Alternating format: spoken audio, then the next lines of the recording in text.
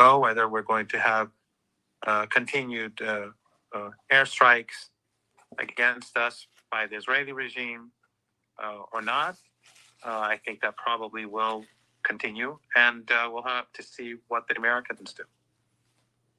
Yeah, I should have said we're recording this now today on the 8th of April, and you were just saying before we started recording that as we speak, Iranian missiles are now flying towards Israel in response to Israel's breach of the ceasefire agreement. But I guess a good place to start would be then, what are the actual terms? Because I find this to be quite extraordinary, that it's quite an important ceasefire. I mean, the whole world is, captured by this war against Iran, and we're getting, Wall Street Journal saying this, Reuters saying that. I mean, what are the actual terms, and why is it so difficult to get a very clear-cut answer to this? Well, first, the United States said that Iran surrender. They said unconditional surrender, at least Trump did, like in the previous 12-day war. And then gradually that evolved into the 15-point plan, which Iran rejected. And then Iran began to develop its own plan, which the Supreme National Security Council gave to the leader, Ayatollah Sayyid Mujtaba Khamenei, and he made some changes. They finalized the plan and sent it to Pakistan. And ultimately, Trump agreed that this would be the framework for negotiations. Now, that doesn't mean that we're going to have peace. It doesn't mean that the United States will agree to these 10 points, even though they are very reasonable. But the United States being an empire and an extremely arrogant empire, it's very difficult to imagine them capitulating and accepting the rights of a nation. So my personal view is that either we're going to go back to war, but it would be difficult for the United States for a number of reasons. One is that there's a lot of internal pressure in the United States. That's why Trump accepted. All right. Afternoon, everybody. You are at 19,009,000 shares of Railtown. 19 million. Do you know how big that is? I have to give the caveat that, some people might have dropped off, but there's many people I haven't written down, and I'm sure there's many people listening that haven't given me what they own. So I just keep the record as it comes in, and this isn't audited, but still, this is quite impressive. 19 million shares. And we can sell the 9,000 and have a party and still have 19 million shares when the stock goes up. Or we can fund Busy Brands or Junk Savvy. The Dow today is up 1,300 points. NASDAQ up 600 points.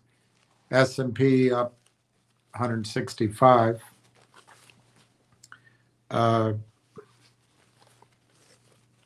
Railtown closed at 27.01. That AIXI is a lesson in these manufactured squeezes. The other day it ran to 270 or even maybe $3. I can't remember, but it's down now to 131. That's still up from the 13 cents that it was last week. But I mean, they're hard to trade. Finger is under 90 cents. It closed at 0.8987. Remember, the other side of this battle, relentless, absolutely relentless. GTII, I don't know what, I can't wait till it drops off. It's at 0.0175. I mean, if you can sell it, sell it. Go buy Railtown. And then MTEN, which was $27, and billionaires are involved, and it's going to go. It's $1.27. But going back to Railtown, the volume today, 9,000 shares. It's getting ready.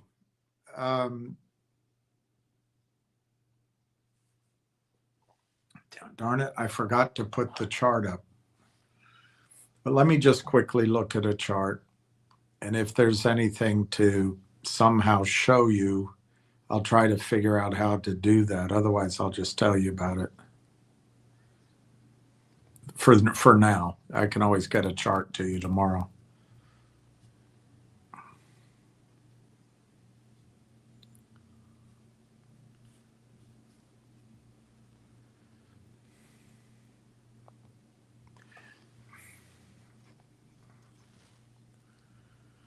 Yeah. Yeah. They got it under 25 cents today. So they did do what we feared yesterday, that they would bring it down to the previous lows, and they actually got it to trade under 25 cents. That, unfortunately, does not look like a declining wedge any longer to me. So it's nice that it snapped back up to 27, but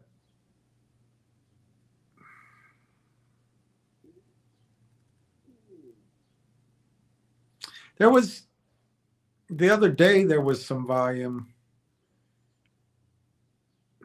or this chart is at least showing it. But I think it's going to trade back down to 25 again. Not forever, not forever. Maybe a day or two, maybe until next week.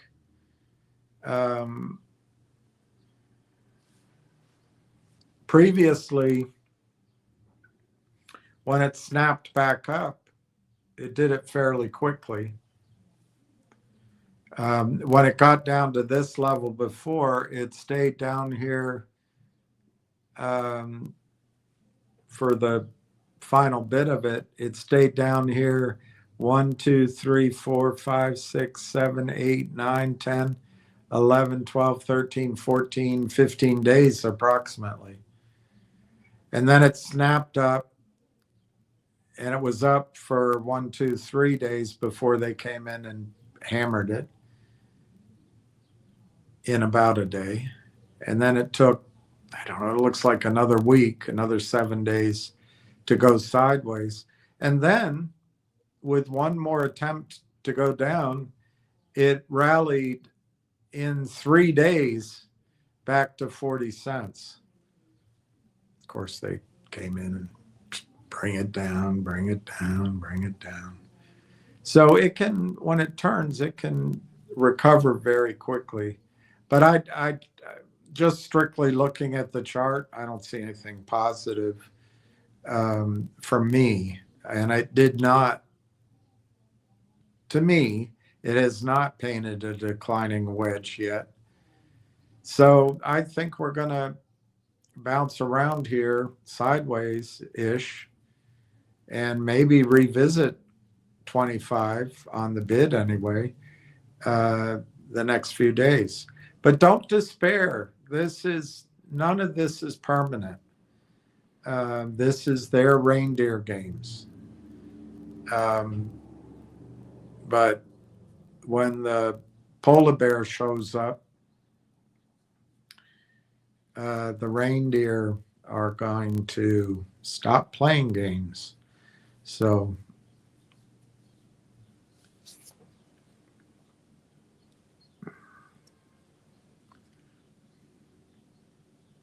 I don't see the low under 25 today. So they must be printing a trade. They must be printing a trade. I see the low is 27.01. They must be recording a trade that happened in a Blackpool I really don't know. It's a little confusing to me. Anyway, that's what I'll show you the chart tomorrow. It's not worth showing it to you today. It's not that big a deal. All right, so let's do one thing. Let's see if they've filed the whatever that bloody form is, Form 7.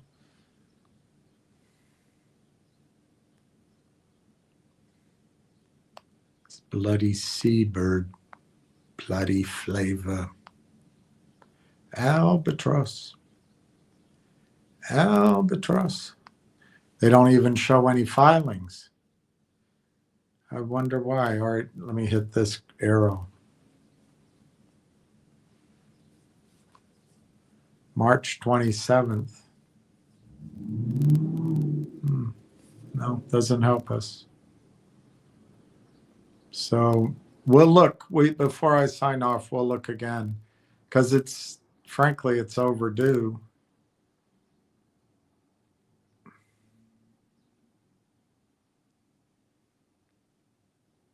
Yeah, I don't see it. Today's April 8th. I think it's due on the 6th or 7th. All right. What else can I talk about before I go to Altoona, go to your calls? It looks like Israel's violating the agreement. And why not? You actually think Israel's our ally?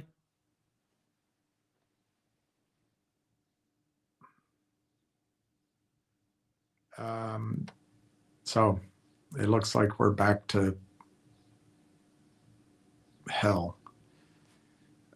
Israel, while this has been going on, has been driving people out of their homes in Lebanon, killing people. And I think it's time for Trump to expand his advisory group. He's surrounded by Zionists. And I'm telling you, you might agree with it, but the United States of America has her own interests. Israel, I don't know, it's 8 million people. 5 million are Jewish. Something like that. Maybe it's 10 million people and 8 million are Jewish. And not all of them support this Zionistic destruction. But I was very pleased that an agreement was reached. It seems reasonable. Iran wants Israel to stop killing people in Gaza, Lebanon, the West Bank, Syria, everywhere. It seems fair to me. I wonder what would happen if we invited all the Israelis to live in the United States, and maybe we put them in, I don't know, let's say we put them all in the stretch of New Jersey from Cape May up to Wildwood. Would they start picking a fight with Philadelphia? Start fighting with New York? Come down and attack Delaware? I don't think so. I don't know what's going. This is insanity, and I hope that Trump can avoid ratcheting it back up. He needs to tell Netanyahu cease and desist, and then he's got to tell Netanyahu do your own laundry. Don't visit the White House bringing bags of dirty shirts and suits. We're not going to pay for it anymore. And then he's got to go to the belly of the beast, AIPAC, and tell him, hey, I'm here. We're not going to do your bidding anymore. You tried at me twice. Here I am. But I'm not optimistic. I'm not optimistic.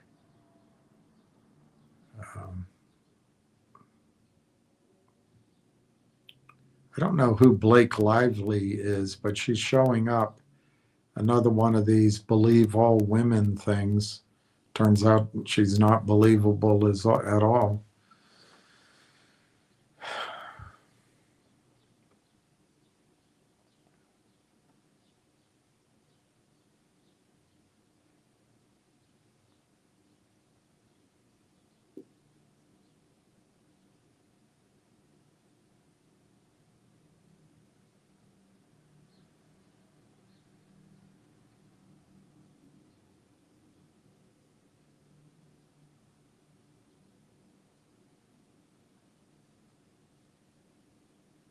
Davy Lopes died. Wow, 80 years old. Man, I'm getting old. All right, let's go on to Railtown. Let's go on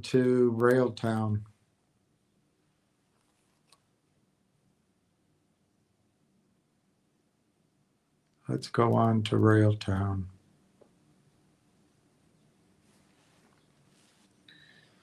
Let me go to some of your comments while there's few of them.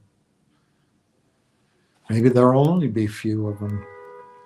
Akira Nova, hello there, my friend. Hi to you, my friend. Joe Marty, hey Bill. Hola. Fast Eddie. How are you, Eddie? E. Belanger, bit by bit, 40 more tiny cash cows. Bit by bit, you're going to be huge. You're going to be huge.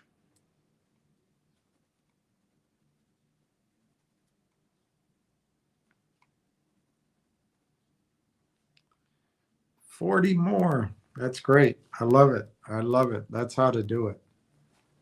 That's how to do it.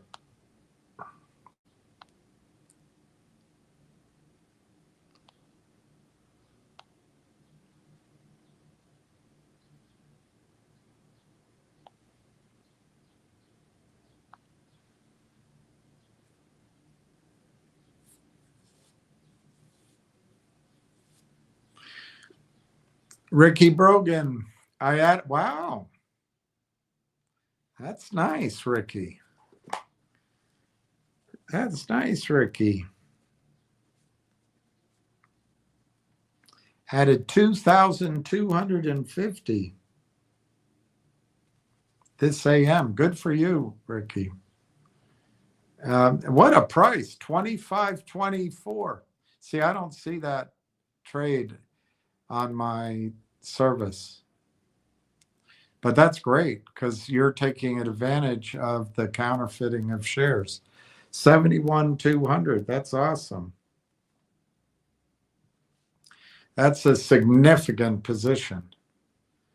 DMAC, Kavalula, be my baby. Greetings. T. Alex, hello, everyone. Donna, hi, Donna. Good evening, William and everyone.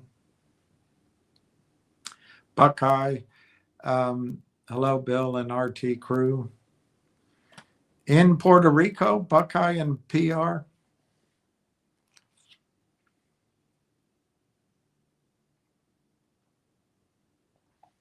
Sounds nice.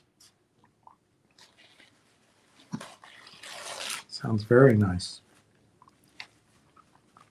All right. I do have some things to go through. The first part of it, I might belabor it if it makes sense, but I might skip through it because, when you use the computer, the AI to ask about AI, they're just going with what they can find. And I'm not sure that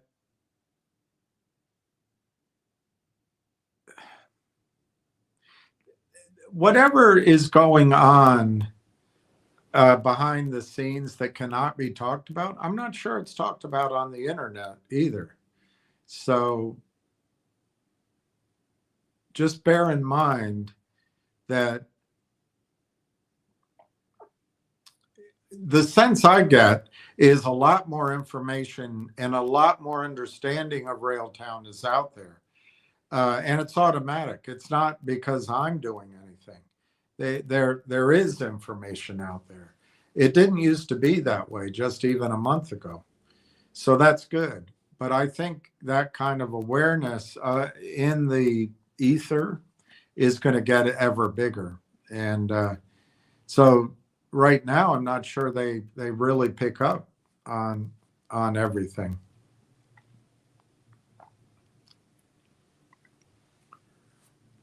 Oh shoot, it's signed out. We don't need quotes again because the market's closed.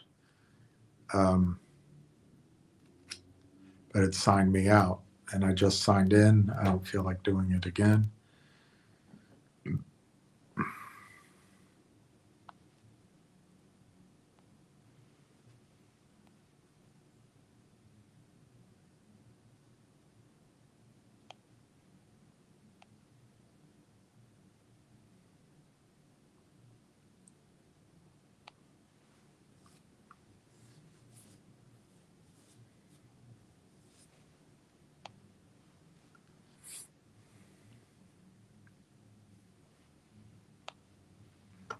Is Wisconsin really liberal? I guess it is.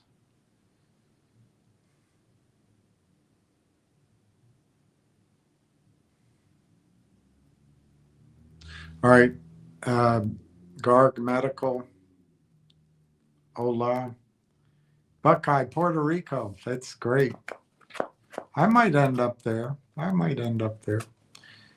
Solomon Treasure. The one thing when I've been, hi, Solomon's Treasure, when I've been to Puerto Rico, the one thing, the wind never stops. It just seems to go and go and go. And it gets hot. But everybody's so friendly. And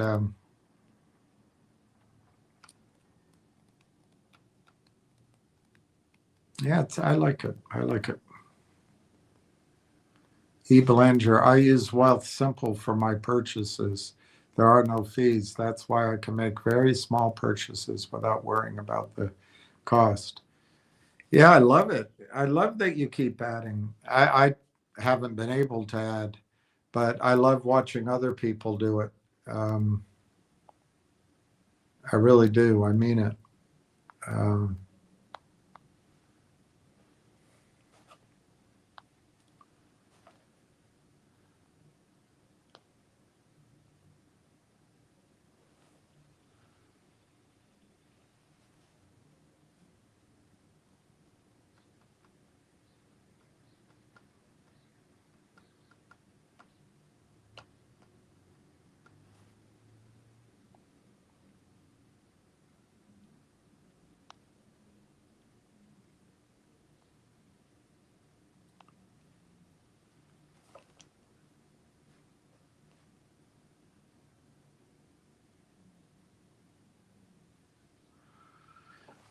Oh, Lord. North Korea is firing rockets now.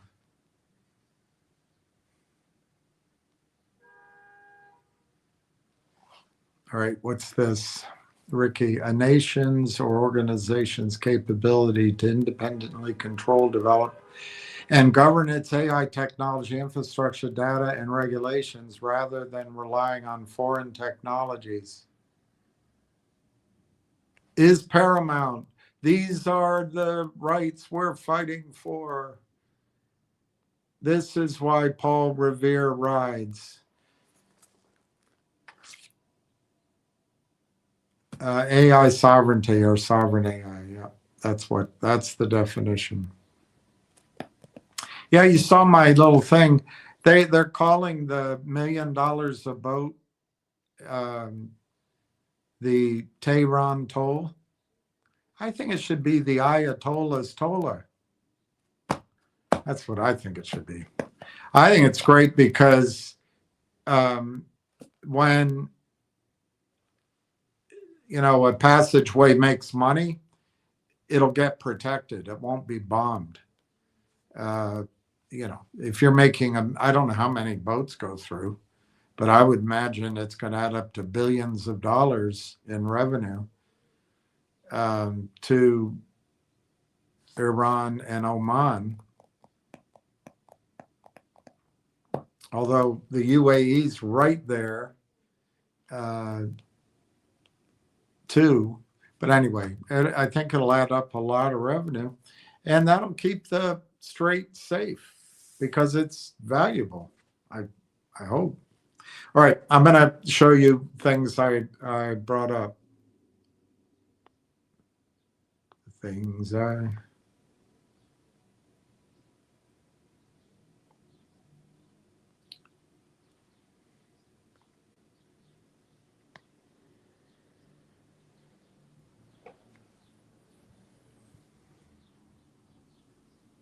See, I don't know where to start.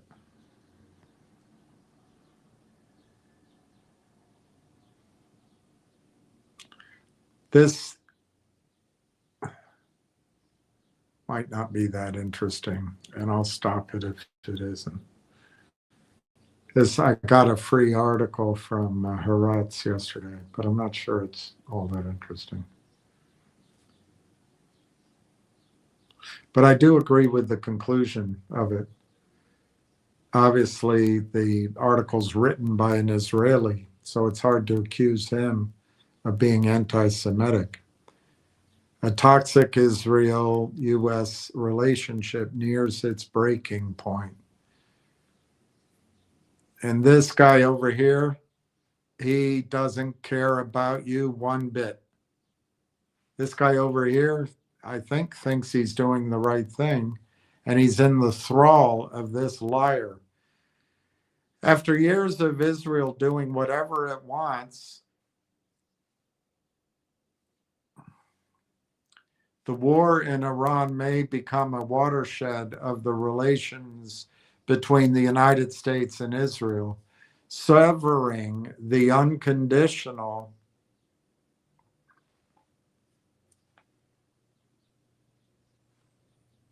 link between the two. Means Israel will have to decide between creating a different Israel or having no Israel at all. This is written by Gideon Levy for Haaretz yesterday, 2 days ago. Yesterday, I think. At the end of this futile war, a glimmer of hope emerges. It's written on ice. It could turn into a disaster, as wars do, and yet there is some hope. In these days of despair, it's hard to expect any more than that. The war may generate a fateful upending of the relations between the United States and Israel. What was will be no more. While people in Israel take pride in the cooperation between the two countries and in the alliance of pilots forged over the skies of Tehran, dark clouds are forming around the corner. The more the war's failure becomes apparent, the clearer it becomes that the United States has gotten itself into a mess without a clue as to how to get out. The greater the blame game that will follow.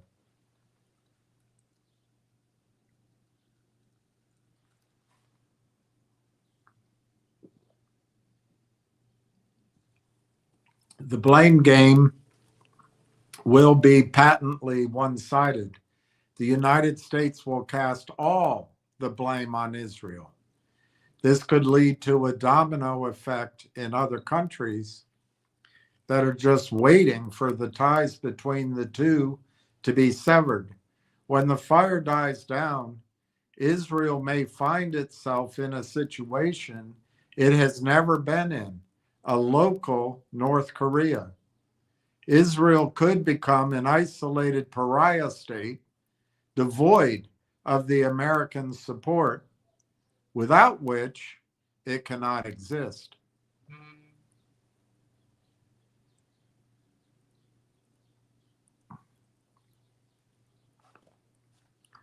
Here's the liar with the puff cake, the non-event president.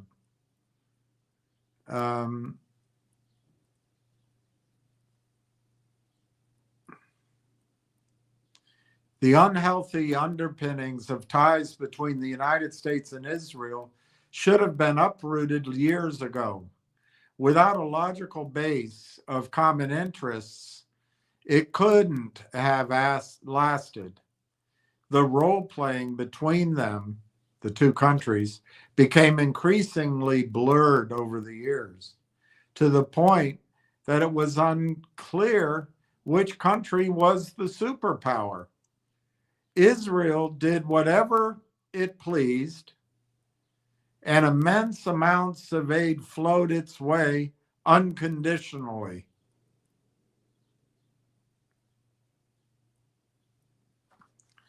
In the days of Mr. America, aka Benjamin Netanyahu, who dared to thumb his nose at the United States more than any other previous prime minister, these relations grew to monstrous dimensions.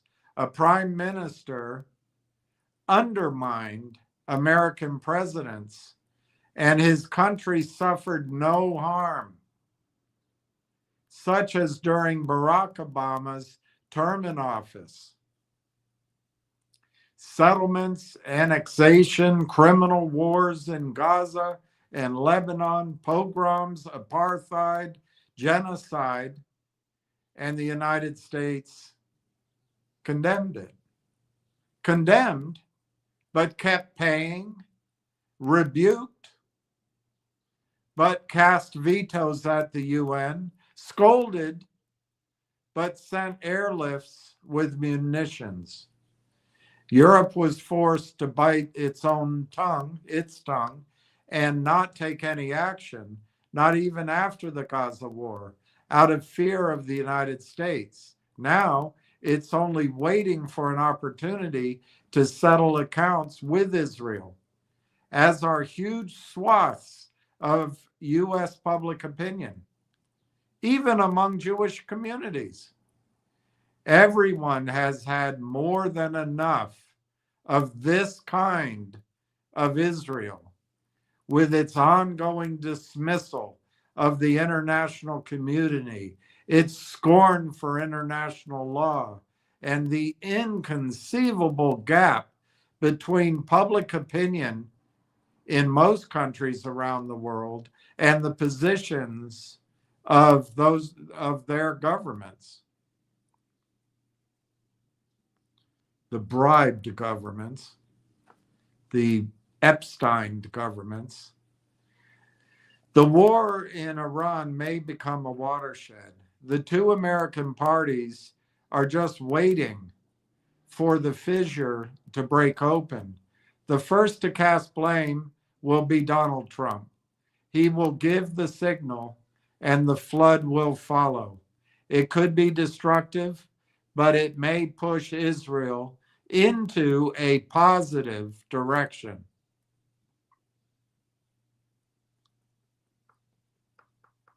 Israel will not wake up one morning and tell itself that the occupation, the apartheid, and its endless wars must stop, and that it must also listen to the world. Only severing the link to the United States would allow this to occur.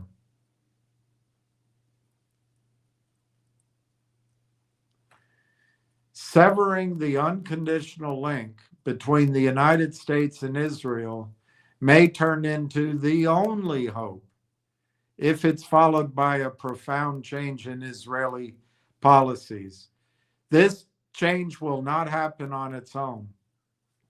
To repeat, Israel won't wake up one morning and tell itself that the occupation, the apartheid, and its endless wars must stop, and that Israel must also listen to the world. Only by severing the link to the United States could this be brought about. Herein lies a risk that the baby, which hasn't been a baby for a long time, will be thrown out with the global bathwater. It's difficult to imagine Israel maneuvering without the United States. It's true that prattlers on the right are certain that Israel doesn't need America, but they'll have to face reality. Suddenly, there will not be arms and money and an automatic veto at the UN Security Council. What then?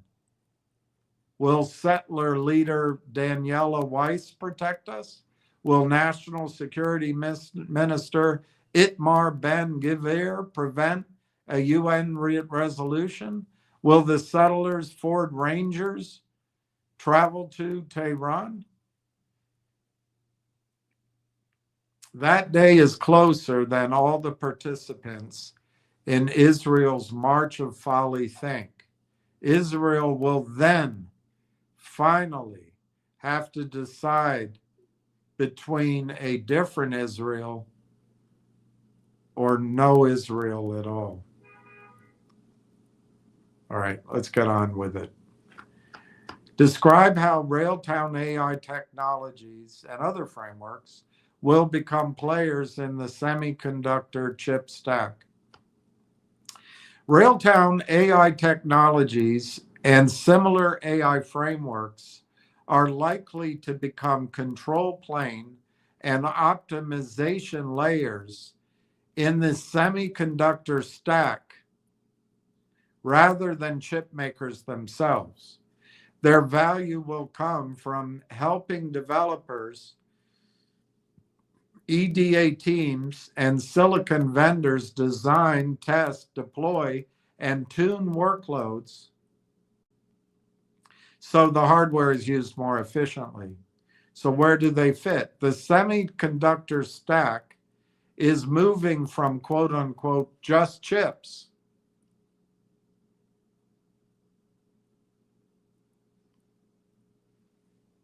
to a fuller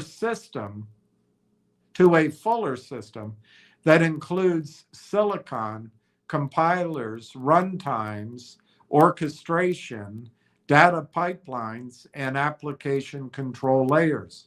In that world, frameworks sit above the hardware and translate developer intent. The developer meant to vote for Al Gore. Translate developer intent into hardware efficient execution, which is why compiler runtime layers are becoming strategically important. Railtown's AMD partner status is a clue to the direction. It is aligning its AI platform with CPU, GPU ecosystems, so its software can run closer to the hardware and benefit from vendor-specific acceleration. That kind of relationship can turn a framework, Railtown's framework, into a distribution channel for silicon vendors because the software helps prove performance, shape workload demand, and make a particular chip platform easier to adopt.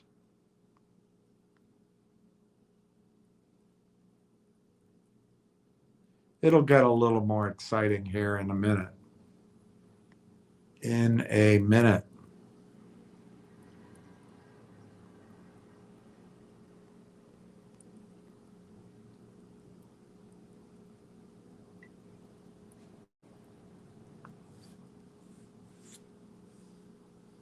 Iran says Trump breached ceasefire after president claimed victory as strikes rock the Middle East.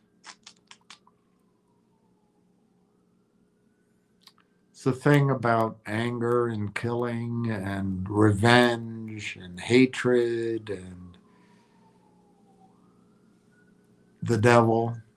It just, you take it till the slaughter and the pain and the destruction and the harm reaches unimaginable lengths, and everybody's worn out. It's like a spasm. And there's no way to stop it before it gets horrible. I mean, it's horrible already, but anyway, let's just keep going, talking about what we can control rather than what we can't. All right, so other frameworks other than Railtown are already moving in the same direction. NVIDIA's Chip Nemo shows how domain-adapted large language models can assist with chip design tasks like engineering chat, EDA script generation, and bug analysis, which makes the framework part of the design workflow rather than just a generic AI tool. Siemens' Fuse EDA AI agent goes further by orchestrating multi-agent workflows across an EDA portfolio, showing that software layers can become the quote-unquote brain coordinating chip design operations. Why this matters: as AI workloads grow, the bottleneck is no longer only model quality. It is also, the bottleneck is also memory movement. The bottleneck is energy use. The bottleneck is inference efficiency. The bottleneck is time to deployment. Frameworks that can compile, optimize, route, and observe workloads across heterogeneous hardware will gain leverage because they influence which silicon gets used, how often it is used, and for what kinds of tasks it is used. So the most important commercial model is not selling chips. That's what NVIDIA does, but NVIDIA is changing. But selling the software layer that makes chips more valuable.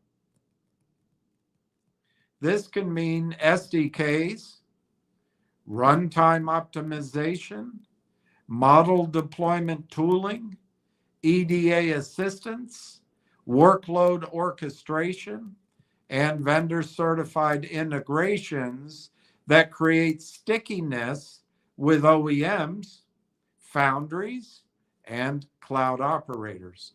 Over time, those frameworks can become gatekeepers for silicon adoption in the same way operating systems and cloud control planes become gatekeepers for servers. I mean, it's big. Railtown AI is most likely to use AMD's AI engine, Versal FPGA/adaptive SoC, GPU, and ROCm software stack, rather than a single chip design product. The strongest public signal is Railtown's AMD partner network acceptance, which suggests platform alignment with AMD's compute ecosystem, not a specific disclosed chip design engagement. Most likely, AMD technologies, and they give 4 bullet points, and I guess it means will be or use. Bullet 1, ROCm software stack for CUDA-like development, model execution, and performance portability across AMD's GPUs and accelerators. Bullet point 2, instinct GPU such as this family, M1 300 and M1 350, for training, inference, and large-scale AI workloads, especially where Railtown needs fast experimentation or deployment on AMD hardware. Bullet point 3, versatile adaptive SoCs and FPGAs, especially the AI engine and AI ML blocks, which AMD positions for heterogeneous workloads, which mix ML inference and signal processing. And the last bullet point, AMD IP and chiplet era packaging concepts indirectly. If Railtown participates in design workflows that touch EDA, prototyping, or verification rather than final silicon implementation. What chip design likely means here, and I didn't come up with chip design, by the way, the computer did. If Railtown is involved in chip design at all, and that's important, we don't know what's going on. This AI is just scouring its data banks, other data banks, to piece it together. If Railtown is involved in chip design at all, it is more likely through software tools for workload optimization, verification, and AI-assisted engineering than through directly inventing transistor-level circuitry. AMD's own ecosystem shows that chip design is increasingly supported by AI-enabled EDA, FPGA-based prototyping, and accelerator-aware software flows. This makes Railtown's role more plausible as a framework layer, which helps engineers generate, test, and optimize design workflows on AMD hardware.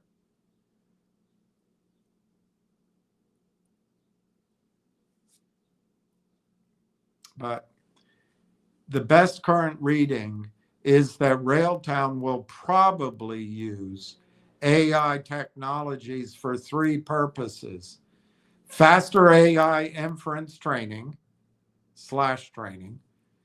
hardware-aware orchestration, and integration with AMD optimized enterprise deployments.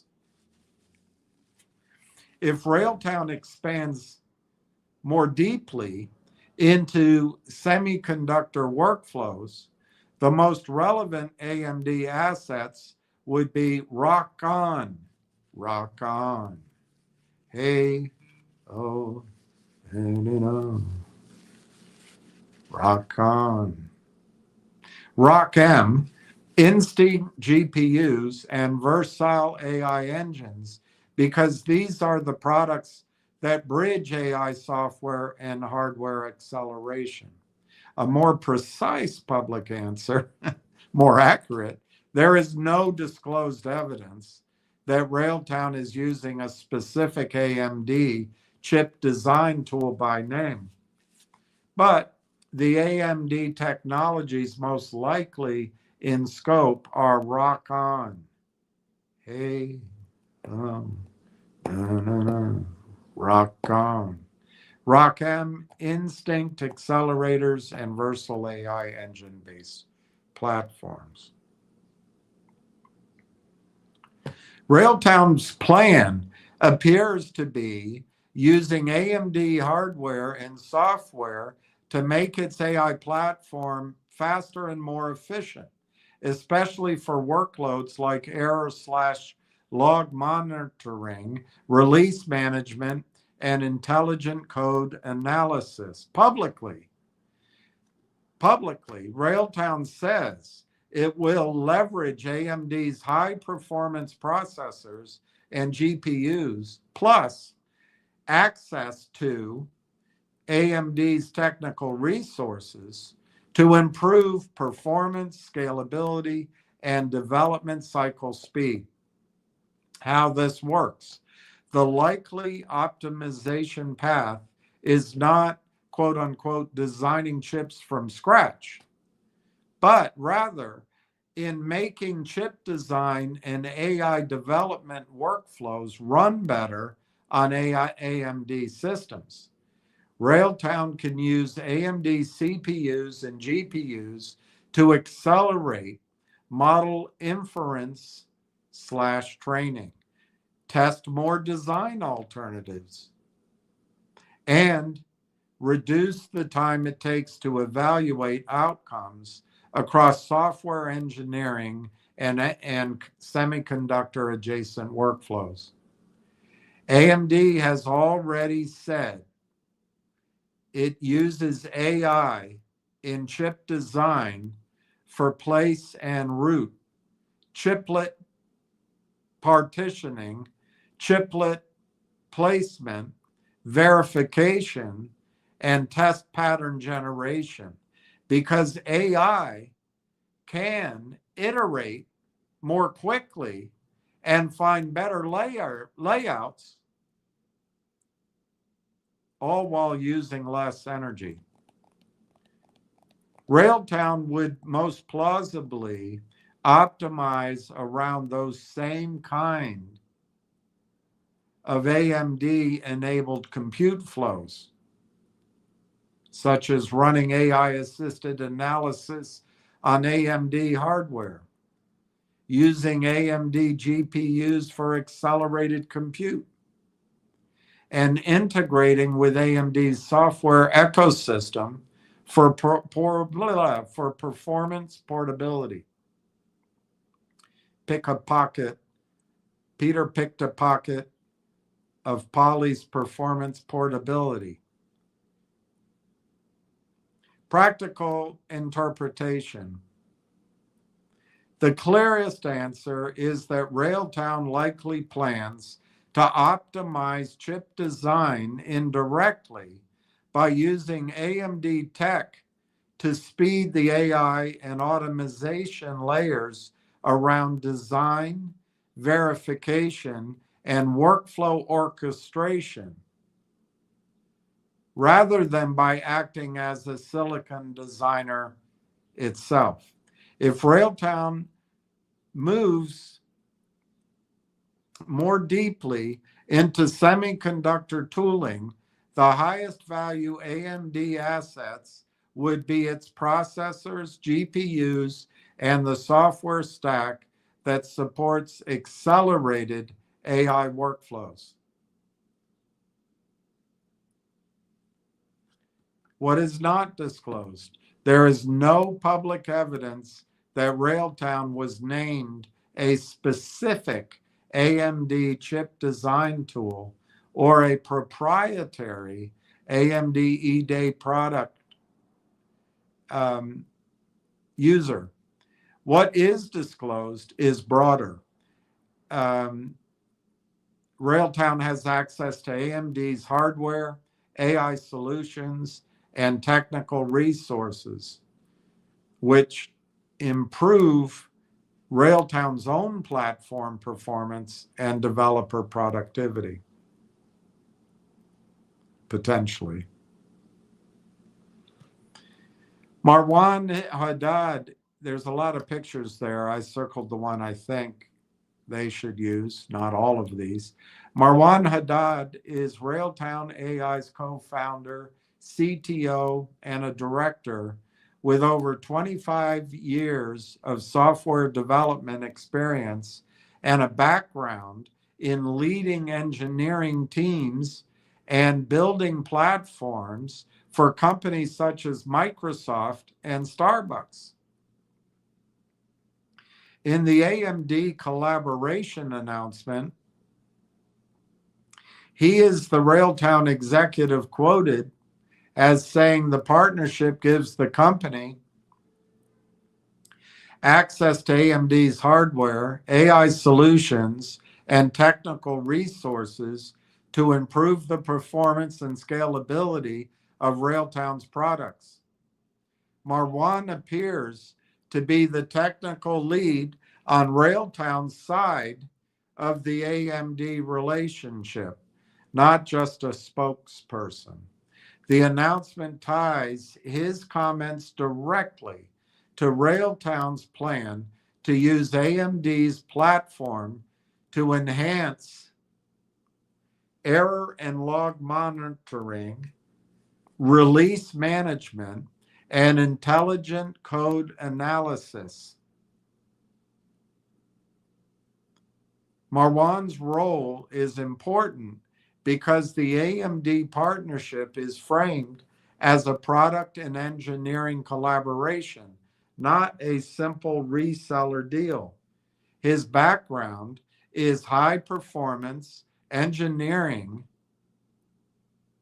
Sorry, my eyesight. His background in high performance engineering teams makes him the person most likely responsible for translating AMD's hardware and software capabilities into Railtown's platform roadmap. In practical terms, Marwan Haddad is the executive shaping how Railtown integrates AMD technology into its AI and developer tool stack. He is the company's technical face. I mean, I assume this is all true, but it might be an assumption. Railtown's public announcements do not list exact AMD SKUs, but they do describe the type of hardware Railtown will gain access to through AMD's ISV/AMD Partner Network program. The most specific language is that Railtown will use, quote, advanced hardware and software technologies, including high performance processors and GPUs, unquote, and that Railtown gains access to AMD's, quote, latest hardware solutions, unquote, as part of the ISV program. Given AMD's ISV developer cloud programs, the most probable hardware Railtown can leverage includes EPYC server CPUs, AMD's high core count data center processors, which are standard for AI and enterprise scale workloads and are repeatedly listed in AMD's cloud and ISV enablement programs.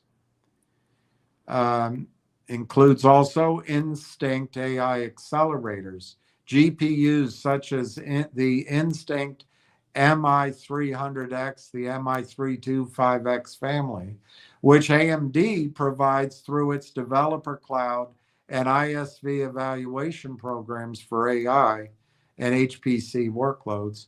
And it also includes Radeon-based workstation GPUs. AMD often gives ISVs access to Radeon Pro or workstation GPUs for client-side AI and visualization workloads aligned with AMD's test drive and developer cloud offerings. You know, this is a lot of information, but a couple of things here. One, the partnership with AMD is a whole new channel of revenue and growth. But the other thing to remember is that Railtown's platform and its access to AMD sits in the middle of the AIP network of 200 companies with over 5,000 end users developing AI products for customers. They're all going to use this. It's so the potential for revenue sharing and licensing, I suppose, is just enormous down a whole different channel. what the ISV program gives Railtown's access is the use of AMD's latest server and GPU hardware for testing and optimizing its AI-powered platforms, access to technical resources, reference architectures, and cloud-based instances of Instinct GPUs, etc.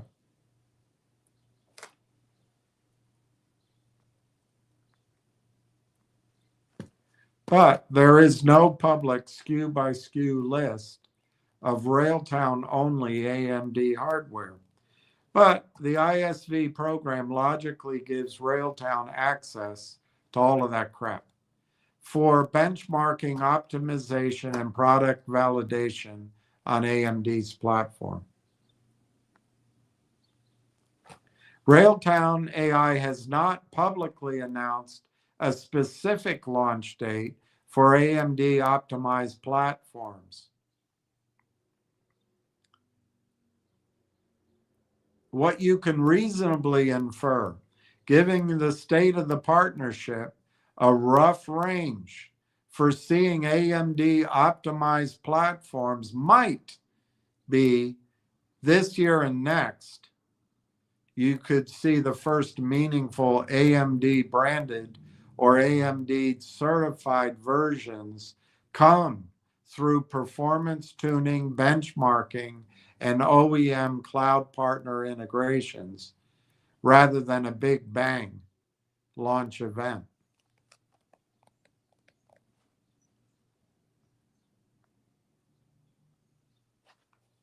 All right, this is a new set of questions. And I just want to emphasize, even though you might have gotten bored on the AMD aspect, Railtown's IP and its 7-year head start on this orchestration framework and inference and sovereign data and control layer. Sorry, my eyes are killing me.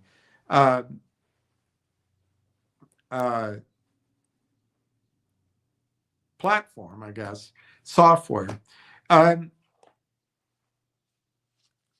leads it, as we already know, to be the critical software layer or AI layer or performance layer, performance platform,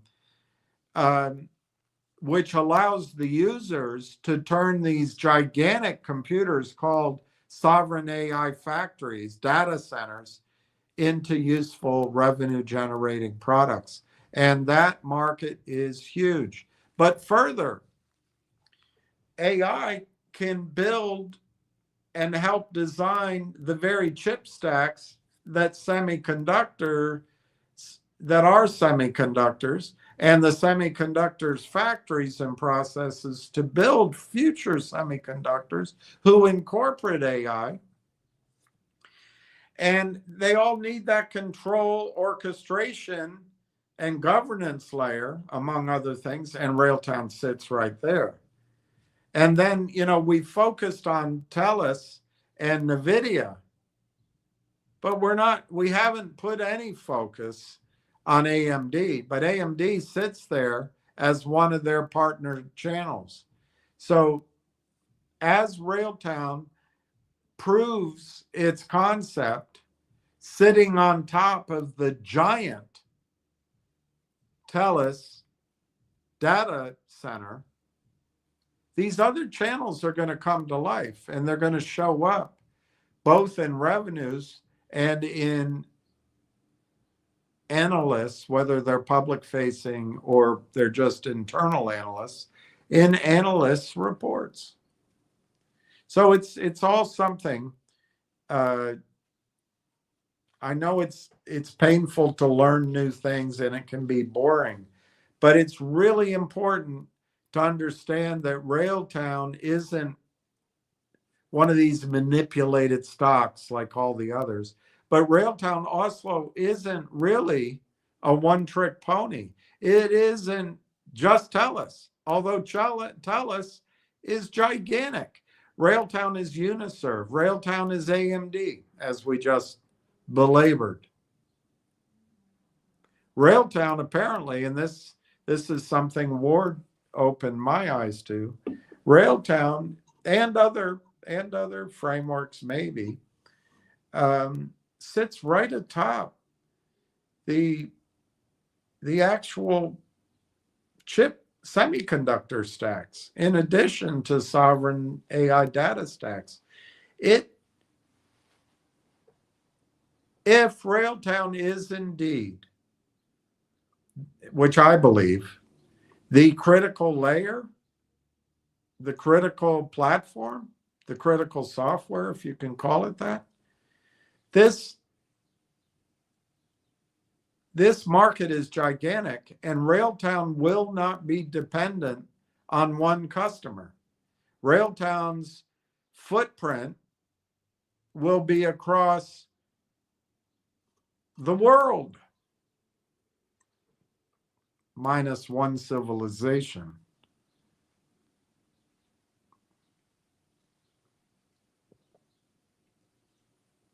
I hope not. I pray not. I pray not.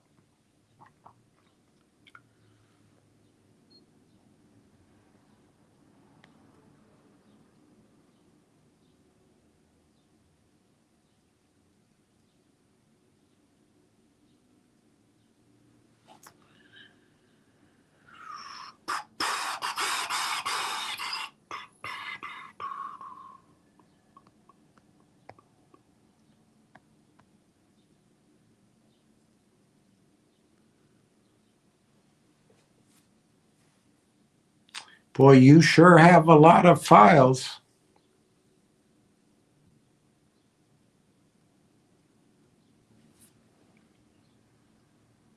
All right, we did that one. So now we go here. Yes, this is a new subject. I asked it. Yes, orchestration / frameworks layer is clearly hotter now.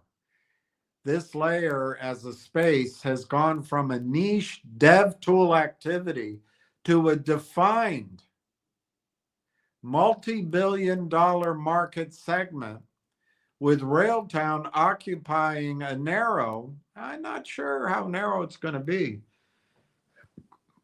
but strategic niche in this space. The total addressable market is sizable and growing quickly, and the layer is increasingly controlled by a mix of cloud hyperscalers, enterprise automation vendors, and SDK style frameworks.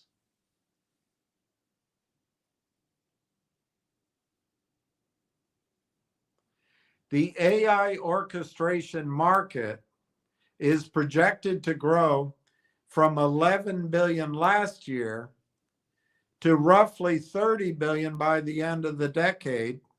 It's always 30 billion. Just remember 30 billion. And 1% of 30 billion is 300 million. 10% of 30 billion is 3 billion. 10% of 3 billion is 300 million. 300 million is a lot of squid when you're starting out. Some broader AI orchestration platform estimates push the long-term addressable market to 80 billion in 10 years. That's reflecting not just agents, but workflow and data orchestration across enterprises. This growth will be driven by firms moving beyond chatbots into multi-agent, multi-system workflows, which need tracking, guardrails, observability, and cost control. Exactly the problem that Railtown solves.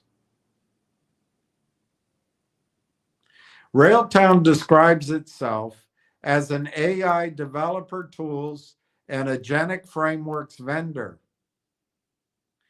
Their platform includes Railtrax ADK, a Python native, and the importance here is, as we saw, developers can tune into Railtrax ADK. They don't have to learn anything. They already know Python. They don't need to get familiar with a new complicated way of using something. So the platform includes Railtrax ADK. That's just a software development kit based on AI. It's a Python native framework to design, orchestrate, and deploy autonomous AI agents with pre-built interpretations, execution tracking, and agent level coordination.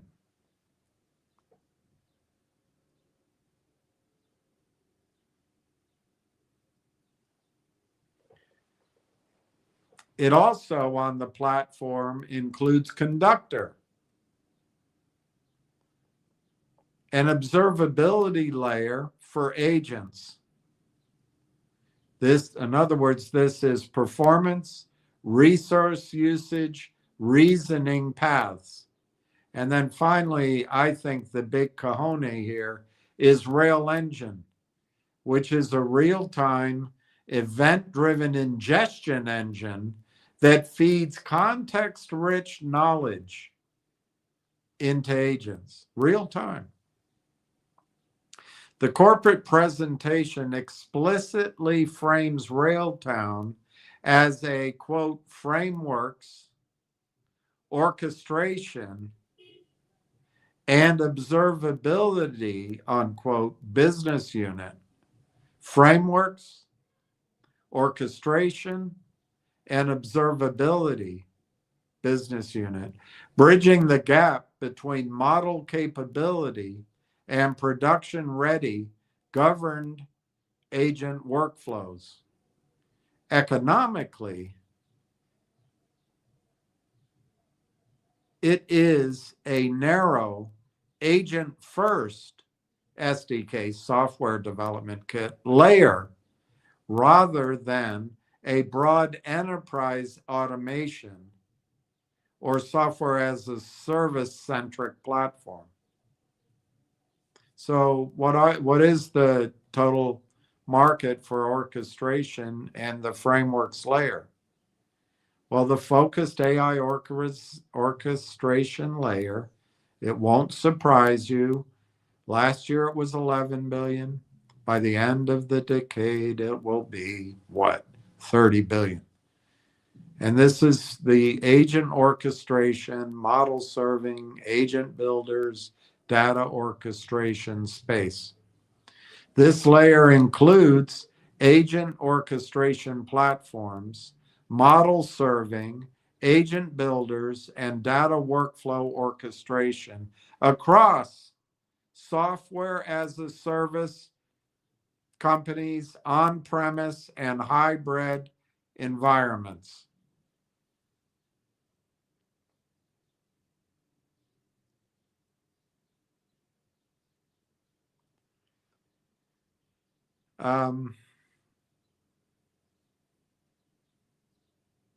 They say the broader AI orchestration platform could grow to 80 billion in 10 years. Within that, the frameworks SDK layer, in other words, LangChain, Railtown style toolkits, etc., is only a subset. The largest revenue buckets are likely SaaS platforms. You sassing me, boy. And cloud native orchestration services rather than pure dev SDKs. This, I suggest to you, is because the sheer scale of the opportunity for Railtown is not out in the data that people can see yet. And that's why we're early in the game. It's got to prove the concept. Most people want to be shown rather than to believe. And so it's going to take proof of concept. But my view to you, all of you, is that Railtown very easily could prove the concept within a quarter, certainly within 2 quarters. And the size of the market, the size of revenue growth, the enormity of the opportunity will be clear to everyone. And then the arbitrage between our, yes, there's some assumptions in our knowing, but the arbitrage between our knowledge base and our concept of it and the rest of the world not really understanding it yet will be gone. So yes, the stock's 27 cents. But once that arbitrage disappears, and it could take just 90 days. That's more of a maybe a hope or maybe a prediction, but it's not a promise that it'll be 90 days, but it could be. That arbitrage will be gone. And I think the arbitrage is quite large. I think it's 20 to 25x on your money. All right, who the big players are. The big players across the orchestration frameworks layer fall into 3 buckets. 1, cloud native orchestration agent platforms. That's Amazon and Google, basically. The Amazon Bedrock with Bedrock agents. They're starting to name it all. This is moving so quickly. But it's a full stack orchestration inside of Amazon, tightly integrated with models, Lambda Chi, and other services. The Google Vertex AI with agents and extension tools, Vertex tool based workflows, and multi-stage LLM pipelines, they're all marketed as orchestration services because the orchestration layer is hot, hot, hot. Ole, ole, ole, ole, feeling hot, hot, hot, hot, hot. So everything's evolving into this growing and more recognized space. These are the biggest asset market, addressable market entities. They control the cloud bill, they control model access, and they control the default orchestration environment for many enterprises. But you know what? They're also the natural buyers for companies like Railtown. All right, the second bucket is enterprise automation and orchestration suites. That's IBM Watson X, Orchestrate. They're all coming up with names now. They're all branding. That is one mouthful. Enterprise-grade orchestration with pre-built skills, governance, and compliance focus. UiPath, agentic automation and Maestro. This combines RPA bots, AI agents, and BPMN style workflow orchestration for large-scale automation. Because of course it does. Isn't it obvious?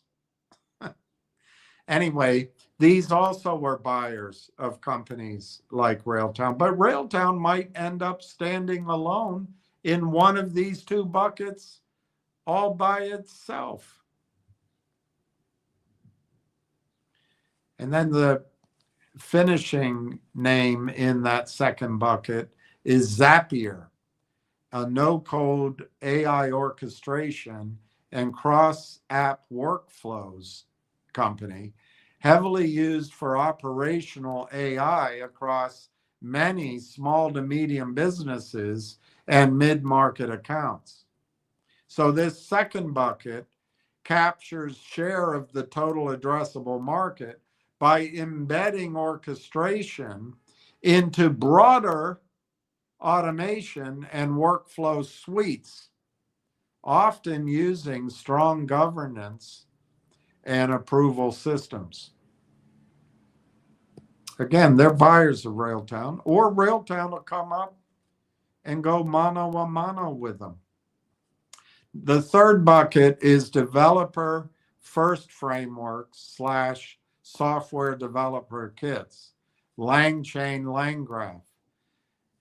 They say it's Python native frameworks, but I'm not sure that's across their whole system, but whatever. Python native frameworks for building LLM pipelines and multi-agent systems, widely used as the plumbing layer under many production agents. And then you've got Railtown AI, and Railtrax is an ADK, but I also think LangChain has something like that. But it's an AI-based developer toolkit. Railtrax ADK, Rail Engine, and Conductor. The Railtown AI is positioned as a production grade agentic framework stack for building, orchestrating, and observing AI agents with a focus on developer control, observability, and enterprise-grade deployment. Within this developer first tier, LangChain is the de facto standard for now. Railtown is a smaller specialized contender for now, targeting regulated audit-heavy domains and partnership-driven use cases. That's all this computer knows for now. And it's one disadvantage that all the time taken to absorb AIP partners to get this TELUS party started, one delay, and maybe to finish Rail Engine, it might be that.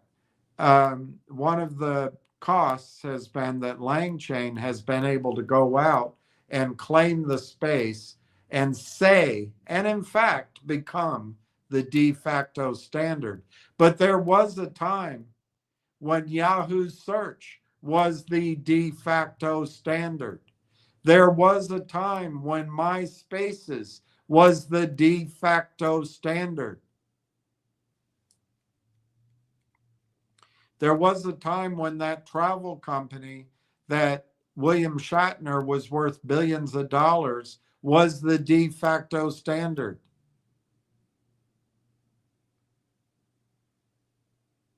There was a time when Eastman Kodak was the de facto standard.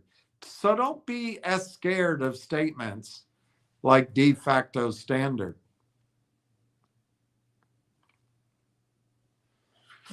So the summary and the take for Railtown.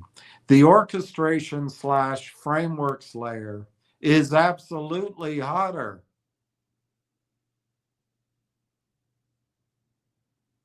than a pepper sprout.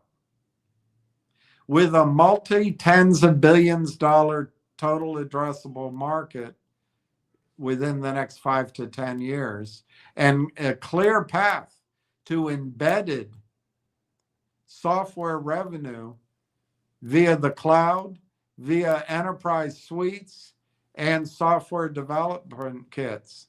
Railtown is niche so far, but maybe not for long, but strategically positioned player in the agentic framework segment, competing mainly in the developer first SDK bucket against LangChain and similar stacks. Look, the computer doesn't always come up with this conclusion. So don't lock your thinking into believing this is accurate. But there's no question LangChain is what they're going to compare it to. And remember, LangChain is worth $5.50 a share in Railtown terms if the comparison is made. So I love that comparison. Anyway, Railtown leverages partnerships to differentiate around governance, observability, and vertically specific automation. Yes, that's true, but it's more than just that. And don't you ever forget it. Railtown differentiates from LangChain and Crew AI by positioning itself as a production grade, enterprise-oriented agentic platform rather than a pure developer SDK. So they're just contradicting what they just said because computers don't think. Railtown bundles frameworks, observability, and real-time orchestration into a more opinionated, just like this blabbermouth talking to you, governed stack tailored for regulated or audit-heavy environments. So how does Railtown differ from LangChain? LangChain is a modular, it's chains. You build a chain, add it to another chain, add it to is a modular software development kit for building large language model driven applications and multi-agent systems. The scope of LangChain is a general purpose chain graph library with over 700 integrations, or as it's framed here, greater than 700 plus integrations, strong tooling, Langsmith and Langserve, and broad community support. How does LangChain rate with control versus convenience? LangChain favors fine-grained control. LangGraph state machines, custom nodes, retry logic. I don't know. It all sounds pain in the ass. Over built-in opinionated workflows. And then the use case for LangChain. It best fits teams who want maximum flexibility, custom routing, and deep integration with existing data, ML infrastructure. Infra is short for infra. They just chopped the structure off. Railtown's contrast, Railtrax ADK is a Python native framework for autonomous agents. But Railtrax is wrapped inside a larger platform, which includes Rail Engine, Conductor, and Railtrax. This adds real-time event ingestion. It adds execution tracking, and it adds observability. Railtown is more opinionated about, quote, how agents run in production, unquote. In other words, it focuses on traceability, cost control, and governance For example, audit trails, execution metrics, agent level reporting, which LangChain leaves largely to users or to Langsmith. Well, I don't know. I mean, if Langsmith is part of LangChain, then they work together on the same invoice. Railtown also leans into vertical specific automation. In other words, it's local. It's in the customer's own production space, and it's not out over the internets. So it's sovereign, whether in a country or just in one country, rather than, so it's vertical specific rather than a universally generic software developer kit stack or chain. In short, LangChain equals a Swiss Army knife SDK.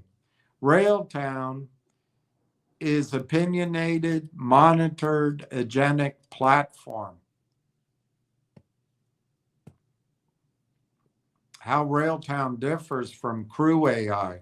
Crew AI is a high-level, role-based agent orchestration framework. Crew AI thinks in teams and roles: researcher, writer, reviewer, critic, whiner, complainer. No, I don't know. With built-in patterns for delegation and collaboration. Crew AI is optimized for fast prototyping of multi-agent teams in a few dozen lines of code, but with less low-level control than LangGraph or bare metal frameworks. Crew AI is now a standalone framework that can optionally integrate with LangChain tools, but it's not built on top of a LangChain core. So what's Railtown's contrast? Railtown's Railtracks ADK is closer to a LangChain style SDK than a Crew AI style team abstraction. Railtown's Railtracks is more about agent plumbing, routing, and execution control than role-based native teams. Narrative, sorry. My eyesight's very blurry today. I don't know why. But Railtown adds, in addition, observability and operationalization and supercalifragilistic. Railtown ingests real-time events and knowledge to agents so agents can react to live data and not just pre-batched queries. Conductor tracks performance. It tracks reasoning paths and resource usage, giving the user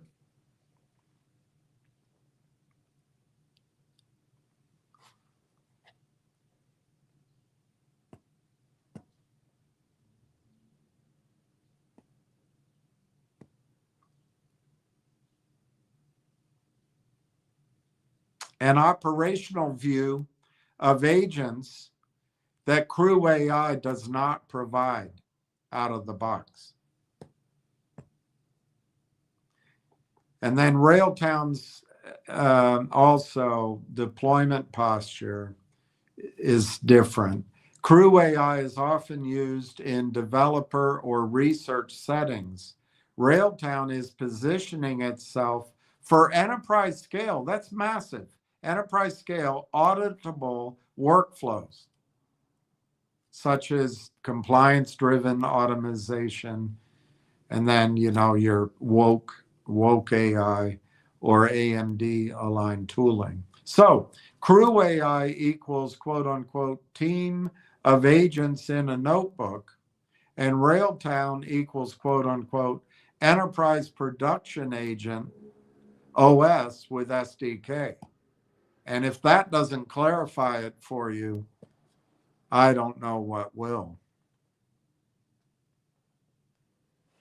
And here's a chart of it. LangChain, the core model is chains, graphs, nodes, and an explicit state.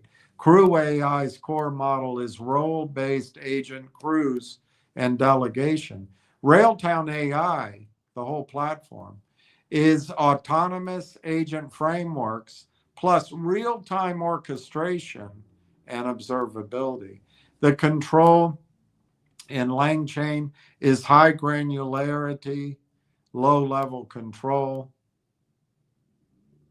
Who left their shoes on the stairs? Crew AI is higher level, opinionated team workflows.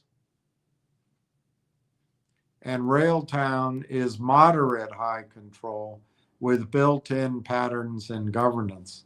I have no idea why any of that translates into more or less revenue. To get observability in LangChain, you have to separately get LangSmith. Crew AI has a very limited built-in observability, but you have to use, it's mostly in the development level logging. But conductor style execution level, agent level, and cost observability exists in Railtown. Real-time data, in LangChain's case, this is achieved via user-built RAG or data pipelines. The user has to build it. Crewway doesn't focus on it. But Railtown AI uses Rail Engine for real-time event ingestion and context-rich agents. This is massive, and I don't think it's factored in anybody's thinking in the space how big this is. Now remember, this whole space is evolving. They're redefining. People are learning. Agents are learning. So this is big. Anyway, the enterprise posture for LangChain is flexible software developer kit, and they're widely used. Crew AI is still prototyping, and it is teamwork oriented. I think that's what they mean by prototyping here, that it's still in that phase. I don't know. Read it how you will. And then Railtown AI is targeted right now for sovereignty and regulation. But guys, it's going to be more than this. But that's all that's out there right now.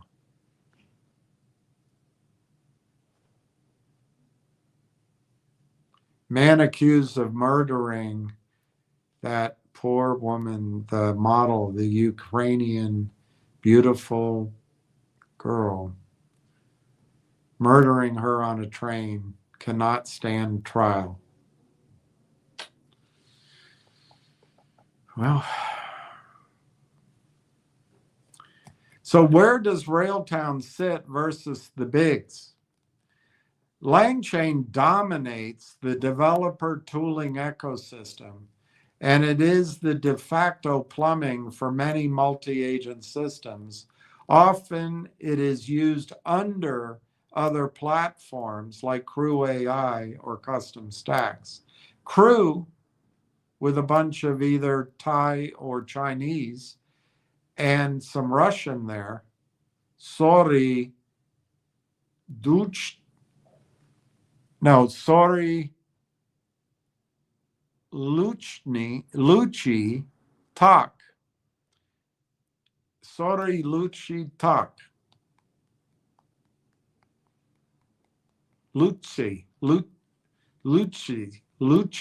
Lucici Tak. I don't know, that's a sha and a c.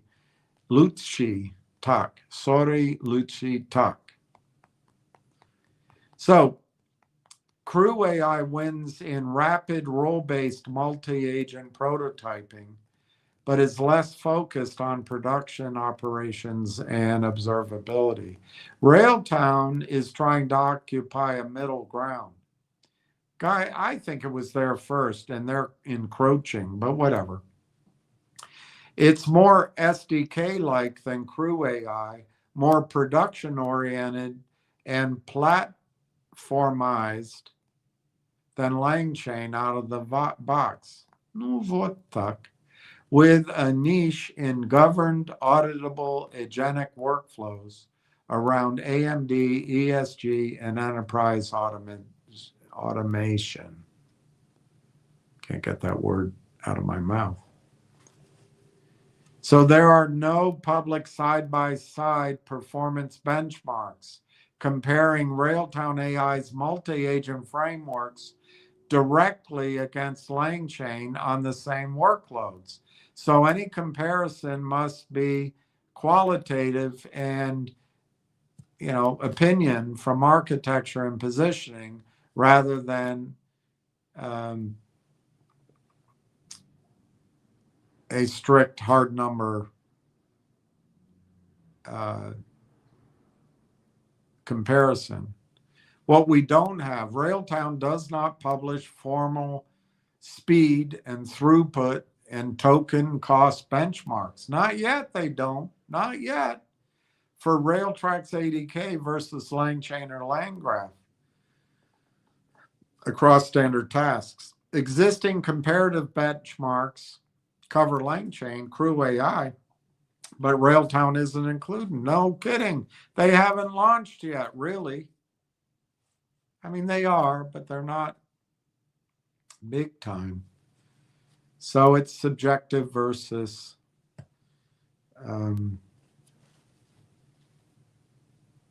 objective, I guess.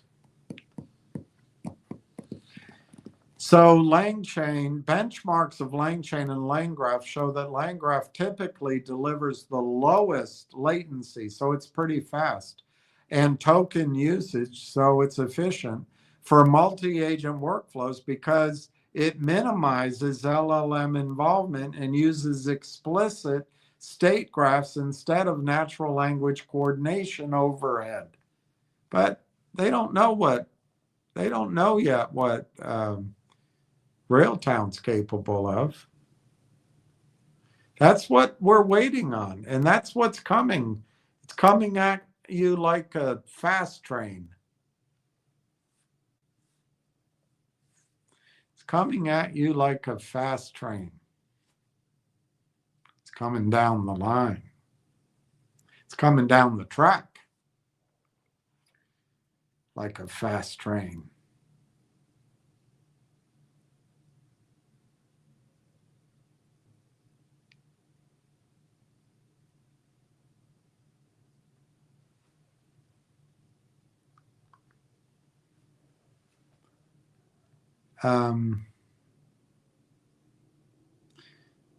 So plain LangChain single agent executors are efficient for linear workflows, but become heavier. In other words, they're not as efficient and they consume more tokens as tool libraries and reasoning complexity scale, because every step still flows through a large language model in a React style loop. In other words, LangGraph is usually the fastest and the lightest for multi-agent orchestration among the established frameworks, with Crew AI and LangChain, which is also related to LangGraph, trailing in pure latency and token metrics, but winning in developer ergonomics. And if that doesn't clear it up, I think you need to move to the back of the classroom.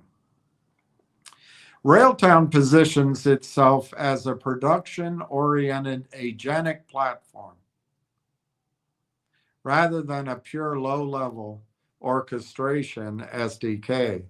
Rail Engine adds real-time event ingestion and context routing, which can introduce additional latency and infrastructure overhead versus, quote unquote, a pure model loop setup in LangChain, LangGraph. It sounds better to me. Conductor and observability layers, tracing, metrics, cost tracking, also add operational determinism but not pure speed. They trade some raw performance for auditability and governance. That pattern is common in the space.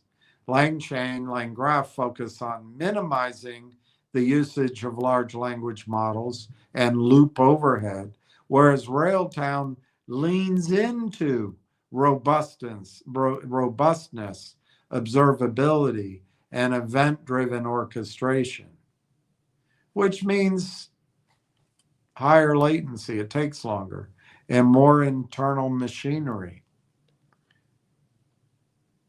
But it gives a better product.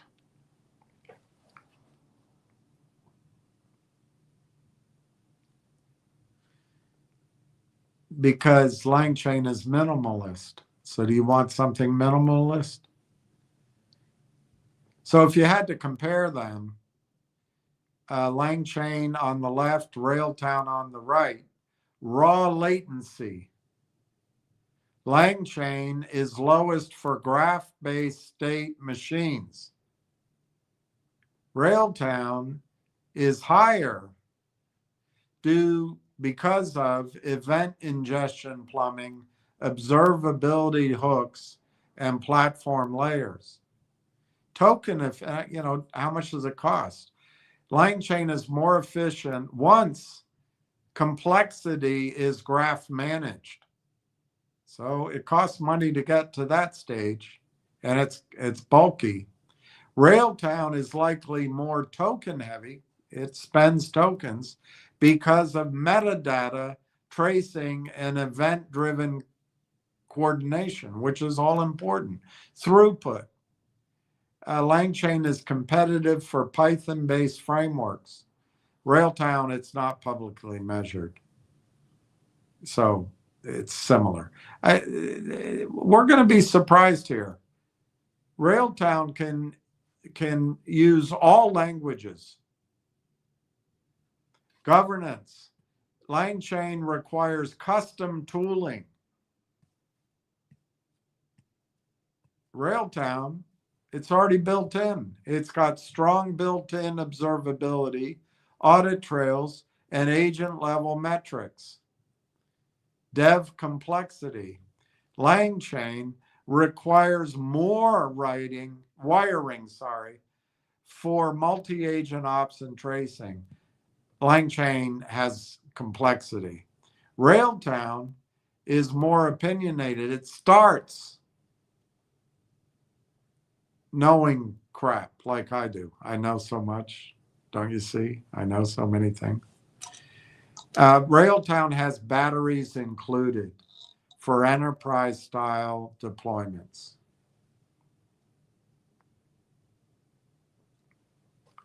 Where Railtown can still compete, it's so negative. What's with the negative waves? I would say, where can LangChain still compete after Railtown comes out of the box? Railtown's performance pitch is not faster than LangChain across the board, but better, but faster to production and safer at scale. That means a lot. In other words, Railtown scales, but then they go into this regulated, audit-heavy use cases. Yes, it's great at that, but it does more than just that, thanks to Rail Engine and Conductor. But everybody wants what Railtown offers. They want regulated and audit-heavy use cases. All right, and then another way of framing it is Railtown is a lower total cost of ownership in environments where compliance, incident tracing, and cost per agent run matter rather than raw milliseconds. How the hell do they know that? I would say Rail Engine's milliseconds out milli LangChain's, because LangChain doesn't have it.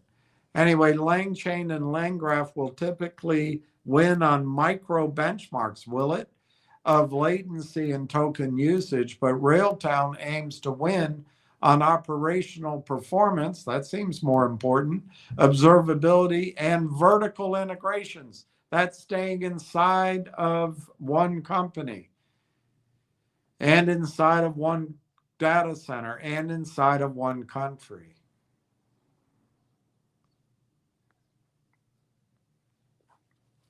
This is my question. I copied it because I want you to think, wow, what a great question. Because that's what the computer said. But I think the computer's just sucking up to me.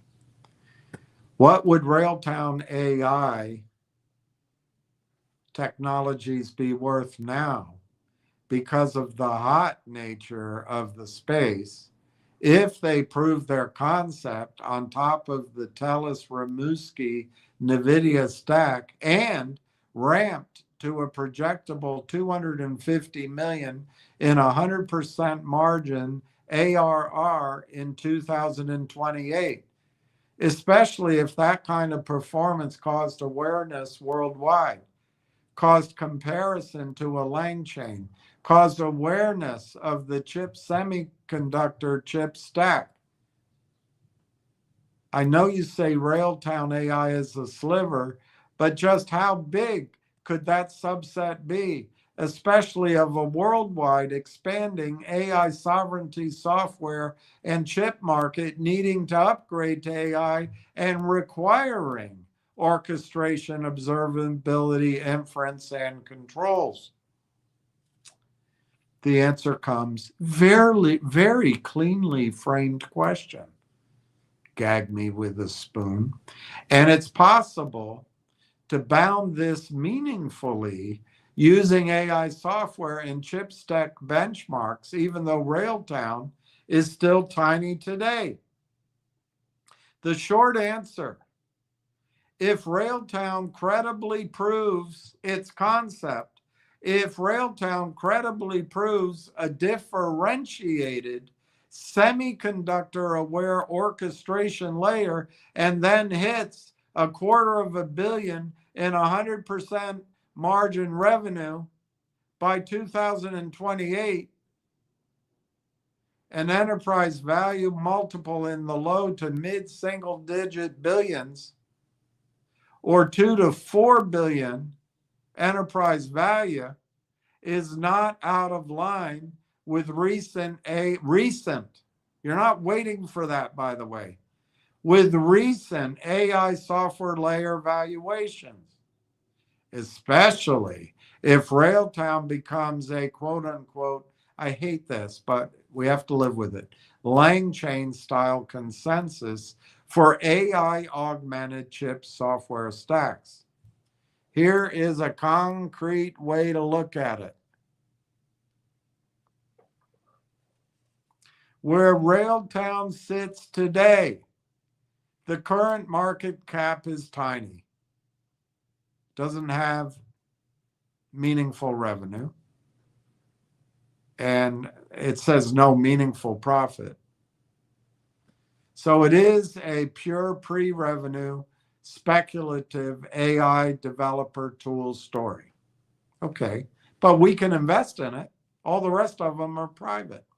Its narrative, Railtown's narrative, is already being marketed as a play on the broader $40 to $50 billion agentic AI / orchestration market by the end of the decade, with some analysts treating it as a microcap swing on that total addressable market.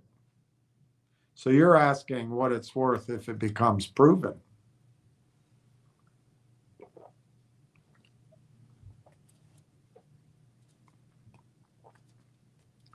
This is a triple leverage scenario. One, there's a proof point stack. Railtown ships a high impact, repeatable demo on top of the Tellus Rimouski / NVIDIA AI stack, proving that its orchestration / observability layer significantly improves performance, cost, or uptime of AI workloads tied to real-world infrastructure. That's number one scenario. Number two, hockey stick ARR. 250 million ARR by 2028. I think I said in 2028, all with 100% gross margin, no compute tax.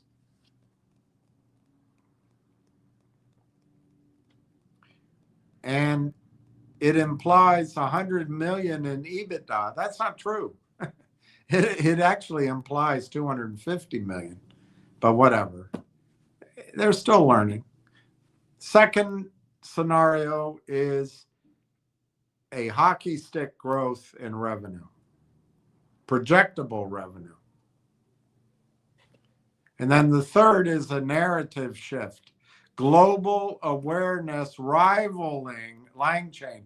I think it's going to kick LangChain out of the narrative altogether. But that's my viewpoint. It becomes the framework of choice mystique. And the narrative is that it is the explicit link to the chip stack. So it's semiconductor adjacent control, orchestration, observability, inferencing, and policy. In an era of AI sovereignty, export controls, and over-the-top orchestration, in that world, Railtown is no longer in the micro-cap hype pricing. Railtown is in the, quote, AI ecosystem infrastructure, unquote, pricing, similar to core AI tooling vendors that sit just below the hyperscalers and large model players. That, I think, is 10, 20, 30, 40, 50 billion dollars. So we get to the reference points. What AI software layers are trading at? Recent AI native software benchmarks show that once you cross 100 million in revenue and have strong gross margins, the multiples leap.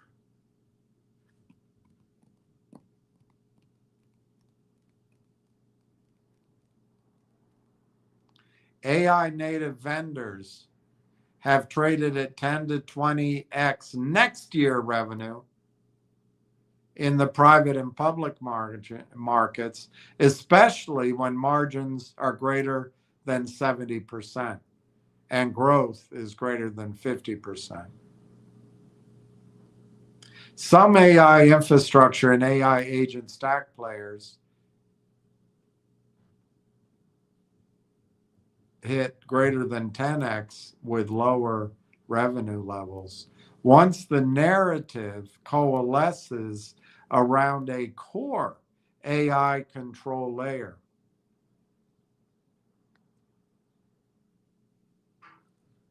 So 250 AR times 8, 2 billion, times 12x, 3 billion, times 15x, 4 billion. And we've done this before. These are low numbers. They're really low numbers in my judgment. But at 4 billion, that's about $20. That is the central band. You should think of Railtown's price if it truly becomes, and I hate this, we're not an imitator of LangChain. We're better if it becomes a LangChain-like framework for AI orchestrated chip adjacent workflows. How big is this subset?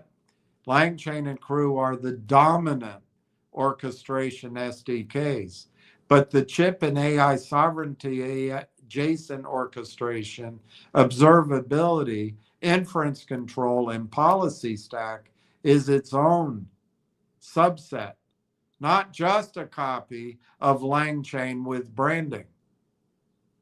The overall AI orchestration, agent orchestration space, there's that number again, 30 billion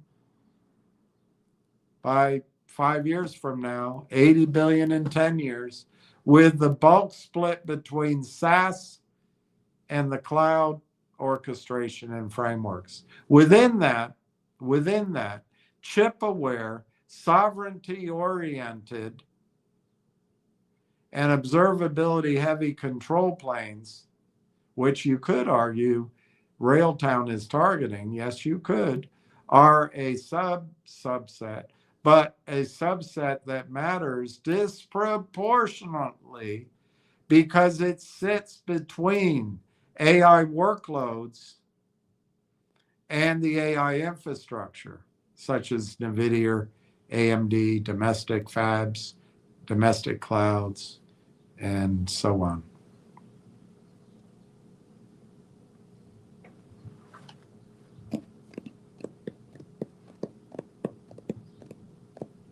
If that subset is 5 to 10%, you're talking 1.5 to 8 billion in addressable control plane revenue. Within that framework, you might aim for 5 to 15%, implying 100 million revenue to 1.2 billion in revenue aspirationally over the long term. I think that's very low. But heck, it's a lot. If it achieves that, you've got a extraordinarily valuable stock. If Railtown's 250 million revenue by 28 is just the first plateau, even a 2 to 4 billion enterprise value at that point is consistent with the narrative. But Railtown becomes a chosen, opinionated, semiconductor adjacent orchestration layer in a sovereign AI world. Whatever the hell that means. Being compared to LangChain is the critical multiplier, darn it. LangChain is not a standalone company, but tools built on top of it are routinely valued at high multiples because it's treated as the plumbing of the AI agent universe. If Railtown is perceived as, quote, the LangChain for AI-controlled chip stacks, AI sovereignty workflows, and AMD, NVIDIA-aligned AI infrastructure control, unquote, then Railtown is priced not against a random software as a service tool vendor, but against platform-like AI infrastructure stocks, like AI tooling vendors, observability for AI, control plane for AI. In that case, quote, if they really own the narrative and prove the stack, unquote, 2 to 4 billion valuation is a defensible, optimistic, but not insane scenario. That's $10 to $20 a share, roughly. Upside from there will depend on how quickly the broader AI sovereignty semiconductor stack software market grows and how sticky Railtown's developer kits plus observability bundle becomes against hyperscaler built alternatives, Google and Amazon, which are valued at high multiples of revenue. But remember, Railtown could be purchased by those guys. Railtown's better, just not bigger. So the bottom line, in your exact scenario, the Teles-Rimouski NVIDIA stack proves the concept. It does project to 250 million in revenue in 2028. There is 100% margin. And worldwide, the narrative becomes that Railtown is just like LangChain on top of the chip stack. A rational potential enterprise value range for Railtown AI technologies today, on expectation, low ball, big balls in Cowtown, big balls in Cowtown. Low ball, $1.5 billion to $2 billion. That's basically $7.50 to $10 a share. The base and reasonable case is $2 billion to $3 billion. It's basically $10 to $15 a share. Bull case, if the sovereignty narrative really ignites, is 3 to 4 billion enterprise value. That's roughly $15 to $20 or higher. If Railtown becomes the go-to LangChain-like framework for AI-driven chip stack workflows and AI sovereignty software, that would be 10 to 40x its current microcap valuation, which is consistent with what's already happening. So this proof of concept, which is impending, would lead to possibly a 10 to 40x return on the current microcap valuation. And this is consistent with what is already happening in high growth AI software names, which cross 100 million in annual recurring revenue, which is high margin, occurring in strategically critical domains.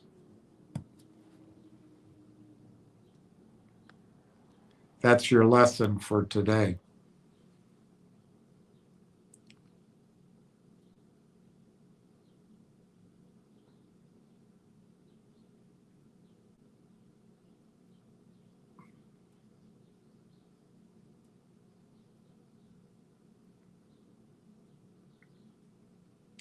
Doesn't look good, this piece, darn it. We've really got to separate from the current leadership in Israel.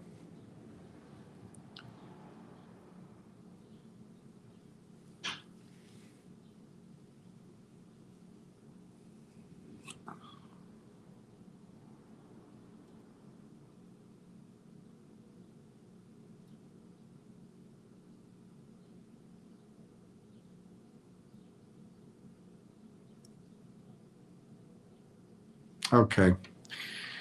Let me see if there's any comments to talk about. Okay, so it says there's 44. I don't see them all. This got stopped out. This got stopped. So I'm missing a lot of comments. I don't know how to improve on that. Maybe I have to go back more often. So if there's somebody like Ted Williams yesterday felt I wasn't answering his points intentionally, it wasn't intentional. I just don't have them. I'll go from the first one I have. It's Ward Richardson. Hello, Donna. I've been watching a lot of Artemis 2 live feeds on YouTube.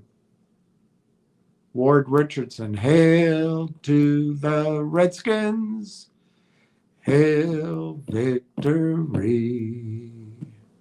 Braves on the warpath. fight for all DC. Dun, dun, dun, dun, dun, dun, dun, dun. Dun, dun, dun, dun, dun, dun, dun, dun.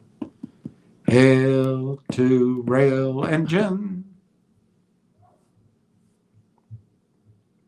Donna M. Me too, Ward. Very nice. I took my gold. Oh, wow. Took my gold coin to a gold dealer, and she said the gold was worth 5,000. So you have an ounce.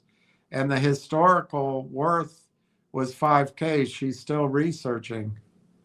So 10,000 because of scarcity. She said I should hold on to it. Why? What's it going to be worth? If you put 10,000 into Railtown right now, but of course you don't know if you can get 10,000 right away. But if you got, let's say you got 9,000 right now and you put it into Railtown at 28 cents, you get 32,000 shares of Railtown, and 32,000 shares of Railtown, that's for $9,000 right now. 32,000 shares of Railtown, if it goes to $15,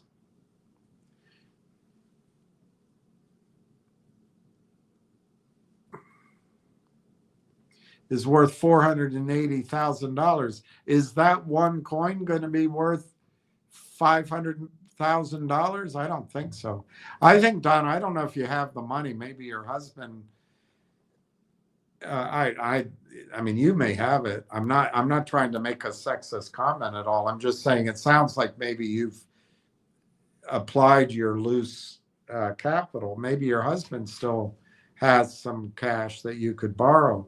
I'd go borrow 10 grand from him and tomorrow buy your Railtown and then sell that coin and pay him back. And if it only sells for 9,500, tell him, hey, if you want to stay in the bedroom, 9,500 for 10 grand. I don't know. He won't mind.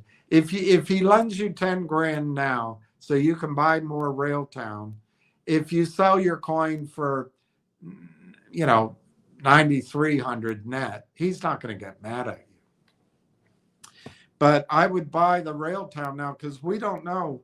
Railtown, the whole thing could change. I don't think it's going to happen this week. And, it feels like it's not going to happen next week. But it could. On a Monday or a Tuesday, you could see whatever needs to be disclosed, and the whole view changes. So, Donna, I think your 10,000 right there, you can bring that appraisal to your husband or to a friend or to yourself.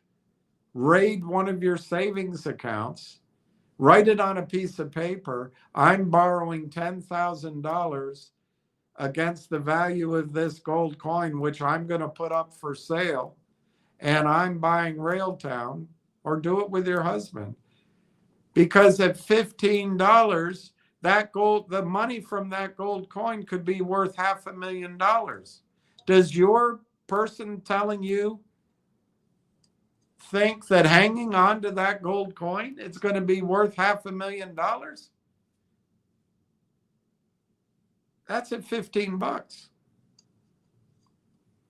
If you don't believe me and you think it's only going to go to $1.50, that's $50,000.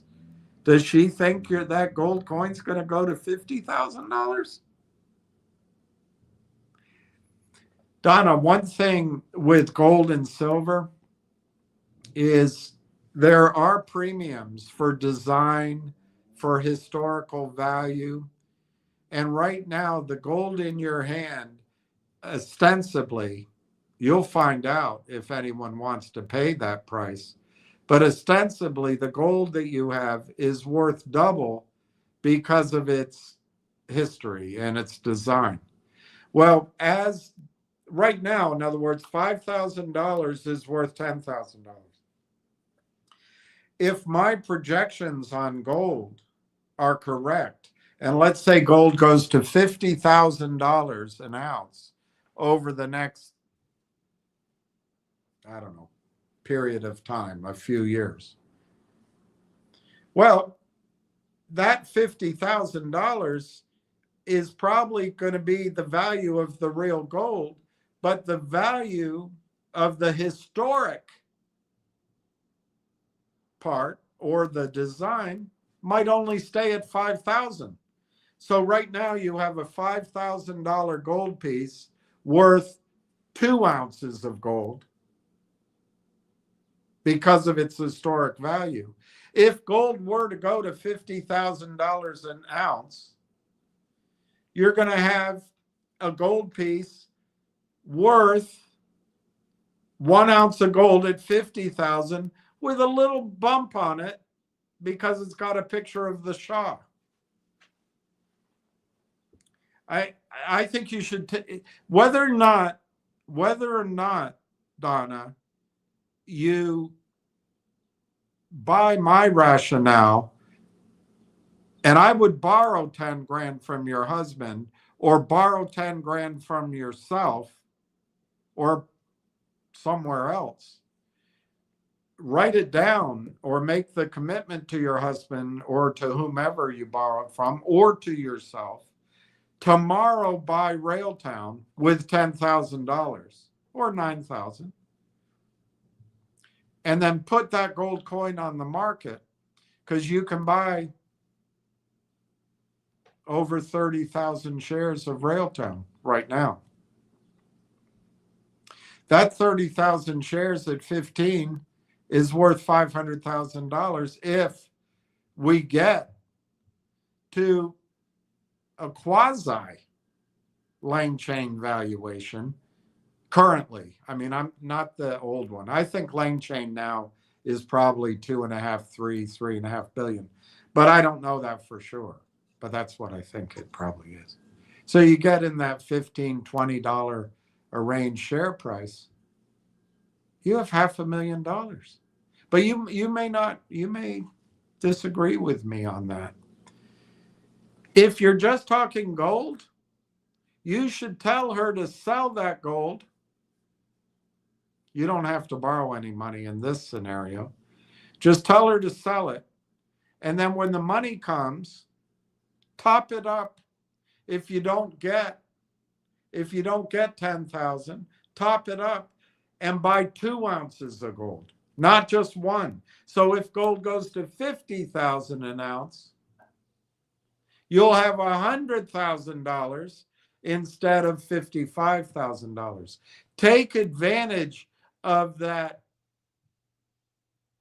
illusory, temporary. It's worth double right now, Donna. She says because of that historic value. As gold goes up, it's not going to be worth double. It'll be worth an ever decreasing percentage of that gold. So in my opinion, Donna, and it doesn't, I mean, who the hell am I, right? I would at least sell the gold and buy 2 ounces of gold from one. But preferably, I'd borrow 10,000 from myself and go buy Railtown. And, you know, with that part you buy, that 32, maybe 35,000 ounces of Railtown, if you get it done tomorrow, $10,000 tomorrow might buy 37,000 shares of Railtown. So if you had 37,000 shares of Railtown at $15, that's 555,000. Stay with me. If you sold enough of that Railtown to take $55,000 out, and gold still under 5 grand, you could go buy 11 ounces of gold. That's what I think you should do. You should turn that gold piece with the face of the Shah into, potentially, in my scenario, into 11 ounces of gold down the road. And let me just figure out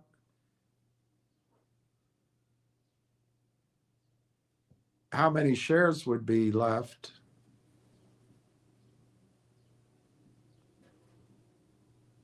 Yeah, you'd still have 33,000. Oh, you'd have almost 34,000. So you can turn that one gold piece in my scenario, and I'll draw it out so you can see it again, into approximately 34,000 shares of Railtown and 11 ounces of gold. Or you can hang on to it. You don't even like it, and you have 1 ounce of gold.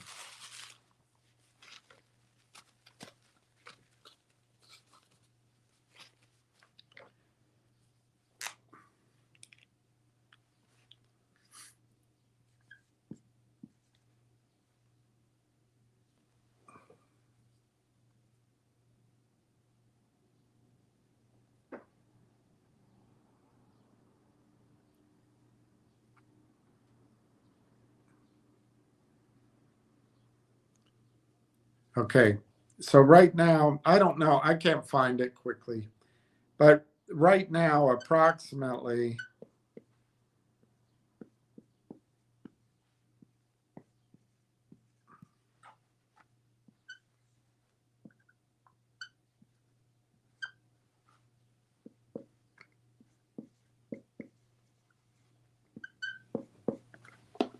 right now, gold is, I don't want to switch to Chrome, leave me alone. Right now, gold is approximately 4,600 an ounce or 4,700 an ounce. Donna, you have a gold coin with the Shah's face on it, and it's worth $10,000 an ounce. So right now, basically, you have 1 ounce of gold, and it's worth 2 ounces of gold today because the Shah's face is on it. And the advice this person is giving you is hold on to it. Well, the problem is if the Shah's face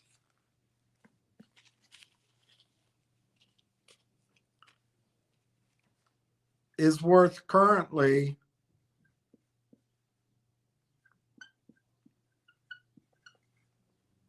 $5,300, that's what it is, according to her valuation. The Shah's face is worth $5,300 an ounce. But if gold goes up, let's say gold goes to 50,000 eventually, 5 years from now. So gold goes to 50,000 an ounce. But is the Shah's face going to go to 50,000? The Shah's face may not even stay here. We don't know. It could go up. Maybe the Shah's face goes to 6,000 or maybe 10,000. Or it stays the same. Let's just assume it stays the same. So your 1 ounce of gold with the Shah's face on it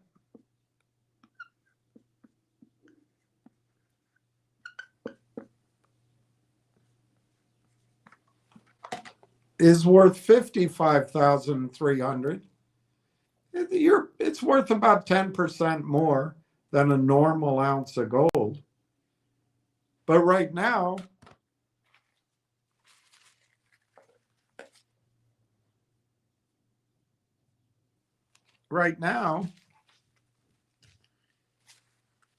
you could take 10,000 and actually buy more, but let's just say it's 2. Right now, you could swap out that 1 ounce with the Shah's face on it, and you could buy 2 ounces of gold at $10,000. It's actually a little bit more. And if gold goes to 50,000, you'd have $100,000 of gold versus 55.3.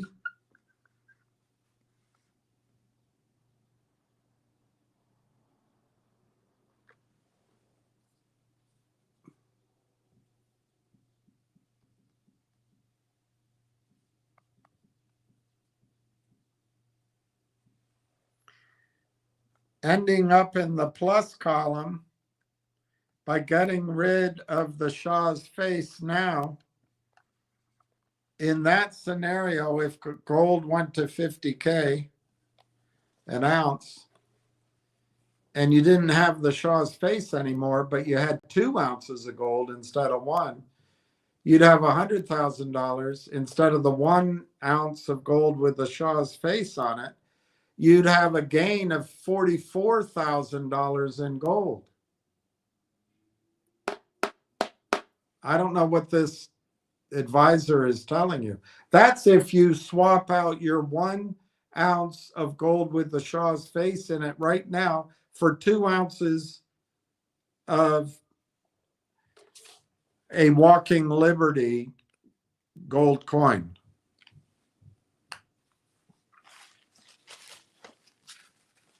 Or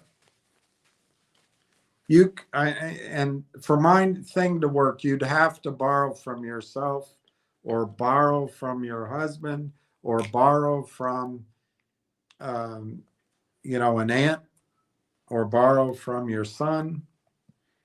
But to lock this strategy in, you got to buy the Railtown tomorrow or Friday. But if you borrow 10 grand,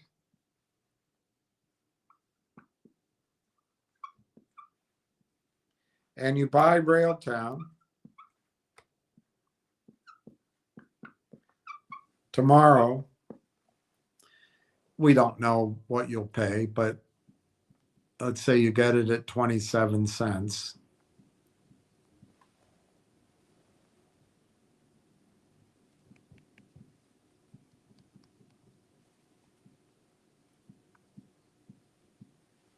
You would buy 37,000 shares of Rail. So if you borrowed 10,000 tomorrow, you'd buy 37,000 of Railtown, and you write a note to yourself and you keep your word to yourself or to your husband or to your son or to whomever, and you sell that gold coin for 10,000, this crosses off. But it might be a week from now, it might be a month, and you might sell it. It comes back 8,900. Well, if it's to your husband, he's not going to get mad. But if it's to your son, you might have to put some more money in. But we can't calculate all that right now.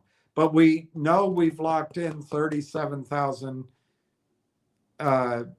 shares of Railtown. Now, you sold 1 gold coin for the price of 1 ounce of gold for the price of 2 ounces of gold.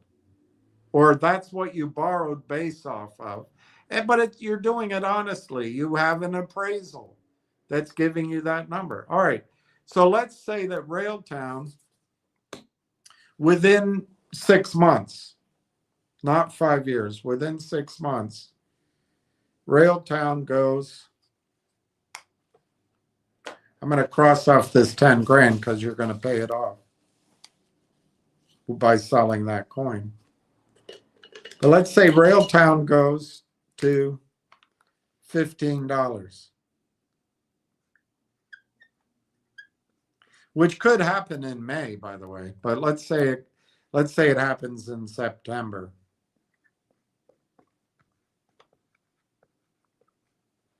And let's also assume gold goes up a bit, but not a lot.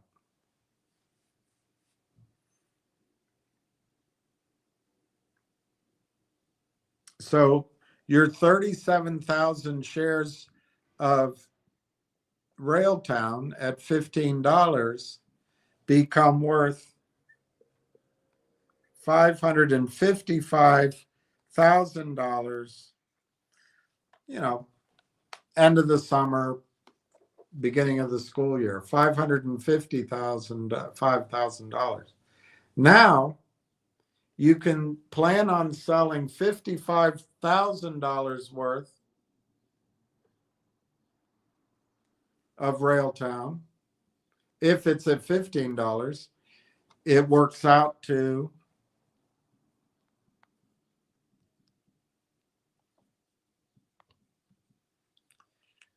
$3,666 shares. So let's say you sell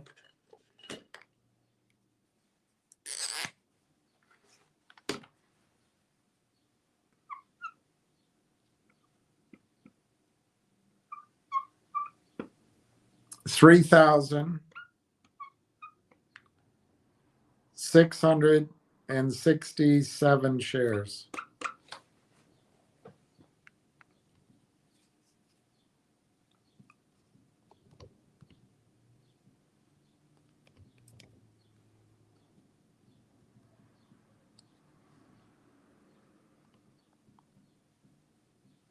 That leaves you with 33,333 shares of Railtown.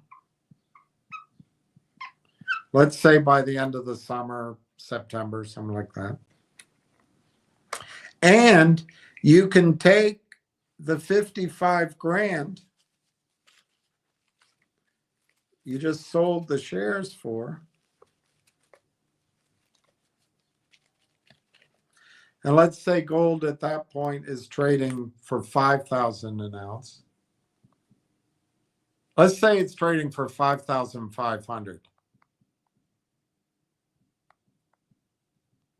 Give it some growth. You know the answer. You get 10. So in this scenario, you trade 1 ounce. I mean, you're allocating, so it's not going to happen overnight. But you trade 1 ounce of gold, and you borrow some money. But you trade 1 ounce of gold, and it becomes, let's say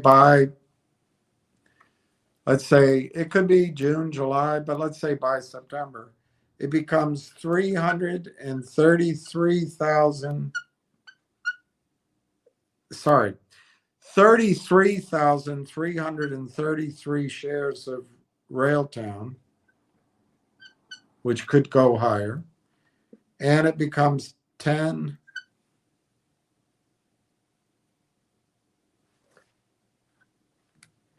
ounces of gold, which could go to 20.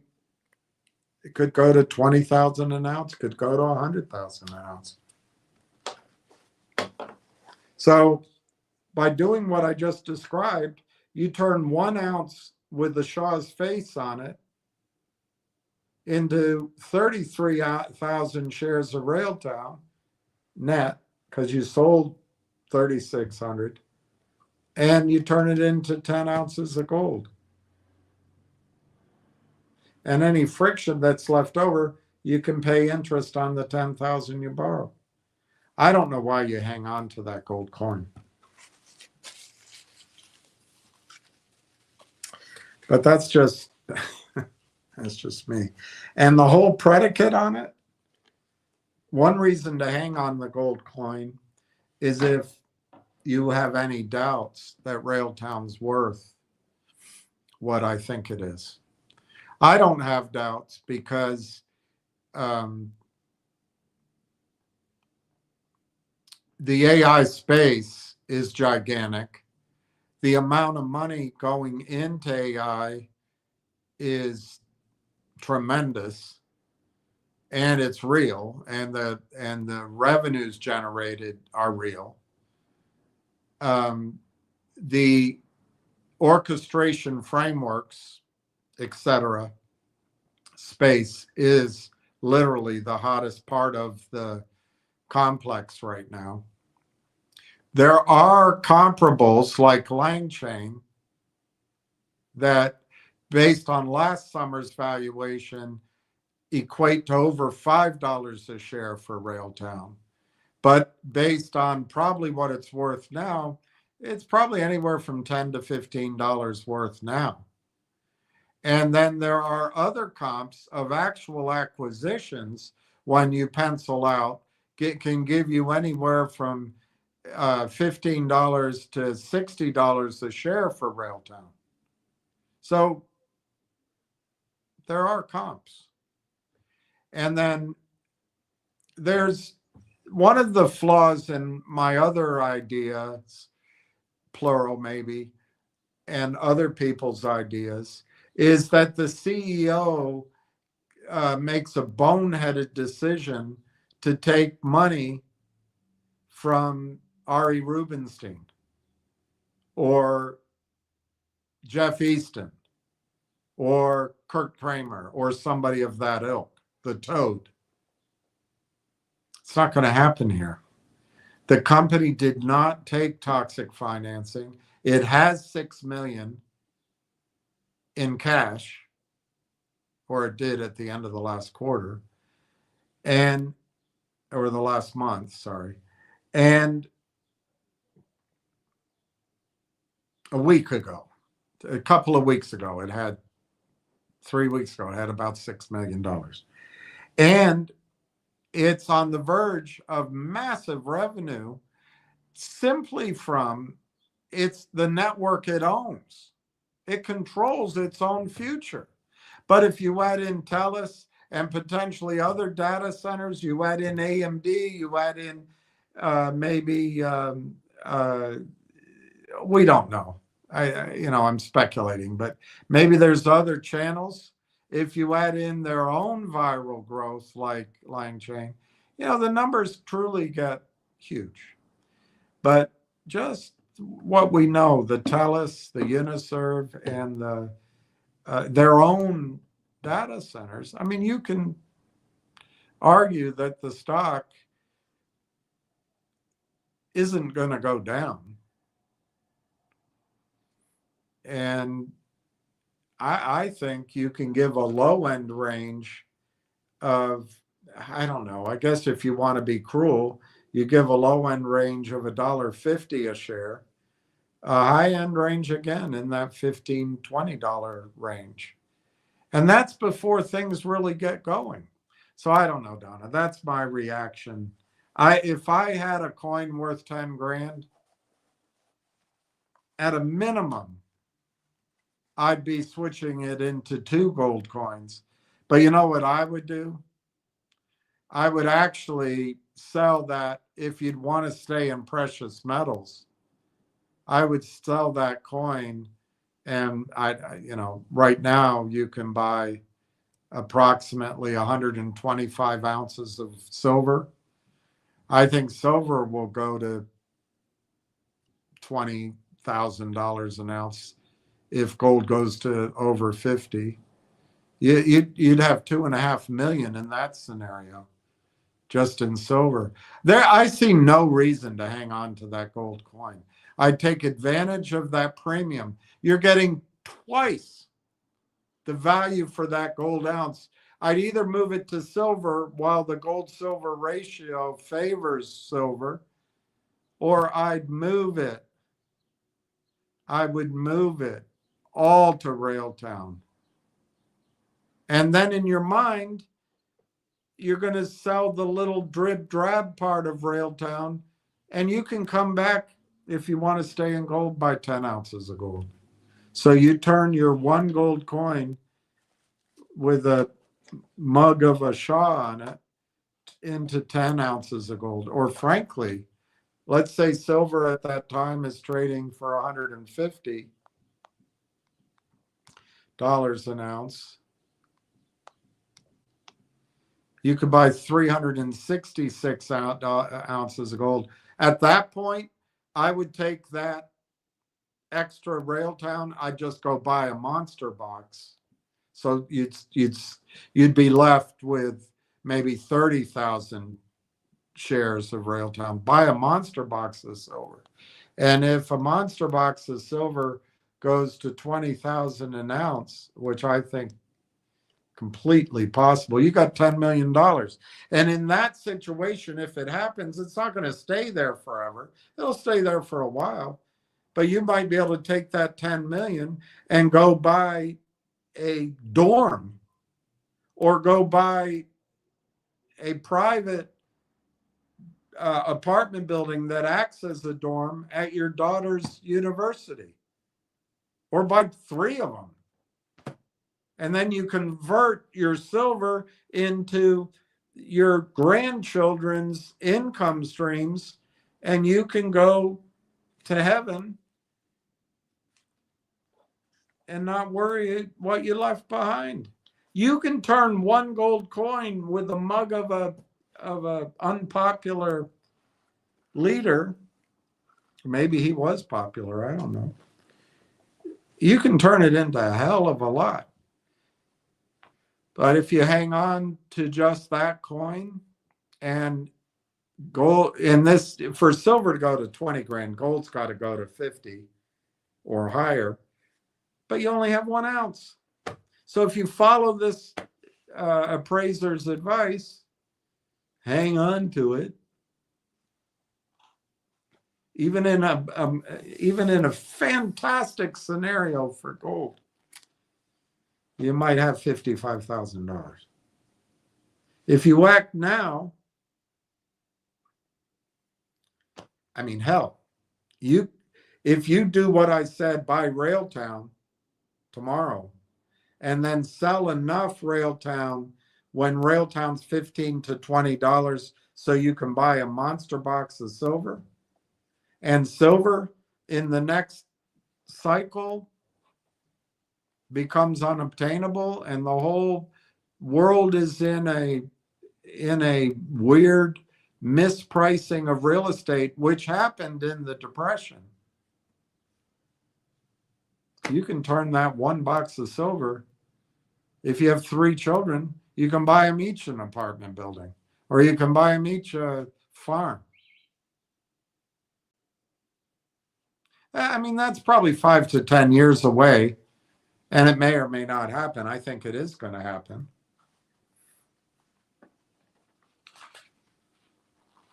But that gold coin, that premium you have on the gold coin, it's now worth 2 ounces. That's the highest it's ever going to be.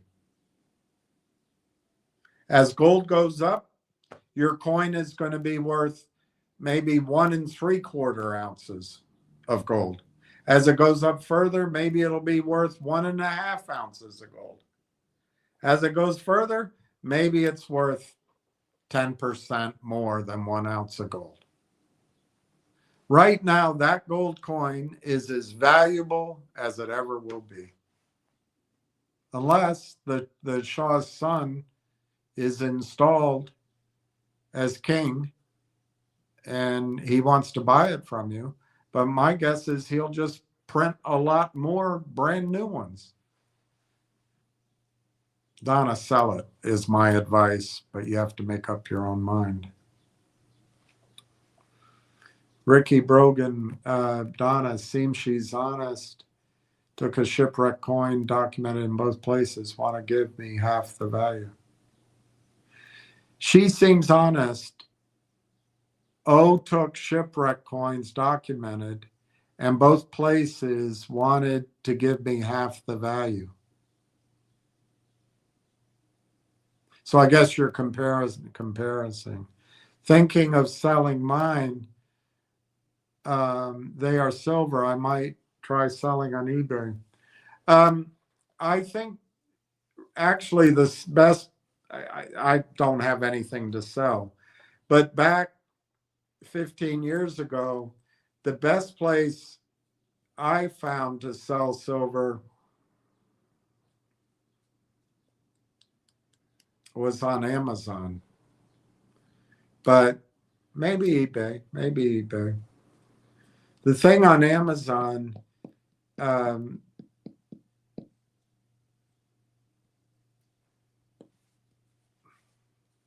don't know what you have, Ricky, but another way of selling your silver, if they are bars, if they are coins, call APMEX, APMEX, APMEX, American Precious Metals Exchange, APMEX. You can find it on Google.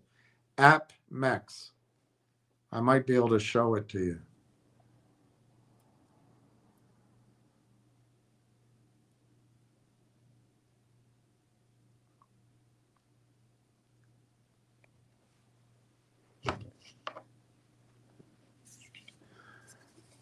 That's APMEX. APMEX. And that's when I was telling you guys to buy a bag of coins. Oh man, that looks cheap. APMEX. Call them up, Ricky. There's a phone number there. Call them. Have some pictures of your silver and gold if they need them, but have them in front of you. And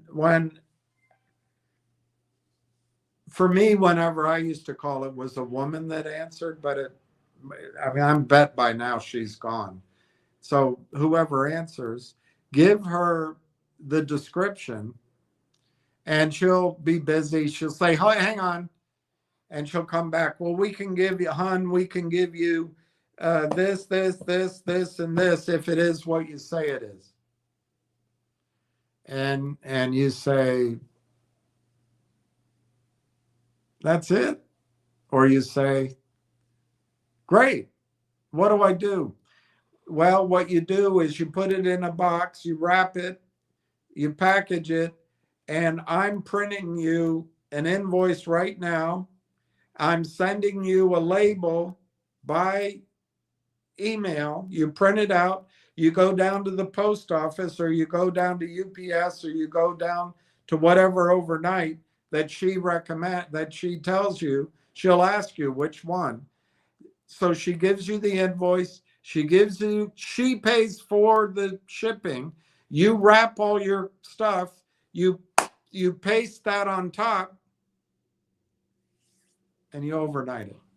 Now, as long as you get it to her within 2 days, I think it is, that price quote is good.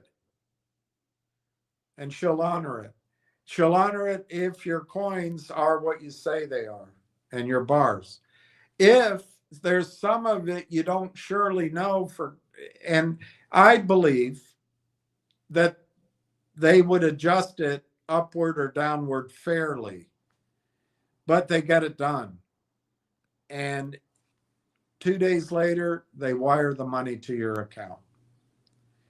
And they have such extensive inventory, they can handle if your bars are, some old silver mine, or if they're, Austrian harmonics, or if it's the Somalian elephant, they can handle everything. But it is a wholesale price, because they're going to pay you so then they can sell it. If you go on, I don't know much about eBay. I never had much luck with eBay. I've found it, but it's probably changed. Or if you go on Amazon and sell, if you find a buyer, you get most of that premium, but then you got to pay for the shipping. You've got to get it there. You've got to make sure the seller doesn't flake on you. I know there's some protections against that. They have to send the money, and Amazon works in between, but it has a little more nightmare in it. A lot of times, Ricky, and anybody that's still listening to me, I tell you to buy like this bag of silver coins, $50 face, $15 face bag, 90% silver a year ago was $1,262. I don't even want to look it up now. My guess is now that's 6,000. But I don't know, the premiums might be higher. But if you've opened it, Ricky, you have to count it yourself. Or when you call in, you tell her, I opened it, but it's all there. She's going to give you a discounted price to what she normally would give because she has to get somebody to count everything. And then it takes a week. If it's busy, it could take weeks. And then your price isn't locked in. So don't open the bags.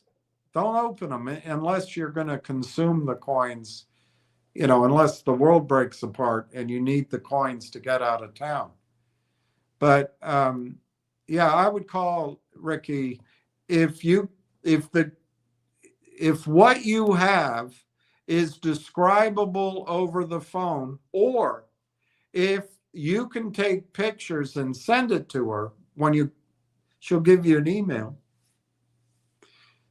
They give you a fair price. They really do.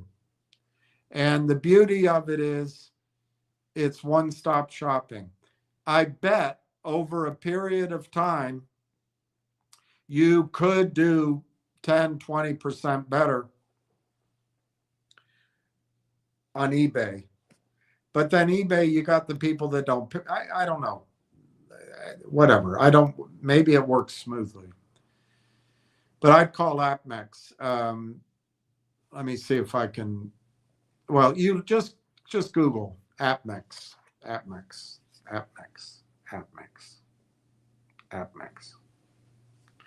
And their prices, when you go into their website, most of the time, they'll give you a purchase price and a sellback price. And if you've kept everything in the container, that's a pretty good price. Sometimes they don't put it there. You have to call for it because things are in demand. And anyway, Ricky, that's my advice on that. You don't know if you sell it on eBay, you have no clue what price to give it. Right now, this junk silver doesn't have much of a premium. And in fact, John Quasson, who never shows up anymore, I miss him. He goes to his local dealer, which you could try, and he buys cheaper than buying online. But the advantage of AppMex, they have such extensive inventory, they'll give you a good price, and it's done quickly. So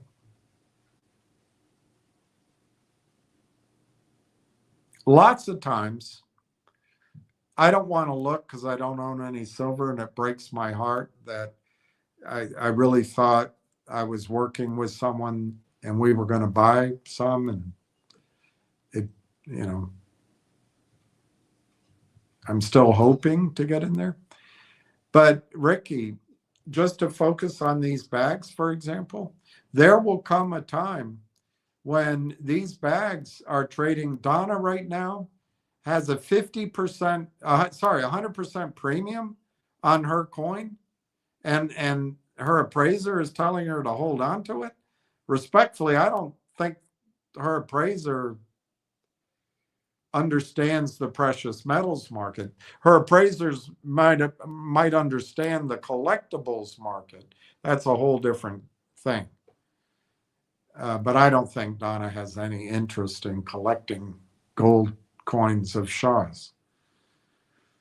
But there'll come a time when these bags of coins trade at 100% premium or more.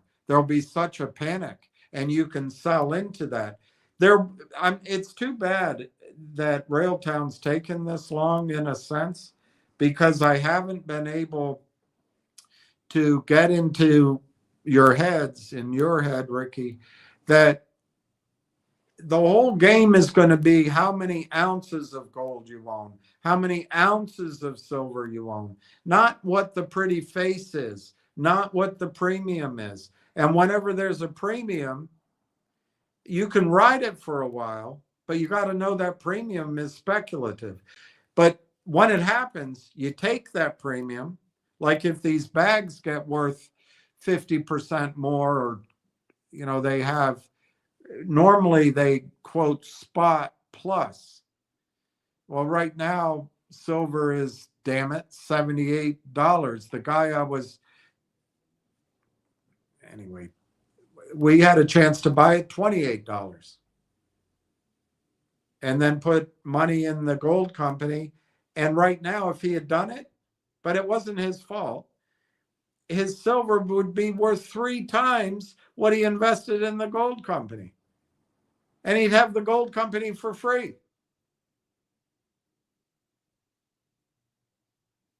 But I think he's pissed off at me because Railtown hasn't gone up yet, I think. I don't know. I have no idea. I don't want to speak for him. But you know, it's not his fault. It's the bureaucracy, which probably explains some of the comments I made about bureaucracies run by certain kind of gender, because that's the situation there. But Ricky, just like I showed Donna how to turn 1 gold coin maybe into 10 gold coins and a ton of Railtown, of course, it's not as easy as it's going to happen tomorrow. Owning while it's available, this constitutional silver, as John calls it, or junk silver, as I call it, could give a chance. Like this $50 face is probably 35 ounces of silver. I don't remember. And I could be wrong on that. And I don't see it listed here. But if it is 35 ounces, I don't know what it is.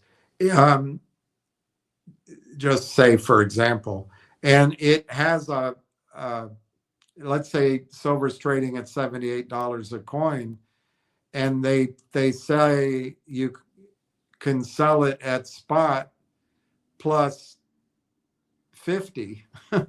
I'm talking about in a panic. You know, you could sell this and get maybe not double the ounces of silver, but you might get, 150%, 160% of the silver. So you sell those 35 ounces and you go buy silver bars, and you might end up with, 60 ounces of silver instead of 35. And it's going to matter to you when silver is all anybody is talking about. It already is there. I've had people come on here talking about silver. They never would have mentioned it before. But you ain't seen anything yet. You ain't seen anything yet. Anyway, Ricky, I'll move on to the rest of the comments. I'll move on. Ward Richardson. Donna, that's fantastic.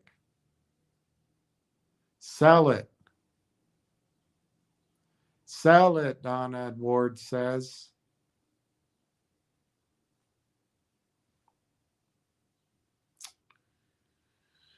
I can't do anything anymore. Ward says, Donna, that's fantastic. Sell it, Donna. That's $10,000 on T.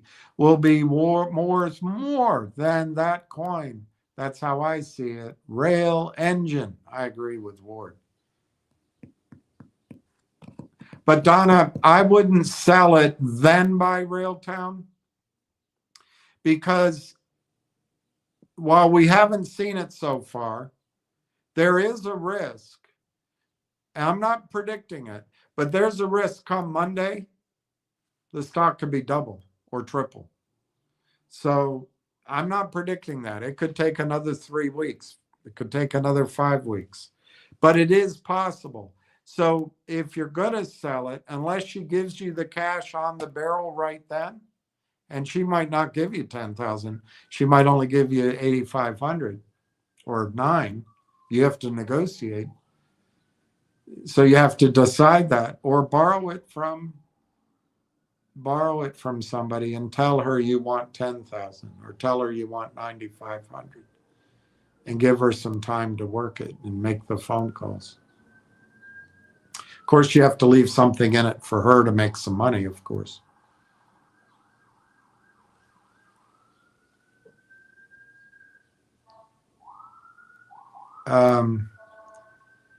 Line of many traits. What do you make of this high volume day on RLAIF? I have to sign back in because this stupid thing signed me out 10 minutes after I signed in.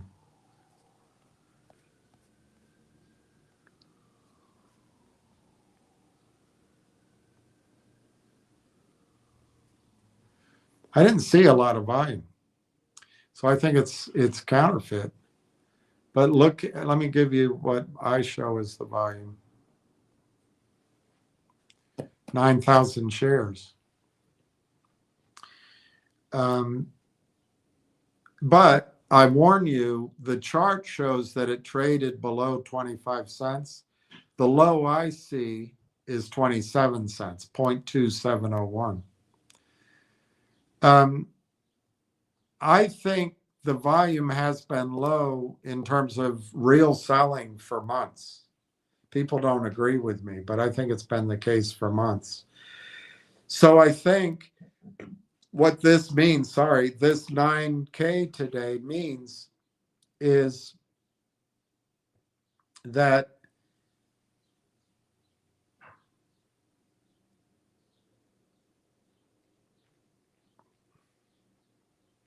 the players disappeared today. They disappeared today. But I also think my screen is misleading because the chart shows it traded another 2 pennies down. So maybe there was a lot of volume somewhere that I'm not seeing. Let me look on the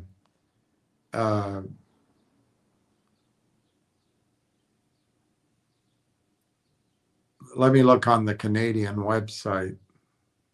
Maybe that's where you're seeing a lot of volume.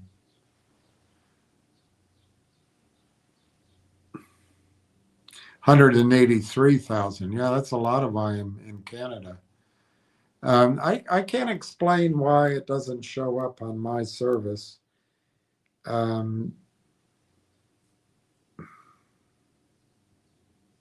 Remember the people that were suppressing the price, they got through the end of the quarter and they may decide to wait, move on to other stocks. See how it trades this quarter.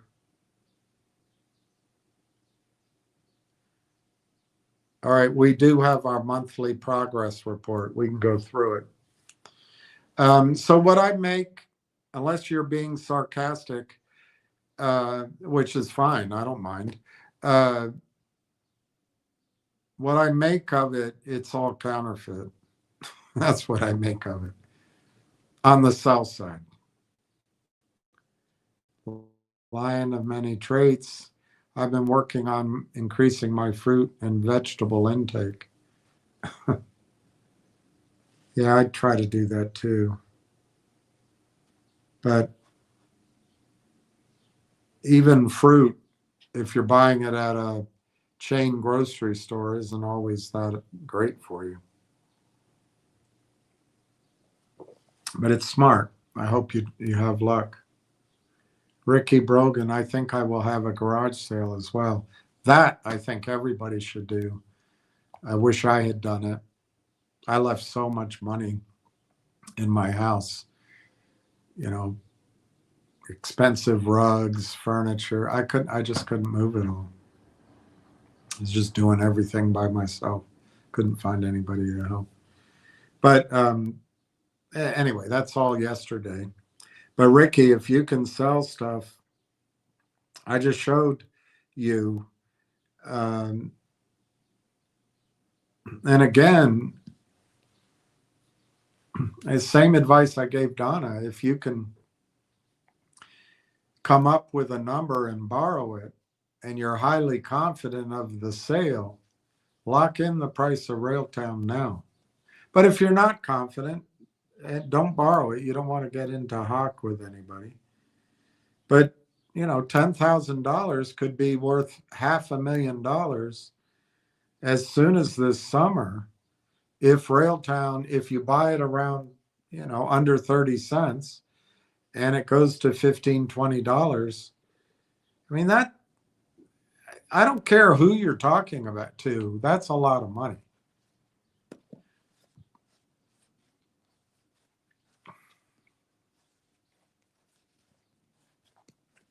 I'm not able to do it. I don't have anything to sell.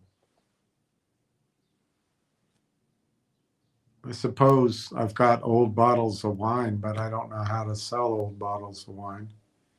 But I don't think it's worth anything like that. Ward Richardson says, Ricky, that's it, Ricky. Sell everything. If it's not moving, sell it. But if you're buying a calf, they move.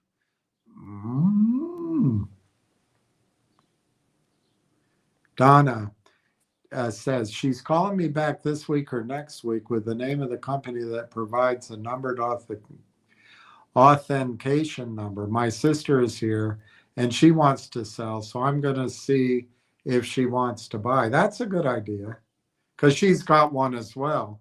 It's a good idea. It's a good idea.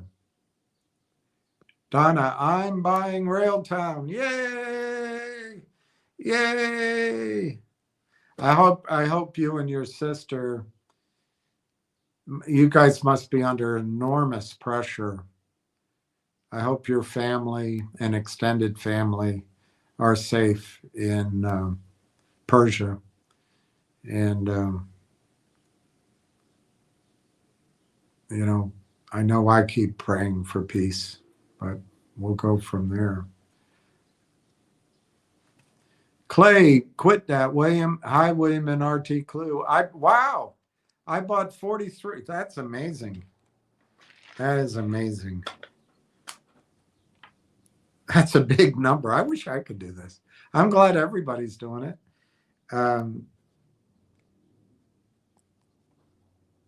Bought 4,330. So you're at 284.6.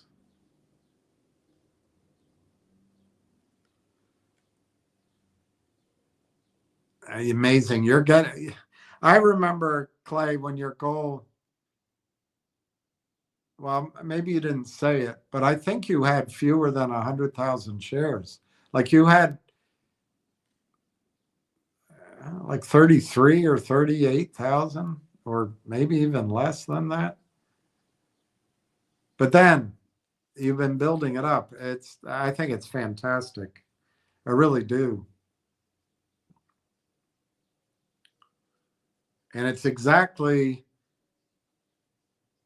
in my judgment, it's exactly how to handle it. You're dollar cost averaging. Not voluntarily, I will admit that, but it's the right thing to do. It would have been better, I know. But man, Clay, that's going to be amazing if you get, I mean, even I can do that arithmetic at $15. It's nice. It's nice. Ricky, Ward Richardson, yes, I read you have stuff you haven't used in 3 years, sell it. Exactly. If you haven't used it, just get rid of it. Ward Richardson, Donna, that's a good idea. Keep the coin in the family and get yourself a whole lot of cash cows. Ward is so kind, and Ward knows this space. Ward. I don't think I'm letting on any secrets, but Ward has studied AI for at least as long as Corey and Marwan have conceived of and built Railtown. Ward says, Ricky, I read the same thing years back. Does it apply to girlfriends? If you haven't used a girlfriend in 3 years? I don't know. I'm out of that whole game. Ricky Brogan, Ward Richardson, I don't know if you have seen it, but I added more heifers today this morning. My order got filled in 2 minutes after the market opened. I got your order. If other people gave stuff that I haven't commented on, I didn't see the message. Ward, Ricky, that's really sweet. Keep adding while you can. Ricky, Ward, thank you. Steve, I bought 675 in my rice. That's great. I bought 675 in my wife's Roth yesterday.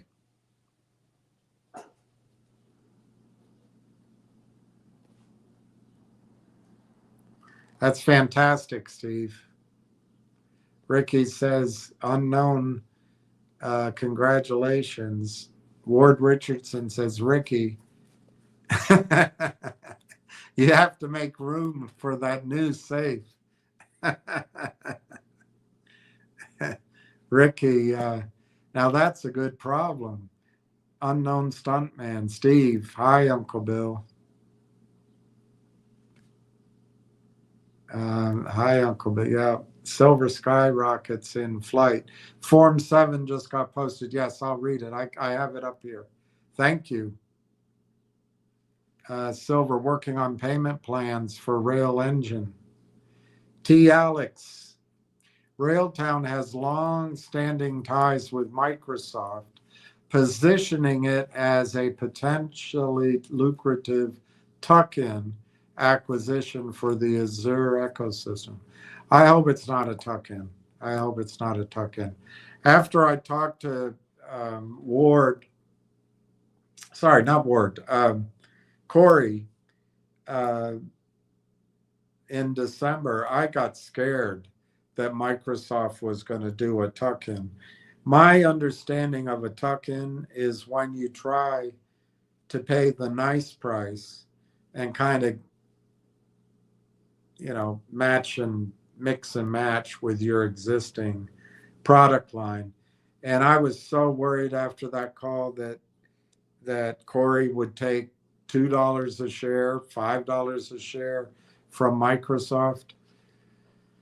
I no longer have that concern at all. I think that there's no chance on this planet that Railtown gets sold for less than $15, $20 a share. And I think even that is going to be low. That's just my opinion. Things have changed. That's how rapidly the space is changing. But anyway, my comment is only on my understanding of what tuck-in means to corporate finance people. It's not a big, bold,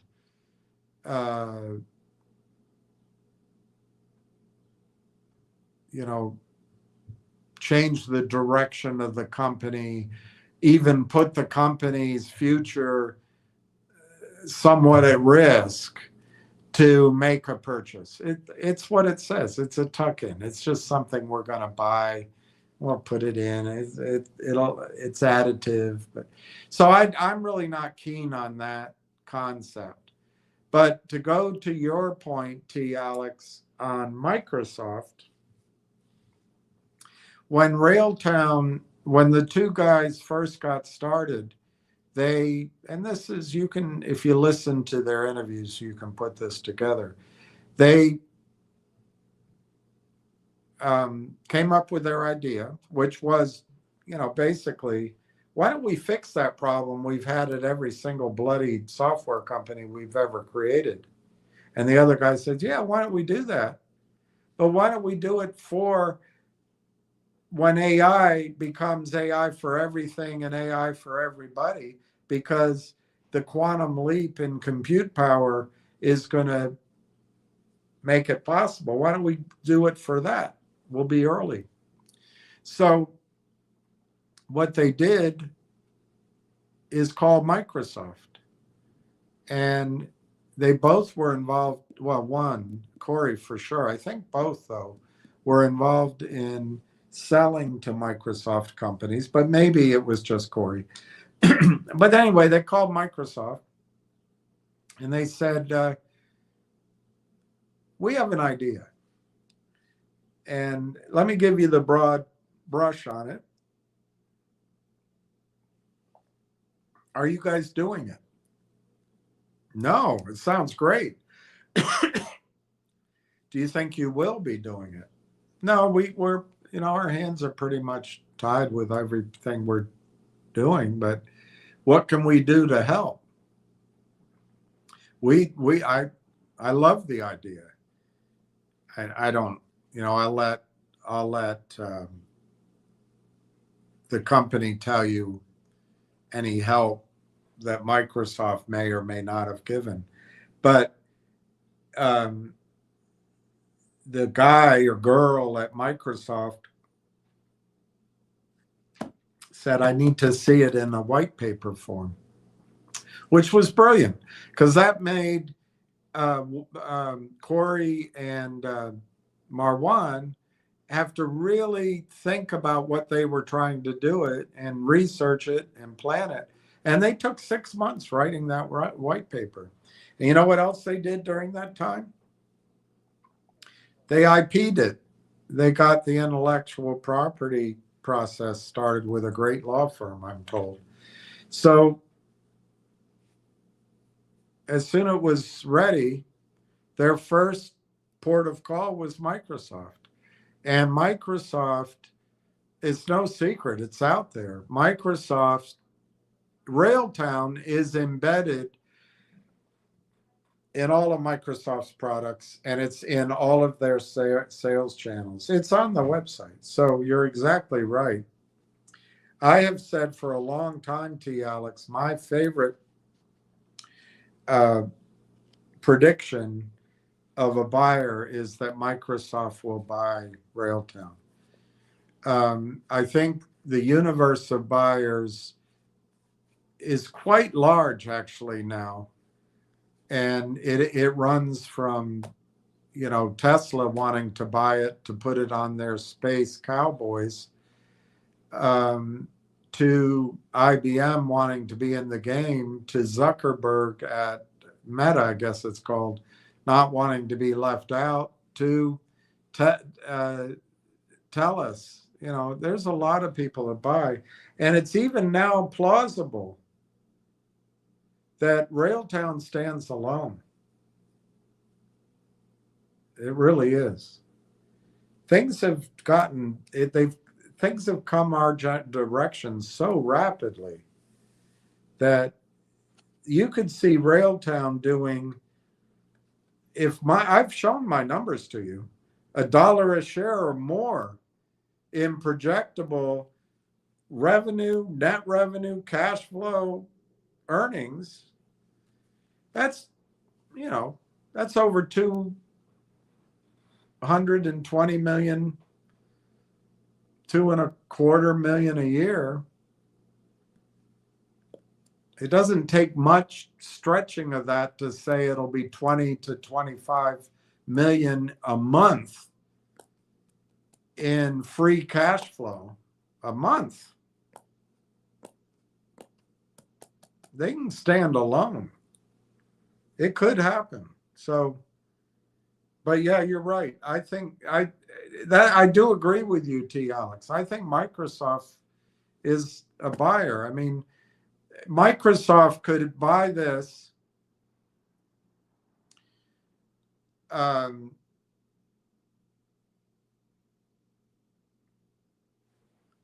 Let me just give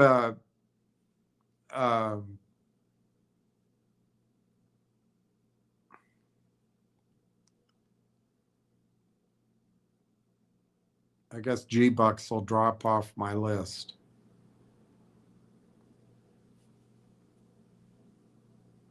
Microsoft's market cap is only $2.7 trillion.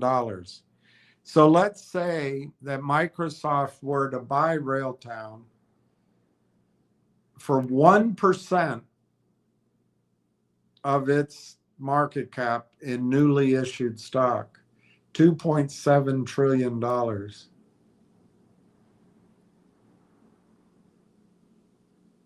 Times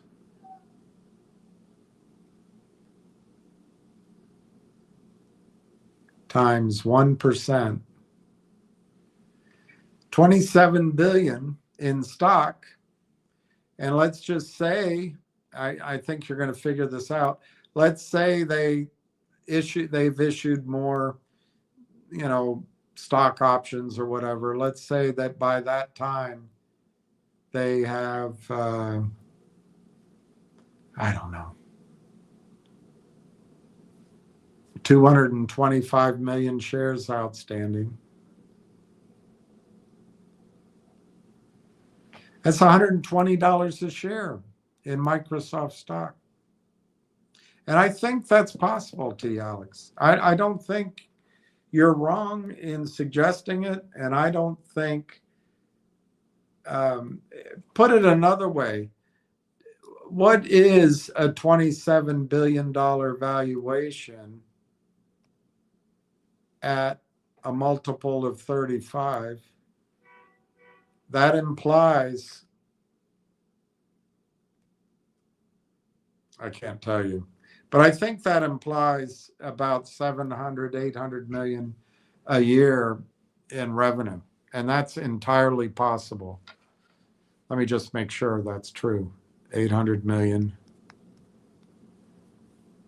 times 35. Yeah. It's totally projectable for Railtown. And the other thing, T. Alex, is Railtown's already in GitHub and the other channels. I forget the number of developers that pay Microsoft and the number of users of GitHub. But Microsoft is basically the market. Just like NVIDIA is the market for the new AI chips, Microsoft pretty much the market for software developer kits. And there's something like 30 million of them worldwide. I really don't know how many use Microsoft's tools. But the point is, if Microsoft paid $28 billion, which I think is low maybe, for Railtown in new stock, all Microsoft has to do is go to their current subscribers that use GitHub, that use the Microsoft tools, and they pay a monthly subscription, whatever it is, and they can say, you know what, your subscription just went up 10%. Or we're dropping one service out and we're increasing it 10%. Whatever. But they can allocate on their books, and they can increase probably the revenue they're earning already. But they have the heft both to increase their revenues by adding Railtown to the subscription, but they can also just cannibalize their own revenues and add Railtown to the subscription, or a mix and match of that strategy. and they can create inside their own portfolio of ownership, they can turn a $28 billion acquisition into a $300 billion valuation inside their own company. So I think Microsoft is a powerful choice to be the buyer of Railtown if Railtown sells itself. Powerful. Microsoft will also see the numbers. They'll see, I think they will, see the increase in the numbers. NVIDIA is another powerful buyer. TELUS would be amazing, but I don't think TELUS can compete at 28 billion. But if TELUS were to pay, I don't know, 5 billion, 7 billion, they might be able to afford that. And the dividend we'd get, oh my gosh, the dividend would be amazing. T-Alex, Azure integration, its core product, the Conductor platform, is built for software developer productivity and is readily available via the Microsoft Azure Marketplace. That's true. And in fact, everything they built works seamlessly in the Microsoft, let's call it ecosystem. Another perfect reason, another perfect fit. But remember, Microsoft has 412 data centers. I'm sure they'll have more. I think the world has something like 12,000 data centers. So, it may come to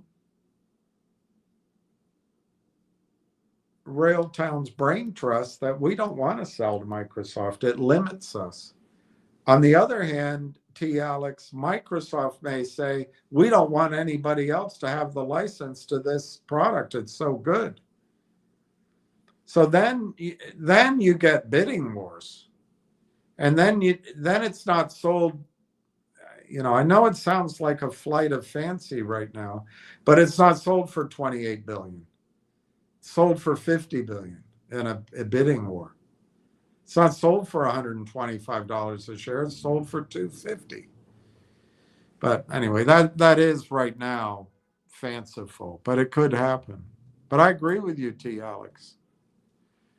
Alex, developer focus. Microsoft's ownership of GitHub makes Railtown's AI-driven developer productivity tools a natural fit for their developer-centric growth strategy.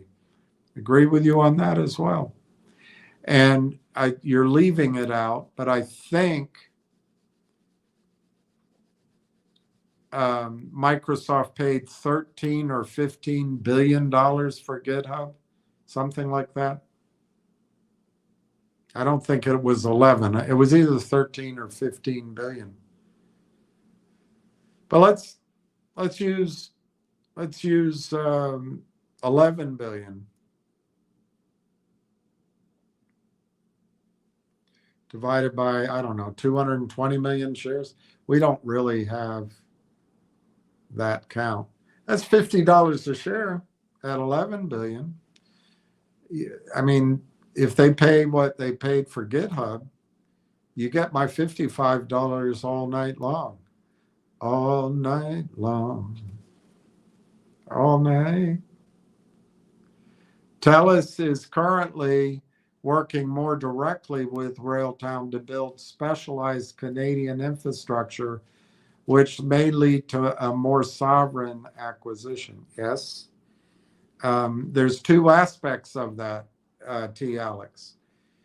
One is if Railtown proves its utility and its worth on top of a sovereign data center, it could be the shot heard around the world, the thunderclap heard around the world. And every country, every company, every region who cares about sovereignty suddenly wants Railtown AI. And yes, you know, the computer says that LangChain is the go-to standard in the one-off company after company after company. Imagine if Railtown becomes the standard on top of data centers and then other um, agglomerators of compute power, for example, Apple, or the satellites in space. Imagine if Railtown becomes the go-to standard there. Then Railtown, unlike LangChain, which is the go-to standard, one-off, one-off, one-off, one-off, one-off, which is great. Railtown becomes the go-to standard on top of thousands, tens of thousands, hundreds of thousands, millions of users going through data center, or in the case of Apple, distributed GPUs. Another powerful use case. So it's really exciting. That's one side of the sovereign. But the other side of what you're saying is, what if Tellus were to buy Railtown? Now, Tellus is only worth 30 billion in the market cap, or it was. I don't think they could finance a $20 billion acquisition. But at the same time, Tellus is trading at around $14 US, $13 US, and it pays $1.29 a share annually in dividend. That may come down, but remember, if by acquiring Railtown, they add revenue that's pure profit, they might be able to keep that dividend. We don't know. But to be in the game, to buy Railtown, I no longer think $14 a share is going to do it. It might have to be $28 or $25 a share. So conceptually, it's possible that we'll earn something like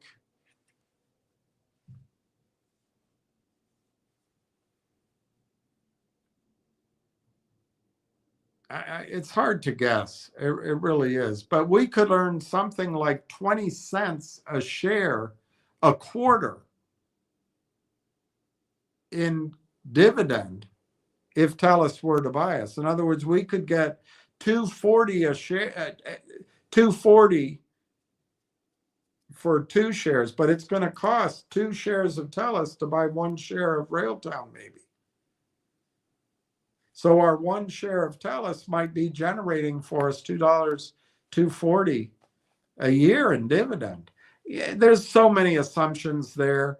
The stock trades as if that dividend is going to be cut, but it's at least plausible. So you're right. That's the other angle of the proof of concept on top of the Tellus data center.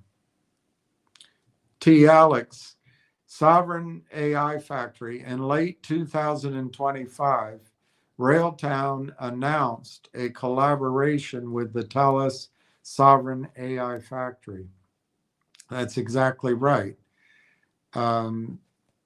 They announced it late last year. The factory, the AI aspect of it, opened last summer, and there's 3 customers. I forget the names. I think Accenture's one, or Ernst Whitney or somebody. And then there's a Salesforce-like company, and then there's a medical type company. But they haven't really marketed their new data center full on because I just think the stack is evolving as they're building it, number one. But you are correct. Railtown announced that collaboration without edifying us on the split. But because of an interview that Rebecca Kurzweil gave, which was excellent, she did a great job, with Dr. Tom Core, we learned that there's going to be a revenue split, but it's also in presentations. And it's in the general zeitgeist anyway. We just don't know what that split is. But I think look, you're not going to sign up for 5 or 10%, in my opinion. I don't think you're going to sign up for 15. It's just, but maybe it could be 15%, but it could be 25 or 30%. I think that's why I settle on maybe, 18 and 3/4%. That's a big number in oil and gas. Well, it's one I always notice. Or 20%. That's what I settle on. And so it's a huge, I don't even think there's a risk that it's not going to happen. I think what we have to calculate, what we don't know, T. Alex, is what is the split. We don't know really what is the total amount of revenue, and it's going to keep growing, that's going to go through the Rimouski data center and the Kamloops data center over time. But we have a pretty good idea, because I think the CEO pretty much gave away the goals of the company when he said 2 billion is the target. But we really don't know if that breaks down fully on the data center, but I can't imagine where else. What we also don't know for sure is whether that collaboration is going to bring in like a Lang chain or not.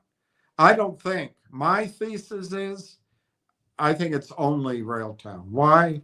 And I think you brought it up in your question. It's all about Canada. It's all about Canada. Telus is Canada. Railtown is Canada. And I don't think they're going to bring in, to keep that clean, I don't think they're going to bring in anybody else. So you got to remember, T. Alex, that the AIP partnership took forever to close, and that was a frustration last year. No one knew. Even Tony the Tiger didn't know. But when they finally got it done, the stock didn't go up. So a lot of people, including people listening to me, because it's something I expressed, we were all under the impression that once that happened, the buying might come in. But what we didn't know, and it became clear, as you point out, was in fact, during that period that AIP was closing, the company had just stumbled into this gigantic collaboration. It is huge. And the proof of concept on one data center could be 1 million users instead of one-off. It's fantastic. But it's not talked about, and it's not out in research reports. So the heaviness can keep pressing the price, and people can get pissed off. Well, you said that when the AIP got done, the buyers would come in. Well, it turns out Telus is even bigger than AIP. And we have to wait for that to spend the time it needs to be ready to turn on the fire hose, I guess is an expression, which I think could come any Monday. Any Monday, we could see that, oh my gosh. So yeah, T. Alex, I think that's a very well researched point that you make. T. Alex, Canadian innovation goal. Railtown is branded as a Canadian sovereign AI developer, a mission that aligns with TELUS's goals for domestic data control and Canadian-focused AI deployment. You're exactly right. Railtown isn't only branded that way, it is Canadian. But Railtown ran into the guys that founded AIP Partners about a year and a half ago, a little less, and they bought them. But the founders of AI Partners, John Ruffalo, Mike Norbrega, Dr. Tom Core, they're all part of not only the think tanks and the educational systems focus on sovereign AI in Canada, they're also top respected players in the investment world, the banking system, the capital formation, I guess separately, the investment banking system, private equity, and the incubators, all focused on keeping AI technology, talent, training, and IP, and the revenues from it in Canada. And John Ruffalo is a powerful, almost the Mick Jagger of that message. But they all are in on it. They all are in on it. So another great point you're making. Alex, recent funding. BlackBerry co-founders Mike Lazaridis and Doug Fragan invested $3.4 million into Railtown in February this year, signaling a strong interest in keeping the company's innovation within Canada. Yes, the BlackBerry guys do not invest outside of their own fields, and they did here. And in fact, Mike is on the advisory board of Railtown. It's possible that BlackBerry, his experience with BlackBerry in terms of taking a company that sold a product into a company that licensed and essentially created income streams by licensing, it's possible that that's an important addition that he brings to the advisory board. Another possibility is that he brings to the company, you've been working for 7 years and you're ready to sell the company for $3. But let me tell you, let me look at the documents. Let us get the books lined up. Let me show how to sell this company for $300. I'm making that up, but I am trying to show an extremes in outlook, and he might be there for that. He might also be there for other aspects, his Rolodex in Canada, which I think you imply. That 3.4 million was broken out, as I showed everybody, I don't know, into 14 or 18 different investments, but most of it was these two guys. I think there were a couple of other important, let's call them insiders, that got involved, but it was in general, it was those two guys and their close, maybe, you don't know exactly because they used a lot of different investment vehicles. But you're exactly right. And not only is it a huge statement about trying to keep the revenues, design this as keeping the power of those revenues in Canada.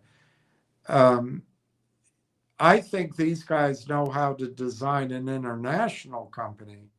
So it's not that Railtown is going to be limited to Canada's role as the world's 10th or 11th largest economy, whatever it is.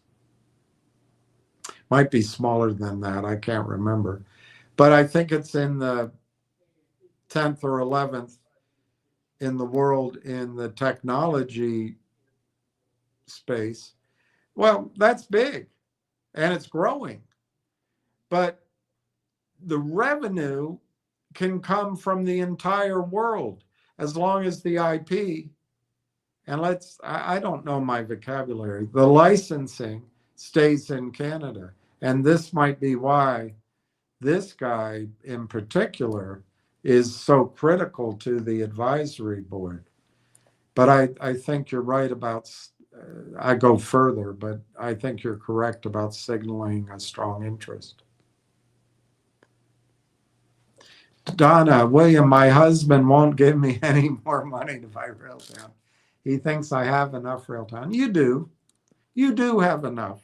Whatever you decide to do, Donna, he's right. You do have enough. But that's not how I think about it. An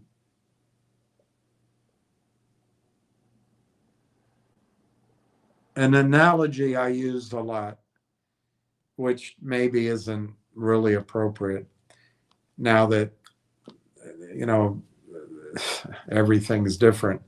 But back when I was younger, it was a big deal to go get a color TV. And I think it's going to get that way again, by the way. But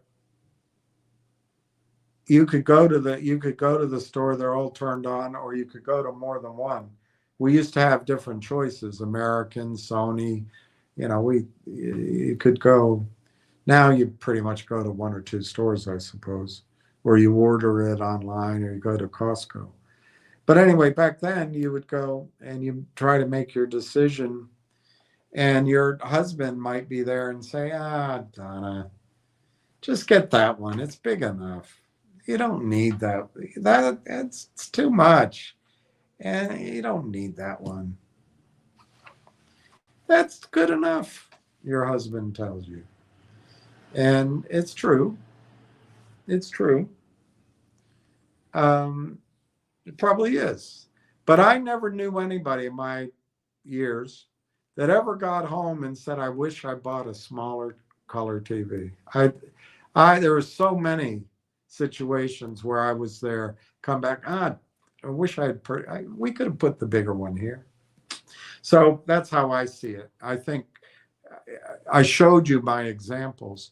But if your husband doesn't want you to buy more Railtown, you should at least consider changing one coin, 1 ounce of gold into 2 ounces, or turning 1 ounce of gold, I forget what my number was, into 125 ounces of silver. You should at least do that. That's different than Railtown. You're preaching to the choir. My husband is working the Masters golf tournament this week. Wow. What does he do? Is he an announcer? That sounds exciting. Sounds really exciting.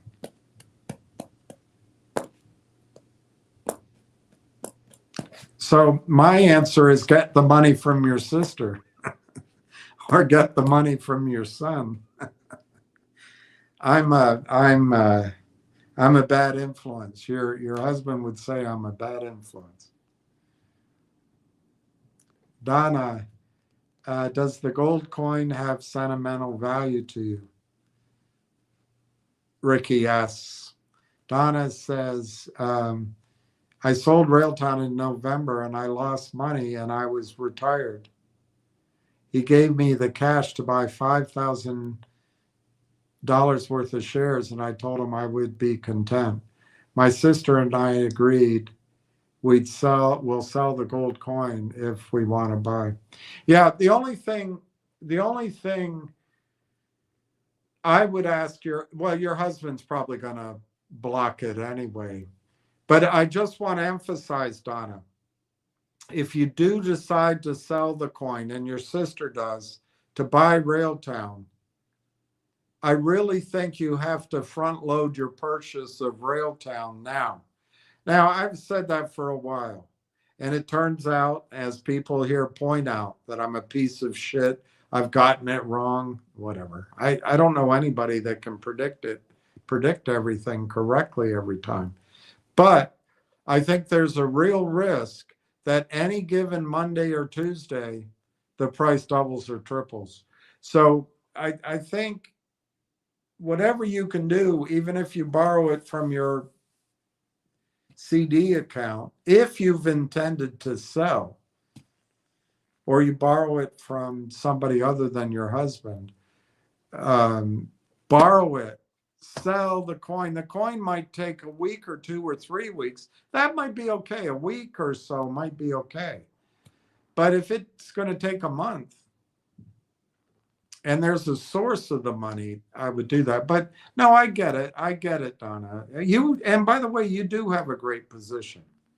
Your husband isn't wrong, but he's still thinking in terms of this is like GTII or this is like finger, and you have to have asset allocation. Well, what's better? What stock idea does he have that's better than Railtown? I'd love to know. I'll share it. It's only 3 times to sell a company, as you know, when you need the money, when the story changes for the worse, or when you have a better idea. If there's a better idea, you got to look at it. But I don't think there's a better idea. So anyway, Donna, he doesn't know what you know, and he doesn't have your instinct for Railtown. But frankly, he's not wrong. I'm trying to raise some money. I don't have any source to borrow it from, but I think I'll get money in. I've been trying since September, frankly, but it looks like it could be anywhere from Monday to the 3rd week of this month. And I'll have it's a similar amount of money that you're talking about, maybe a little bit more. I don't have any place to borrow it from, but if I could, I'd borrow it. I know I'm selling it. I know I'm going to get it now. It's been a slug, but the company merged with an American company, not a Canadian company. So it's now coming down into the American markets, and it's on the New York /Amex. So it is either going to be a week, or she told me today 20 days. God. So anyway, I know I'm going to get the money. If I had somebody to borrow 15 grand from, that gives enough room for price movement. I would do it because I know I'm selling, but I don't have anybody.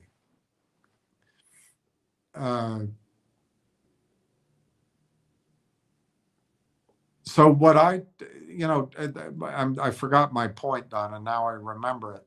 What I tell myself is just what your husband is trying to tell you. I just try to tell myself, be happy for what you have, be thankful for what you have. But the fact is, when Railtown's 15 or 20, I'm not going to say, I wish I bought a smaller television. I'm going to say, darn it, I wish I had purchased 3 televisions so I could give some away or sell some. If I could buy more Railtown now, and it does what I think, I have so many uses to turn that money into cash flowing oil transactions, mining transactions, other AI stories, private placement transactions that I have access to. I'm going to want that money. And if 30,000 shares turns into $500,000, for a guy like me, that's a lot of money. I think for your husband, it's a lot of money. But he's saying, oh, you have enough. Yeah, I suppose it's true. I suppose it's true. But then you're left with saying things like I'm telling myself, oh, I'm happy with what I have, which it's all I'm left with. I've been working on getting this stock out of the transfer agent longer than September, but from September, I've done it over the years, and I get so frustrated. But I started with renewed and focused effort in September, and I wanted to. I had some uses, but I just wanted to put it in Railtown. You know, after taking care of a couple of things. And my gosh, Donna, it's been a nightmare. And then in the middle of it, the company merges with another. And then the shorts destroy it because of the merge. It's just the whole thing. I think of one for 90 days there, I would have been able to buy 100,000 shares, 110,000, 111,000 shares of Railtown. And the system just won't let me do it. It just won't. It just never ends. I call in, overnight it. I overnight it. It get the money to overnight it, and then they send it back. You know, a week and a half later, even though I gave them a picture of it and all that. Or now you have to call the company, do this, and every firm wants to say yes, get it in. Anyway, I don't want to bore you with all the back and forth, but constantly being told, all right, you've done all you can do, and then it should be ready. We think we can get this done in a couple of days for you. And then you're waiting, a week goes by, 2 weeks by, you call in, oh, it's been rejected. Why? Well, you need, and the one finally in the end of December, one of the guys said, well, sir, I know that the stock says it trades on the New York Stock Exchange, but I did a little research. It actually trades on the Copenhagen, which is part of the New York, but we can't take stocks on the Copenhagen. I said, why didn't anybody tell me that 65 days ago? So then you find another brokerage firm and you start there, and and the guy there says, we'll get this done this week, and then it rejects for some other reason. It's IBKR. I put cash in the account. You need $300 in the account, just for fees in case. So I wired 300 in, and it comes back. You've got everything done, sir. You've got it done. That's great. 3 weeks later, sir, it's rejected. And then they can't tell me why. And it's rejected, sir. So I had some shitty stock position in there. I sold it all. So there was like $600 in cash. And it hadn't settled. So they rejected that. Then everything settled. And then, of course, Donna, it comes back to the user. Lots of times I get so frustrated. And if I calm down, I realize it's my mistake. It said it needed $300 Canadian, not $300. So I'm sitting with like $700 in US dollars, but the system rejects it because it's not Canadian. And none of these people who are looking at my account told me that. So I took a deep breath. and I did whatever transaction you need to move it from dollars to Canadian, resubmit it. And then it comes back, sir, the shares are now Contango, and they're changing their name to Contango Oil and Gas, or Gold and Silver or something. And you need to resubmit some paperwork. It's a transmittal form that if you're a Canadian investor, you can choose how your shares are received to save on taxes. If you're not, it automatically defaults to common shares, because here in the United States, you can't do this Canadian tax scheme. But the company said, the underlying company made it requirement to fill out this form. So you got to overnight that, sir. So I overnighted that. Oh, God, Donna, it just goes on and on and on. End of the day, the transfer couldn't happen because the company no longer trades. So now what has to happen is ComputerShare has to transfer it from Canada to the United States part of ComputerShare, and I have to receive my shares of the new company, which has collapsed, in the United States ComputerShare, and then they'll mail me a statement. I said, God, I can't wait for all that. Well, you can call in, sir, and we should be. Can I give you my Social Security? No, we can't take it over the phone, sir. Well, how am I going to know what my new account number is? Anyway, so now I just call every day, and they're going to make the transfer from Canada's internal transfer to the US internal transfer. And depending on who you talk to, sir, it could get done in 5 days to 7 days, or as I was told today, it will be done in 20 days. I said, 20 days? Well, it could be sooner. So it's a nightmare. So anyway, Donna, by the time I get my liquidity, I imagine that Railtown will be $3 or $4 or $5. And what'll be interesting is, over the last 90 days, over a broad swath of that, I think I could have purchased 100,000 shares of Railtown, give or take.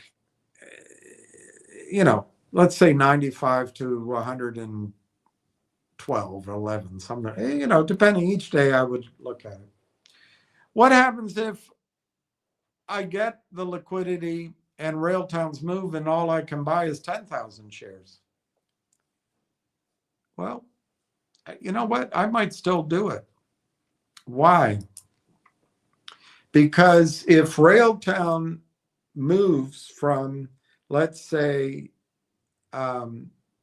May, I think it could be next week, but let's say from May, let's say Railtown moves from May to September, and it gets into the $15 to $25 range, that stub amount of stock, whatever the number is, I might only end up with 7,000 more shares. I would love, and it breaks my heart that I can't add 100,000 shares. Just breaks my heart. But every day I do what I can. I don't have a husband telling me not to do it. I just can't get the bleeding thing done. I don't have anybody to borrow from. So I have no choice. You do have a choice, I think, but I have no choice but to just see what happens. But whether I get 100,000 or 10,000 or something in between, having some stock that's in addition to what for me is a small position, I kind of showed everybody what that was. But having that extra bit gives me something to trade to create value with. I just showed you how you can do it. If you don't care, if your husband says you have enough and you agree with him, you don't care about the new Railtown you buy, beautiful. You're not beholden to it. So you go and buy 35,000 shares of Railtown, you're not in love with it, it goes to 15, you sell it. Or as I suggested, you just sell a little bit of it. But whatever. Think what you can do with that. And then you can go to your husband, you know what, you're right. I had enough. But I reduced my position from 150,000 shares down to 125,000. And here, honey, here's $300,000. What do you think we should do with it? Anyway, I appreciate your husband's point of view, but he doesn't know anything about Railtown. And he's suggesting to you that you're going to lose your money. You're not going to lose your money in Railtown. Railtown is trading, Donna. I think Railtown will go from zero revenue. It could easily be at 250 million projectable annual recurring revenue by the end of this year, sooner. But if it takes longer, if it takes 2 years to have that, the analysts say it's going to be 2029. They're going to be doing 250 million to 300 million annually for the next 20 years. Whatever, they'll discount it, those projections to now. I believe that I don't know what amount of shares to use. Let's use 225 just to satisfy your husband's doubt. So that's $1.11 a share, Donna, coming in maybe in 2028, maybe it's 2029. But once it starts, it lasts for 10, 15, 20 years. Two sources, only two sources. One from AIP and one from the Tollah data center. Nothing else. It's the only thing. So it's $1.11 a share coming in 100% margin revenue. And you're paying 27 cents right now.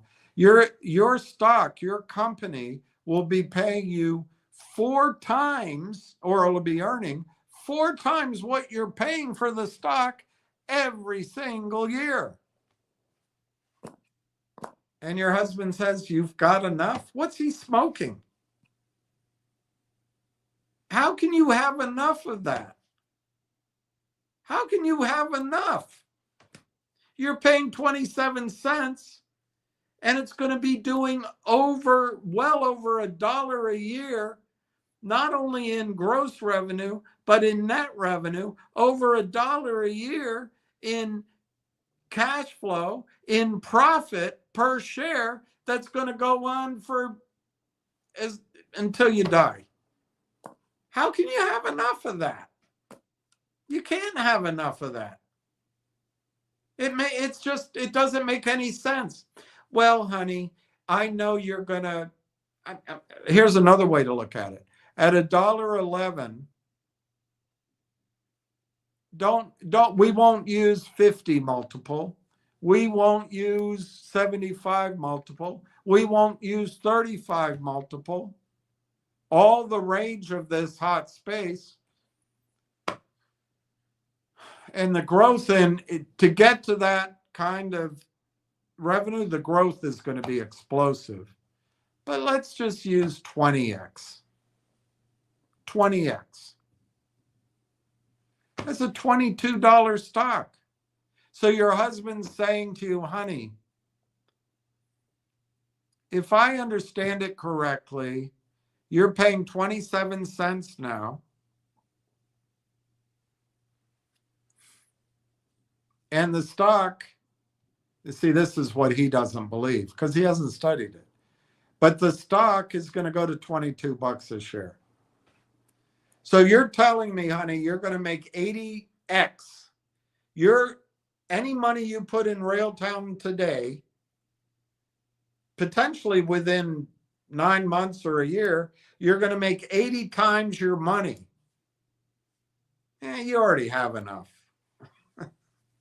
Why don't you put it over here? There's a car I want. You should look up the story. You can Google it. Jensen Wong, he built NVIDIA, and he, just like the rest of us, there's times where there's no cash and he's struggling. He's putting everything back into the company. But as soon as it IPO'd, as soon as there was a liquidity event, he went and bought his parents, I forget, a Maserati or a Lamborghini or a house. I forget what it was, or a Mercedes. I think it was a Mercedes. I think it cost 120 grand. And he was so proud to give it to him. Well, he tells the story, and I forget the number, but he said that was the most expensive gift I've ever given. If I've held on to the stock, I'm making this part up, I'd have $25 million. And that's what your husband's asking you to do. Listen to what Tony the Turtle would tell you. I'm not picking on your husband, but it's what everybody does. Everybody does it. It's a tough position, Donna, to be in when you're going against groupthink and you're going against the crowd. But let me frame it differently. What if we used 30x on $1.11 instead of 35? And so your stock's going to be worth $33 a share. Let's haircut it and say your stock's going to be worth $27 a share. And tomorrow you can pay 27 cents. That's 100 times your money. So you go to your husband and you tell him, honey, I can make 100 times our money. And by the way, there's no reason it's going to stop at 27. Believe it or not, Railtown could be worth $270. But that'll make him think you've lost your mind. He's going to say, stop listening to William. But your husband is asking you to think it's reasonable to not pay 27 cents for 35,000 shares.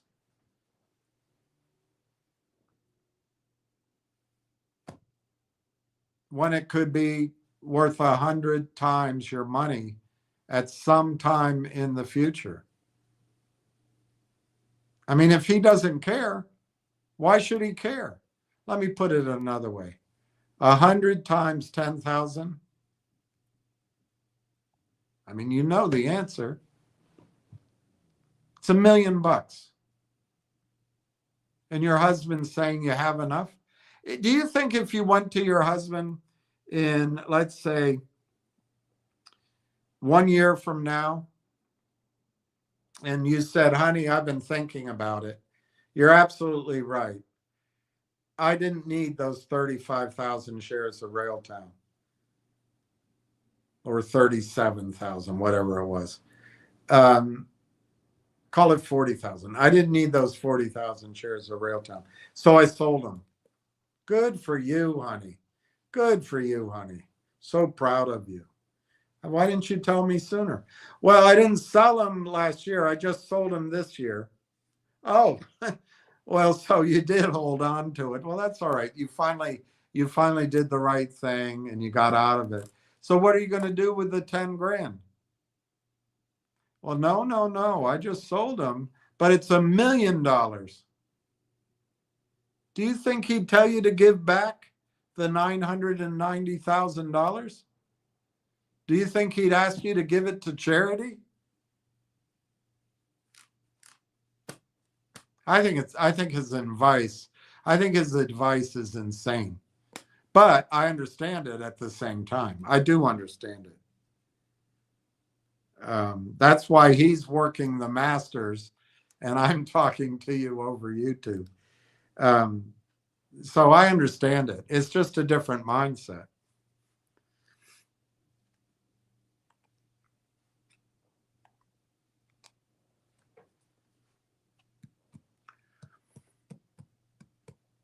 But I don't get it, Donna. Having said it, I don't know how you can have enough of a 27-cent item that's going to be trading, in my judgment, for more than $27 in a year. I don't know how you can not have enough of that. I don't.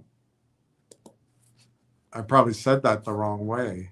But if I had 100,000 shares, I'd want 101,000 shares. If I had 101,000, I'd want 115,000. If I had 115,000, I'd want 125,000. If I had 125, I'd want 200,000. You know, that's me. You guys are happily married. I'm not married, and maybe it's because of that uncertainty. I don't know. People have different personalities. I took the Myers-Briggs course, and you know, for example, I dated a wonderful person. She, like all my wonderful girlfriends, she married somebody else. But she loved this guy because he was militarily precise. She divorced him. She couldn't stand it. But we took a trip to San Francisco, had a great time. She worked for the Ritz-Carlton. So we got everything free. But you know what? Even when you get it free, the incidentals, you spend a lot. And we did. We were there 2 weeks. We had a great time. But she just couldn't do it the way I do it. She wanted to book the airline ticket 2 months in advance. She wanted to know which car we were going to rent 2 months in advance. She wanted to know which restaurants we were going to go to. What are we doing each night? How are we going to, and how much money we're going to do this? Are we going to go to the one? And for me, that's not fun. That's not fun at all. We booked the rooms. We're going to get there, you know? So I finally said, all right, just you take care of it. But it's a different personality. And I'd say your husband has a different personality maybe than you do. I don't know. I'm not a shrink. But anyway, Donna, let me finish on the point. If I had $10,000, and I think what I'm going to have is 15, but it might be more. It might be more, quite a bit more, but it just depends on where. But if I had $10,000 and I could buy 37,000 shares of Railtown, my gosh, I would do that. 37,000 shares of Railtown at, can I give you my number? $55. That's $2 million, Donna. It's $2 million. And your husband's telling you you have enough. But see, that's probably why he's happy and you're happy, because that wouldn't bother him. And I'm not so sure it'd bother you, but man, it'd bother me, which probably tells you something about myself. And I'm going to have to block it out, because I could buy that many shares. I could buy that many shares if I could ever bloody get my stock. But I'm not going to. I'm not going to get it in time. And I just have nobody to borrow it from. I think you do. and you have a coin you can sell and you know what it's worth. I don't know, Donna. I don't know. I don't think he'd agree with me. I don't think your husband would agree with me. But he doesn't buy into it. He doesn't buy into that value could come that quickly and that people make money this way. It's a perfectly acceptable, moral way of making money. He makes money like my sister does, the hard way. You know, top position at the State Department. And you know what? She's happy. So I can't argue with his point of view, Donna. I just can tell you how I think. And as you know, I'm not getting anything. I'm not being paid anything. My incentive to tell you this is not for me. I wish I could do what you, I wish I had a gold coin to sell. I don't. But it's not about me, Donna. I just think, well, it's funny. I'm going to have to do what your husband's basically telling you that you should do. I'm going to have to look, and when it's up, I'm going to have to say, well, I had enough. That's what I'm going to have to say. And you know what? I will say it that way. I'm not going to be a spoiled brat. I'll be able to say, I'm glad I had something. And so maybe that is the best answer.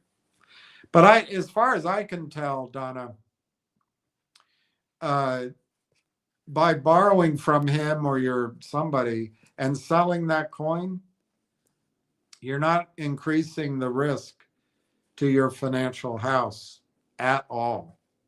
So it's not a speculation in that sense. But anyway, I've said it all that I wanted to say. I'm happy that you own what you own, and I'm happy you're happily married too. So don't screw that up either. That's more important than money. Donna, I have no sentimental value. I gave my sister the gold coin my mom purchased for me when I was 17. And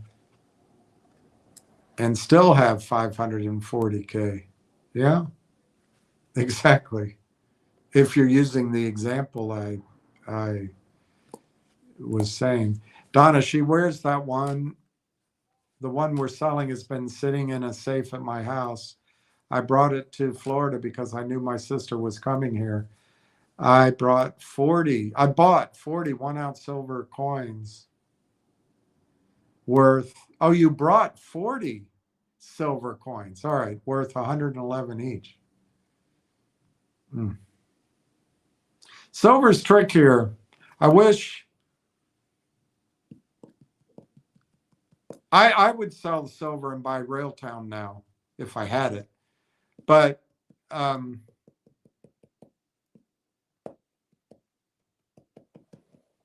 I would intend to buy back. I would intend to then be able to buy back silver. Silver's going to be tricky. If I'm right about what the stock market's doing, I think silver's headed to $250. And that could happen this summer, or it could happen by the end of the year. Or it takes longer. But then, particularly with the Middle East instability, the world could head into a crash. And the markets could collapse. And it could be the most frightening thing you've ever seen. There's a guy I've followed, David Hunter, who has his projections. And it's funny, some of my projections were much higher than his all along. And now his have caught up to me in a couple of cases, gone beyond me. But it's actually because of a couple of books here and the whole theory. I mean, it's something if you're in the business, you think about for decades, is what happened in Germany with the mark, or what happens in uh, Argentina. And it's, anyway, without boring you with all that, I think it's coming, but it might not. AI might be the way out. If Trump, I think Trump gave away what he's trying to do. He wanted the oil in Iran. I've told you all along, I believe that this is about, he's surrounded with bankers. This is all about bringing that collateral into the Western banking system, because the Western banks are way over leveraged. And I think Venezuela's that. I think Cuba's that. I think Greenland's that. And ultimately, I think Canada's that, and maybe Mexico. But, leaving the banks out of it, I think Trump sees that the world is going to break into regions. And for the United States, energy is very important. And we provide the defense for Canada, Greenland, Europe, Mexico, Venezuela, Cuba. And I think he sees it as, let's make sure we have those energy resources and let's do it together. But of course, I suppose that's not how it's done. But I think he gave it away when he said that, because he's thinking about the resources, which I frankly think is the right thing to be thinking about. I don't think you can go take it from Iran. I'm not, don't get me wrong on that. All right, Donna, I'm going to move on. I think it's great that you have the silver. I think silver's headed to 250, but I think if the crash comes, that David Hunter guy thought it could come back to $32, $38. I told everybody all along, I don't agree with him at all. And, I doubt he says that anymore. But I think if silver gets to 200, 250, I think in a crash, it could come all the way back to the prices now, maybe 100. So if you're Jack be nimble, Jack be quick, and the markets are raging, and you get out at 2.25, and it pulls back, maybe you can double how much silver you have. That's all I have ahead of me, is trying to start with nothing and build that up. But it's much better just to buy the silver and hold it, because I think ultimately silver will be $2,500 an ounce. In fact, I think silver will match and exceed gold for a period of time. And I think gold's going to 100,000. So it's trickier. It's trickier. Maybe you can bargain with your husband and say, look, I want to borrow 10 grand against my gold coin. I'm either my sister's buying it or I'm selling it through this coin shop, but here's 40 ounces of silver. I'll put it in your top drawer, and that's your collateral.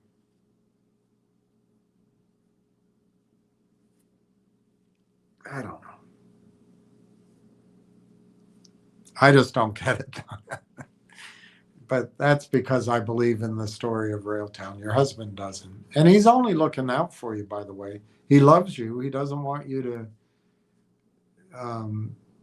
make a mistake. So I have to appreciate and honor his advice, and I do. Donna, I'm calling the gold dealer tomorrow and see if she wants to purchase the gold and silver. I think that's great. She may be able to give you the silver. I think silver, she's going to give you maybe, I don't know, $80, $75. And that'll be tough because it's down. But I tell you, I would say to her, can you give it to me today? And I would go wire the money to my account so I could buy Railtown today or tomorrow. And then you can always come back, Donna, later and buy back the silver. And I love silver. But I really believe Railtown's to make the multiples. And later on, even if silver's more expensive, people can build their position in silver with that little bit extra. And that's why I would love to be able to buy more Railtown so that I have that flexibility, you know? But, you know, so maybe I'm mixing in my desires with what I'm recommending to you. But if I remember your position, you're roughly 100,000 shares of Railtown. And if I were in your shoes, I'd be grateful to have that position. I think you have, I don't remember, like 105 or something. And if Railtown went to 25, I might consider selling 5 to buy silver or something. But I know I'd really want to hold on to that 100,000 shares. I wouldn't want to sell it. Because if the company gets bought out, or if it is going to head to really high numbers as a unicorn, I don't want to touch it. So by having more, that gives me that little bit that I can do something with and do like your husband is saying, you know, I have enough, but I wouldn't want to cannibalize that 100,000 shares. I think that's beautiful. I give you great credit for having that. Beautiful. Absolutely beautiful. I wouldn't want to. So anyway, I'll move on. I know I'm boring you. Ricky, I'm not selling my bars or circulated dimes. I bought these shipwrecked coins from Monaco, rare coins about 17 or 18 years ago. Well, again, it's late. I don't want to hold everybody up. But Ricky, there's going to come a time where that value of it being rare and that value of being at wrecked coins gives a premium to the coins now. And I don't want to spend 15 minutes on it. But if it's gold, for example, gold's 5,000, and in Donna's case, the premium is 5,000, I bet that premium never goes above 5,000. So if the price of gold goes to 50,000, the percentage premium is coming down. And yes, you have special coins, but the value will increase because of the melt value, the smelt value of the gold. So those special coins that you bought, the circulated ones and all that, unless it's sentimental and you love it, that's totally different. The value of that sentiment is not going to increase as much as the value of the silver or gold in those bars or coins. And you're not hooked into it yet, but you will be. Because you and all of us here, we can't help it. I'm not picking on you. We all see our wealth in terms of the US dollar. We translate our home price into dollars. That's our wealth. We translate our paycheck from working at the Masters into dollars. But it's going to come, Ricky, where you, without my help, you're going to start measuring your wealth in ounces of gold and silver. And you're going to notice that those bars and dimes have X amount of ounces. And you're going to notice but I'm not telling you to sell them. Don't get me wrong, because you got a lot of Railtown. But I'm just explaining this. You don't have to sell them.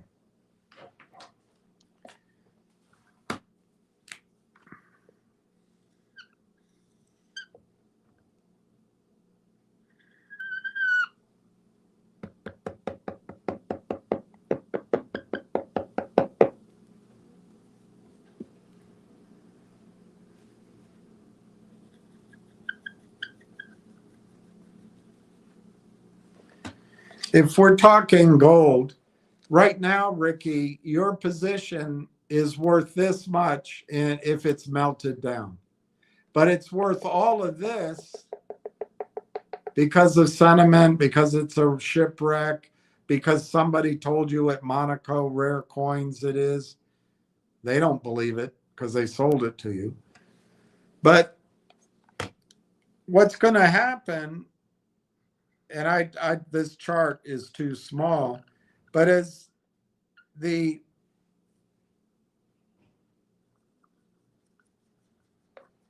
smelt value of gold goes up,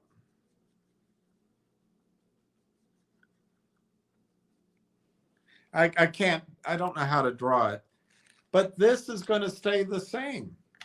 And I don't know how to explain it. I guess I could do it with Donna's coin.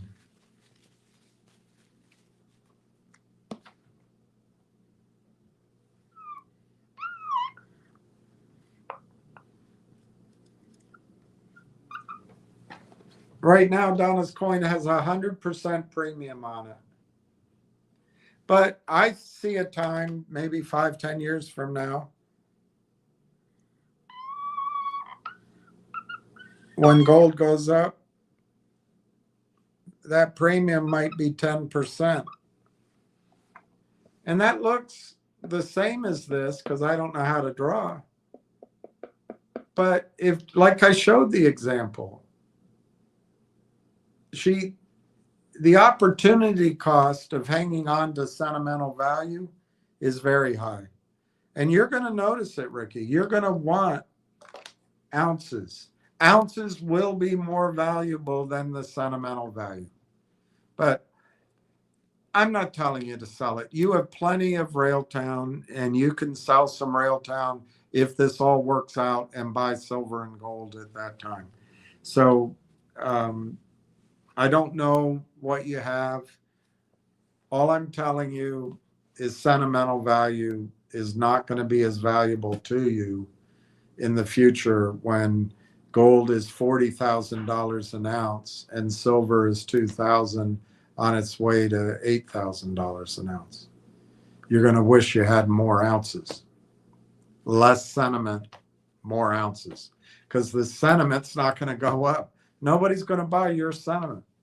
Nobody's going to buy your rarity. The smelt value will pass that in the eyes of the beholder value. It'll just go right by it, and it'll be nothing. So you're going to have fewer ounces of gold than you could, or fewer ounces of silver. But you know what, Ricky? I think Railtown will give you a chance, everybody here, in the future to establish positions.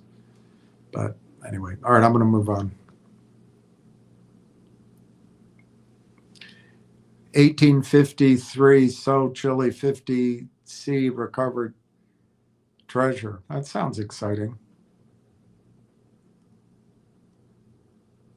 I mean, if it matters to you.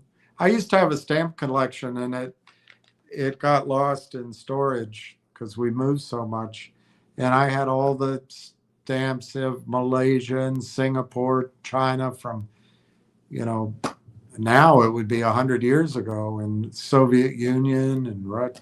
It always broke my heart. I still think about it. But you know what? You just carry them around everywhere. But if it matters to you, Ricky, it's going to be expensive. I don't know what an 1853 South Chile 50-cent recovered treasure is worth. But to keep it, for you to keep it might cost you 50 grand. It's going to be expensive. Treasure from South Central Canada on the front of plastic cases. The back has the history. I took it back in February to a shop that buys silver and gold, and he sells Rolex watches, antiques. He's from Turkey. What did he say it was worth? Another guy I called was at the Rothschild coin show, and he asked me to send a photo. He offered me half price as well for them. Yeah, they're not worth what you were sold. Bob's your uncle. Hi, William and everyone. Okay, I'm even more convinced about RT. I'm going to liquidate a couple of other positions and buy more.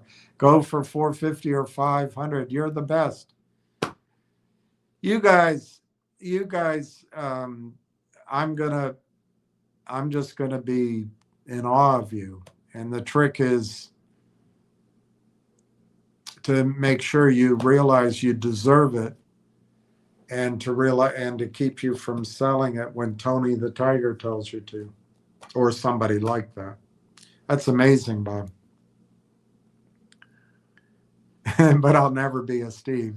It's incredible, and I admire him. You're the man, Steve. I admire Steve because, look, I was thinking about it for everybody, including Donna. If you were trading AME and GMC and these other stocks, for the last 4 years, there was something in you that wanted to make money in a speculative way. And that's okay. Nothing wrong with that. So I think Railtown, I've explained to compare Railtown to those, I think is wrong. But I think to compare Railtown, to say that, you shouldn't do Railtown because it's speculative, I think that's wrong too. I think Railtown has the chance, as I've said all along, to make back all those losses, but to give you great reward as well. So you're already doing something you want to do, is my point. You're already doing something you want to do. You've shown it. You did it before. But I think the results will be here. You're not just pissing it away. And so I think that you're doing the right thing, Bob.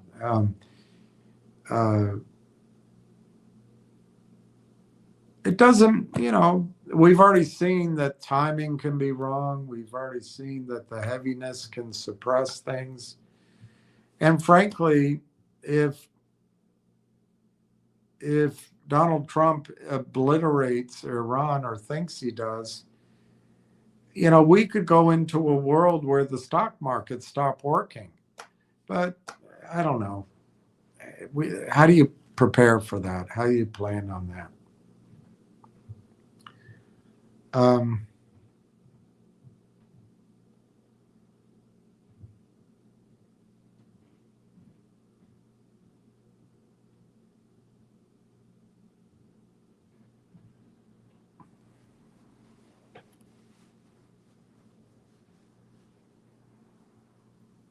Yeah, I forget what else I was going to say, Bob.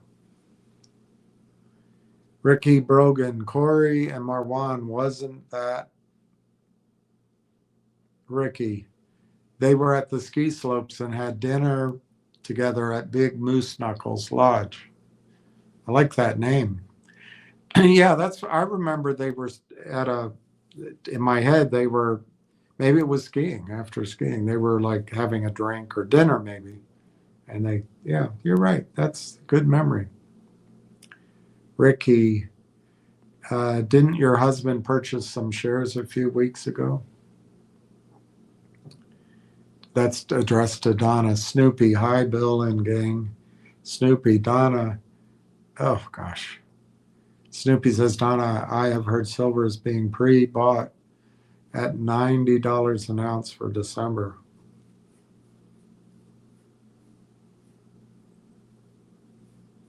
Well, that's the thing, Snoopy and Donna and anybody. One of the risks, and I feel it keenly, one of the risks of not owning silver right now is silver is going to become unobtainable. And I don't know if Snoopy's going with this angle, and I don't know where you find the information. But let's just Google it and see what happens.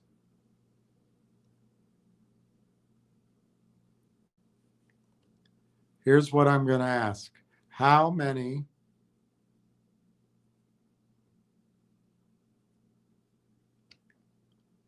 Tomahawk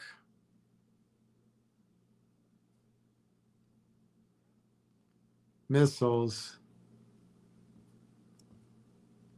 did the United States use bombing Iran?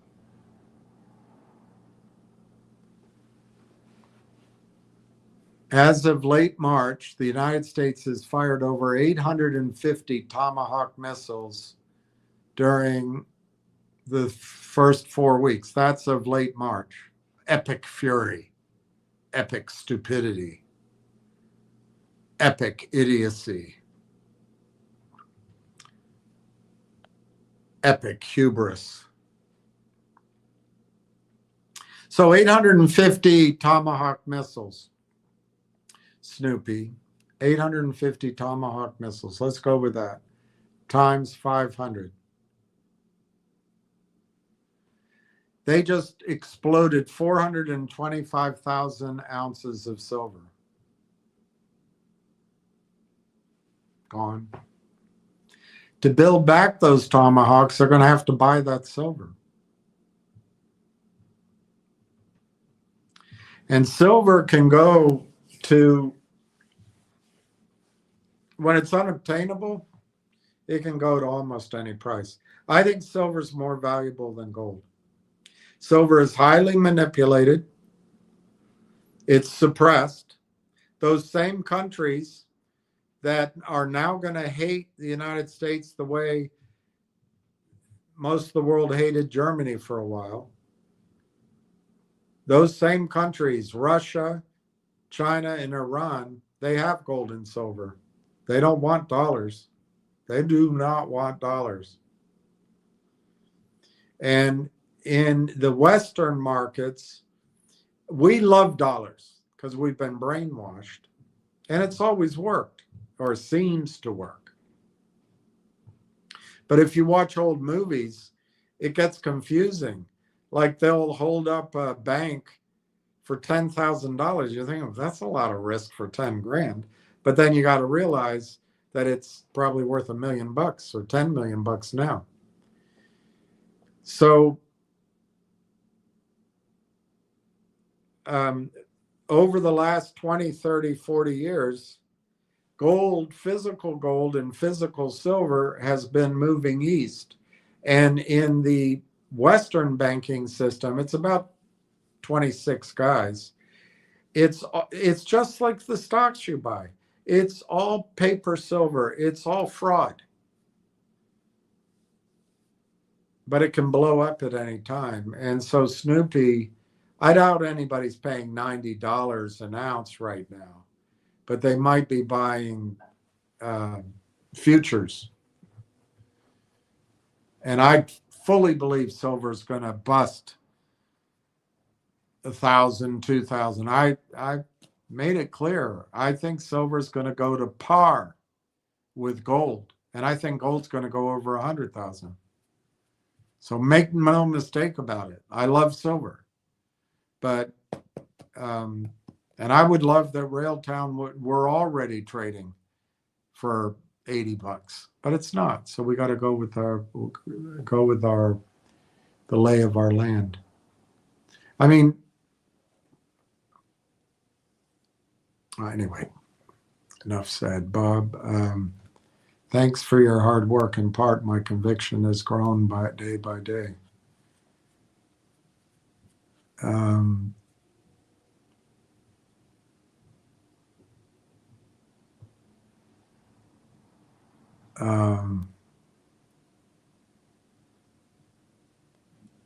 Yeah, Bob, I think your conviction is right. They are silver 50-cent coins. No sentiment. I'd sell them then. Anything that has no sentimental value. On the other hand, silver is going to kick ass. So that's the risk. If you're out of it, there's always a risk. It goes when we're out. But I just think I don't I think they're going to suppress silver. I think the armies, the military is going to need silver. Look, this guy Snoopy's right. The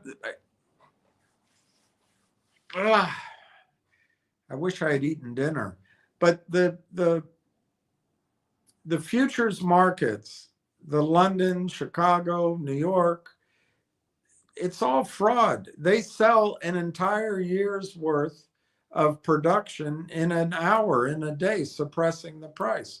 But they've been doing it for so long. I've heard this alarmist pitch for so long that I think they have it under control.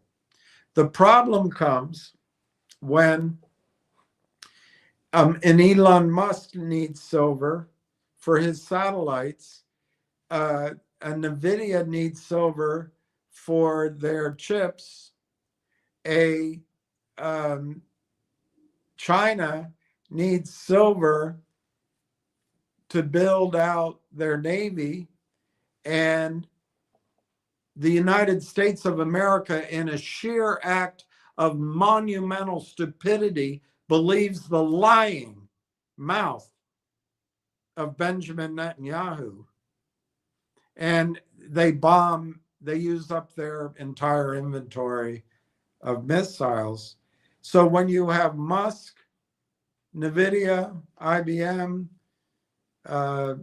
electric vehicles, hospitals, Apple, and General Dynamics, Honeywell, Boeing, McDonnell Douglas, whoever the hell, all coming into the market for silver to fulfill government contracts to build more bombs so we can wipe out a civilization because God's on our side. The price, there's only one where the price can go is up. There used to be extra silver in warehouses. Now there is silver in India, there is silver in China, there is silver in Russia. So there comes a price where they're going to be willing to sell that silver. But how much is it? The world is producing pretty much all the silver it can produce. Silver comes out as a byproduct of mining for gold and a byproduct of other metals. So that may ramp up as prices go up, but most projects take 5, 10, 15 years to get in place. If you're worried about the gold company you invested in, it's already been the 15 years of that kind of thinking. It should be about a year, maybe at the most. But there's no spigot to turn on extra supply. What will happen is people around the country, like Ricky maybe, will, if silver goes high enough, they'll bring these coins to sale, or people go in their grandmother's attic and get the old silver heirlooms and sell them. So there'll be some of that.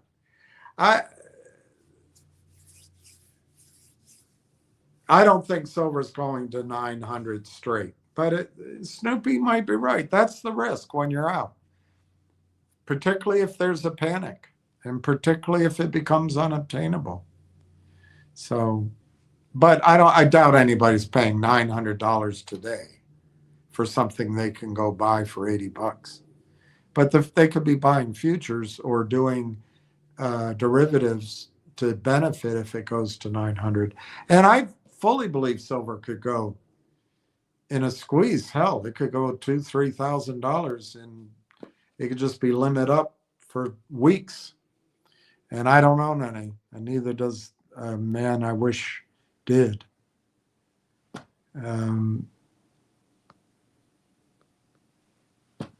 Ricky, I will check Amazon has any for sale and put the ones I have. Take 20% other prices. I want more. Or just look up and see if there's a coin dealer near you. I like what Donna's doing because she can get her money right away. Yeah, for the future, yeah. Snoopy. Oh yeah, rail, silver, a little gold. Donna was talking about selling her silver. Yeah. All right. It's 9 o'clock. I don't think I can go get dinner anyway. So let's go over the filing, and then let's get it. Let me go dream of Jeannie. So the monthly progress report for Railtown came out today. See it? See it? Tomorrow I'll print it out, but today I'm just going to read it to you. So the Form 7 monthly progress report for Railtown AI Technologies was posted April 8th, 2028, which is today, after the market closed. The number of outstanding shares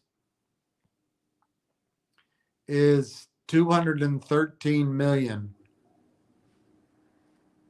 It's 213,031,582 shares.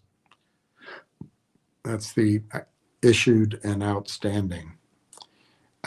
So it talks about the monthly report must be posted before the opening of trading on the 5th trading day of each month. So that might be tomorrow. The report is not intended to replace other obligations. And there's a lot of boilerplate, so I'm not going to read you all that. So during the month of March, the team continued to add, this is the update portion. During the month of March, the team continued to add functionality to the platform by adding/developing features and revamping marketing efforts. That's in answer to question 1. They currently have over 1,200 companies/users on the platform. Well, that doesn't sound terrible. It doesn't sound exciting because it's been basically that number for a long time. But they didn't have that a year ago. I can't remember what it was, but it's not much growth. So the platform, this is interesting. They've changed the wording regarding Rail Engine. For January, they said they had finished whatever version 1 of Rail Engine. And then in February, they said that same thing again. This month, which is March, what they say, working on payment plans for Rail Engine. Working on payment plans. I think that's pretty big. So in other words, I'll translate it the way I see it. It doesn't mean I'm right. Ward would probably have a better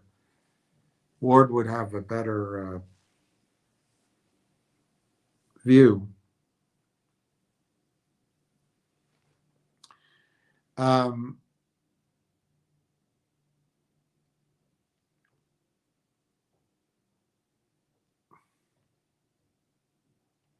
Payment plans will be similar to anything you sign up for in your life, I think. So there'll be a little bit that's free to tease you. Then there'll be a basic. There'll be something for retail. Then there'll be the pro. And then there'll be the Hall of Fame. And the prices will ramp because as you get up to the pro and the super max, your client's paying for it. So that's very interesting. What that means to me, working on payment plans for Rail Engine, we're very close to revenue. Now, does that mean next week, or is it next month, or is it 3 months? I don't know. But they spent March working on payment plans for Rail Engine. That's pretty exciting. And it's just going to be people clicking on their computer, and they're the kings of AI. It should get into place right away. All right, next point.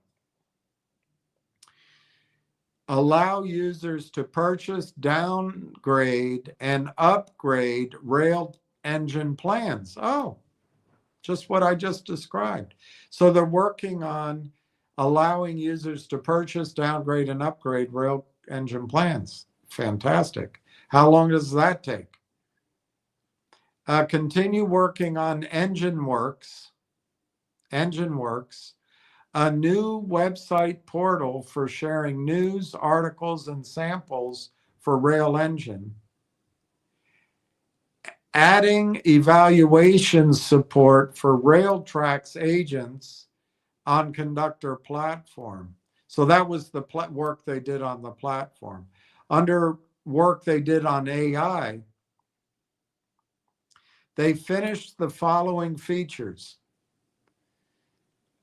Agent evaluation locally, support for Rail Engine in Railtracks. They continued working on Railtracks. New website portal for sharing news, articles, and samples for Railtracks. They've been working on building guardrails, essential, proactive safety mechanisms that define, monitor, and enforce boundaries on what an AI agent can say, do, or access. That's all great. I don't know how much longer they got to work on it. Number 2 question, provide a general overview. Okay, management continued to exercise oversight over technical work and corporate matters. Bunch of NAs, NAs, NAs, NAs, NAs, NAs, NAs. Any securities issued, options, or warrants. Okay, common. They issued 1.6 million shares. It was a warrant exercise, and the proceeds were $400,000. And they issued the 3.4 million common shares. That's that same deal everybody talks about, I think. This is signed by Paul Woodward, April 8th, and it gives his name, address, and particulars. I'll go over that in more detail, but that's exciting. If they're working on a payment plan, how long does it, once they put it on their website, how long does it turn into revenue?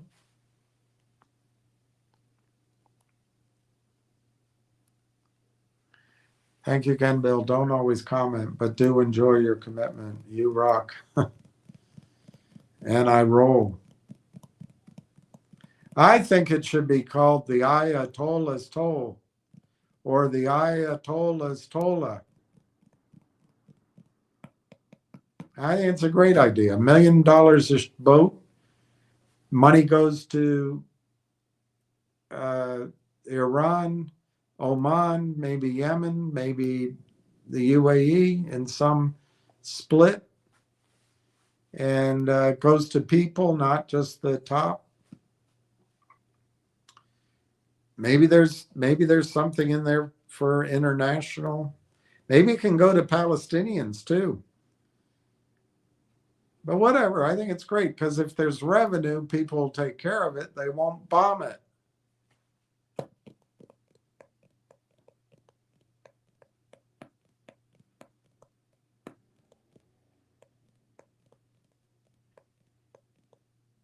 All right, let me just check one more thing to make sure we're not gonna be bombing tonight. Ugh.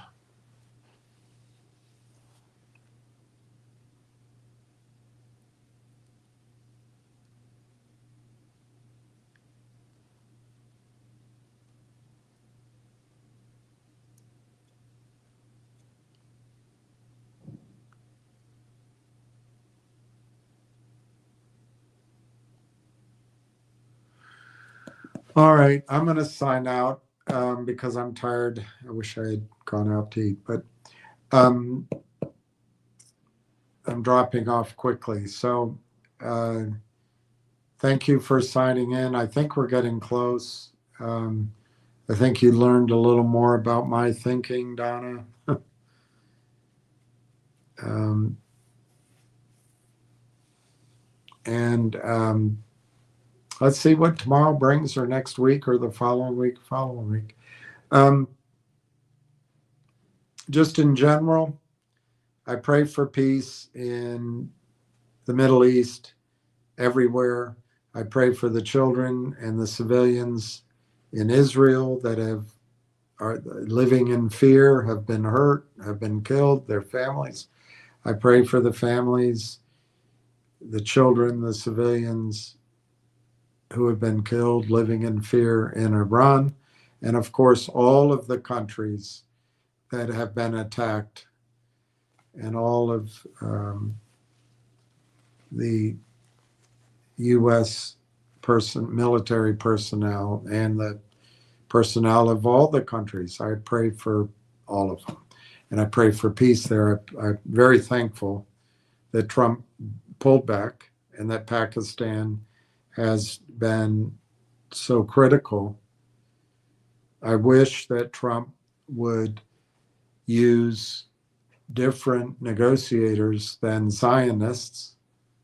I'm not sure I can pray for that, though. But it would be great, because then people would trust him better.